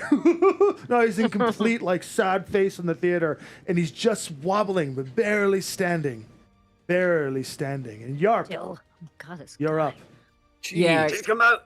Take him out, yeah. barely Yeah, standing. I'm gonna distort the veil, okay? And really all that needs It's a charisma save. It is. It's a DC 14. I rolled a 4, so even with the plus of 0, Yay. it's a 4. Yes. Does this thing have hit dice? It does have hit dice, What is it? a D8. Yeah, so it's gonna roll a d8 and it's gonna take that much necrotic damage. As like I've really gone into chaos mode, like I'm glowing. There are parts of my face that are swelling in ways that shouldn't swell because I'm a sallow skeletal figure at this point. I'm death, but I'm like glowing and expanding, and I'm distorting the entire veil of magic as we know it. So As as you you do. distort, you see the Insith construct just all the different faces and all the different timelines of it scrunching together, and it just kind of pulls apart and then reconstitutes itself. Maestro, please change the music from combat to non-combat. The blast pulls aside, and the construct loses its flare and just kind of goes down on one knee and remains dormant as Yarp. It had 5 hit points remaining, as the chat knew, and the roll on my die from the D8 was a 6. You have defeated Insith, the illuminated construct. Yes, thank the gods. But more importantly- that's awesome. But more importantly, as you approach it with your unlimited power, as you approach it, I gotta tell you, Yarp, you see within it reflection of a former self, of a former you. For a moment, you think it's you, but it's not. And then Oh, hello, magic- myself. Wait. but the emotion, but the power kind of concentrates toward the center of the construct as it pulls its hand out, clinking, and it opens its hand, and a shard, black obsidian shard, sits in its hand, and he just places it onto the stone in front of him, and then just kind of against the wall, and just slowly shuts down. And in front of you is this black shard. I feel hatred toward that black shard more than anything in my life. I'm on this plane of existence to do good, and this is evil, and I hate it more than I've ever hated anything. And I pick it up and I wield it. The moment you and grab I say, it, Oh. wisdom saving throw. Sorry, Constitution saving throw. "Oh dear, oh no, Constitution, ugh. Yeah. Gulp. Oh, okay, grabbing- not I'm so grabbing- bad. 18. All right, you're going to take half of this. That's not bad. Actually, it's not good for me. Okay, who's around you right now? Adam, who's around her? Everyone except for Emmett and Finia, I think. Yeah. Yeah. Grim's around me. Okay, I think so- with 1 hit point. I think Grim Yeah. has 1 hit point. I think I'm ready to enjoy another Perfect. stint in the death zone. Long rest. So we'll need Can I- about a saving throw from Vanna, everyone, can I but I play think we'll along just play this? this one out. 17 psychic damage hit you, and a blast around you of a D4, 1 damage to everyone around you within 15 feet, which is enough to put Grim on his ass. yeah. I'm basically standing there like this, and I go, But you are holding the shard, and when you hold the shard, you feel a connectivity that you have not felt in some time. Like you have a familiarity with the shard, and the rest of you see Yarp holding the shard and shaking, and the hand is going like porcelain and clear, and then normal again as you manage to harness the power and hold it briefly. But you feel I its hate this, hatred. and yet I feel like I am home. Don't like this. Can I pull like a handkerchief or like some cloth out from my bag and just stand in front of her, and I'd just like to watch her, like look you in the eyes and say, "I'm just going to take this from you, darling. I'm not going to take it away. It's going to be yours. I just want to take it out of your hand, and I'm going to try to take it out of her hand with the cloth covering it. Yep. So with the cloth, you feel the arthritis in your hand, kind of like the pain into your bones, but because you're not directly touching it, you're able to kind of hold it, and the rest of you can see the varlet struggle. And Grim, can you make a death save? I'll do it for you. Because no one's healing you. No. No, I'm not doing that. I mean, someone take the damn potion off my belt and put it in his gullet. Can I just walk over? He's back up. I just wanted to mess with you guys. Okay, you're fine. Help act. Yeah, and so I you wake up again. Healing him? Continuing to try to grab whatever fabric I can around me and continue to wrap it in layers before putting it away, or before I can do anything. So, you've managed to secure the shard. Time passes as you carefully make your way out. The brigand's gone from existence at this point. And you make your way back to the central room where a little timepiece is there. Some of you know this. If you break it, it will warp you back to the Tavern of Timeless Tales. And so we warp you back to the Tavern of Timeless Tales. You are, when you get in, Eke, we'll go Lowholt. Lowholt is sitting there at the bar. Slay. And you all appear around. Let's walk through the mushrooms here. So there's a little ring of mushrooms, and so you come out of this portal of mushrooms, which Phinia makes very happy. And Lowholt's sitting at the bar, and he turns. He sees your haggard form. He sees Grim look like he's just been through the wash and back. I have a headache. He sees Darian. Cousin? Cousin. You survived. Barely. Did you find it? Where's the fox? Where's that K? I will get him. Can I see it? Him senseless. No. No. Enough. Bring him here. Lowholt goes through one of the rooms. He's gone for a short period of time. While he's gone, you have a moment. They put us in danger, these people. They could go themselves. Someone else could be taking these adventures that they call them, where people almost die. But no, they send us. And why do you think that is? Because we're expendable. Exactly. Because we're too stupid to say no. Because we're best friends. Because everything I do is a test of my morality. Everyone has different reasons. Let's find out like what her the answer. fox says. The conversation is disrupted by a sharp slam of Eke's staff as he comes into the room. His hat below his eyebrow as he makes his way slowly toward the bar. He hops upon the bar and sits contemplatively, leans the staff telekinetically off to one wall. You have found the shard. May I see it? Why did you send us? And don't say it's because you couldn't find anyone else. We don't need to be told that we're second, third, or fourth, or fifth, or 17th fiddle. Damn. Eke waits, and you see his shoulders kind of drop a little bit. Because you are all we have. You're all that's left. Can I make an insight check? Yep. Natural 20. Oh, okay. You make me feel like a natural team. Like a natural 20.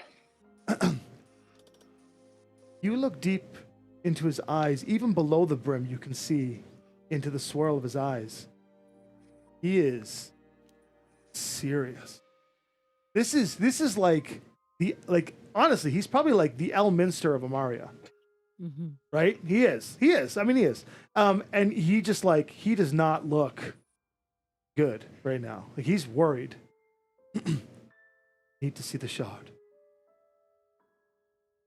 Well, without taking my eyes off him, I'll just unwrap it and hold it in front of him. His eyes kind of when the obsidian shard opens, the azure crystals flicker a little bit, as if it's like its presence is disturbing the nexus, the chrono trigger that is this tavern. You must take this, council. Must be safely stowed.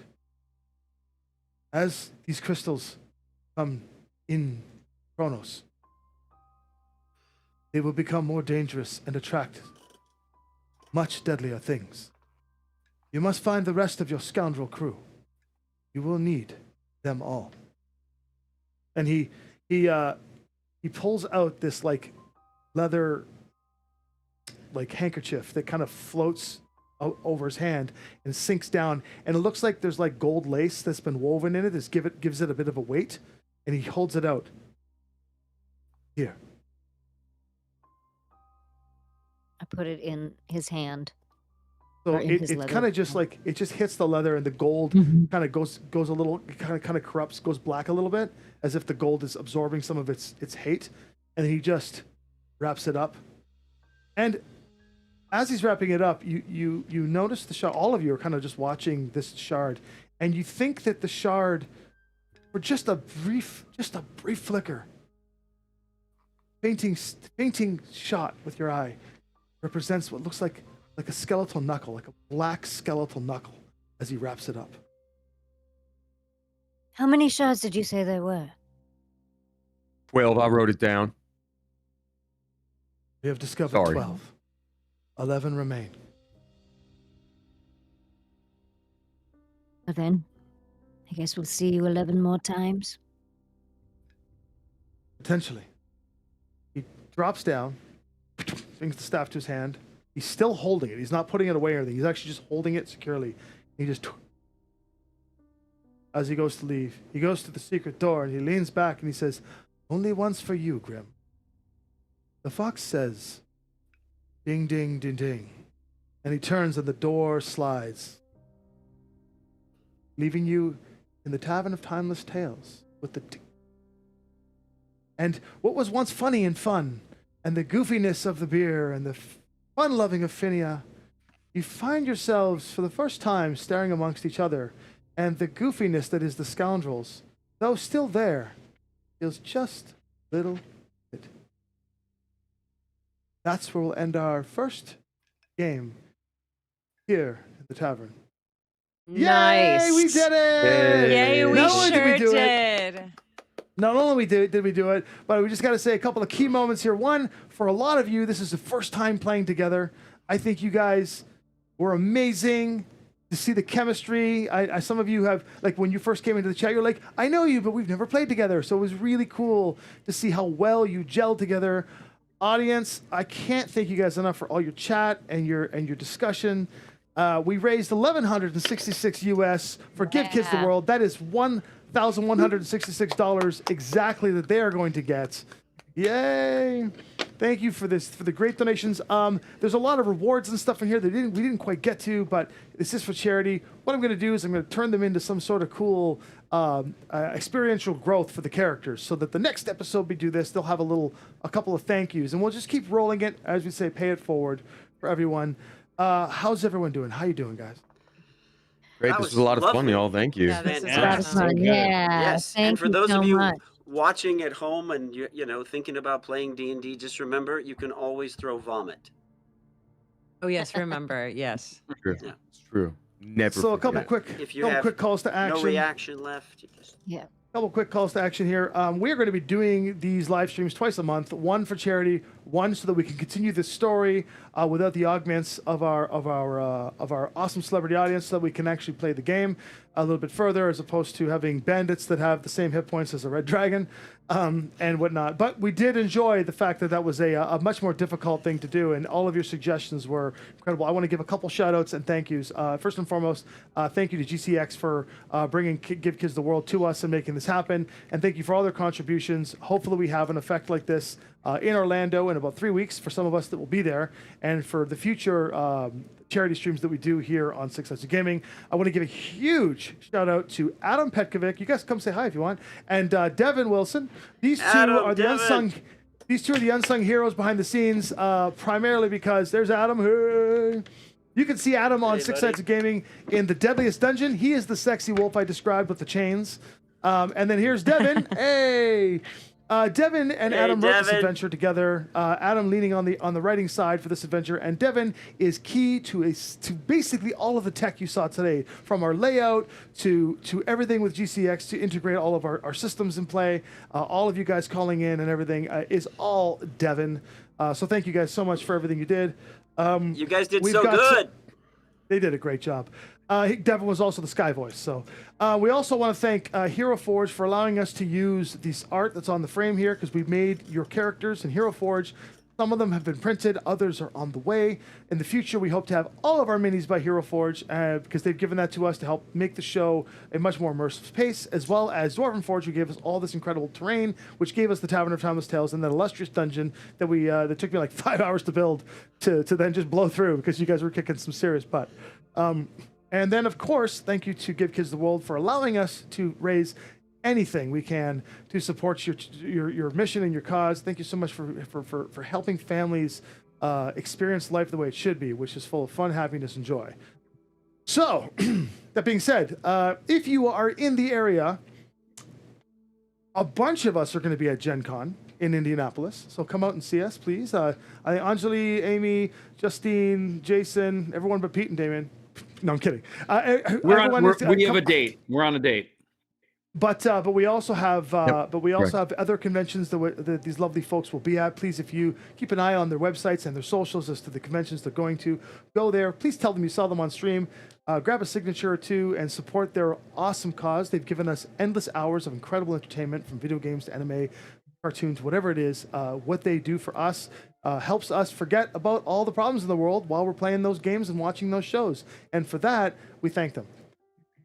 Last thing is, and definitely more fitting than ever, when I'm on stage, I always have a sign off, which is time, I'm obsessed with, is our greatest export. And much like some of the situations that we're raising money for, we don't know how much of it we have left. And tonight, a lot of you gave us 3 or 4 hours of your time. All of these wonderful talent gave us their time, and together we shared in a story which I hope was entertaining, fun, and for a great cause. And with that, if you like it, please stick around, subscribe to Six Sides of Gaming to the channel. We do all kinds of fun stuff, and we're going to be doing 11 more of these over the next of the year. We want to try and raise as much as we can for charity. So thank you so much, everyone, for coming. Thank you to all of our incredible talent. And with that, good night. Nice. Now I'm watching Devin. Night, Now I'm watching Devin run awkwardly back to try and go to the closing screen. Ah!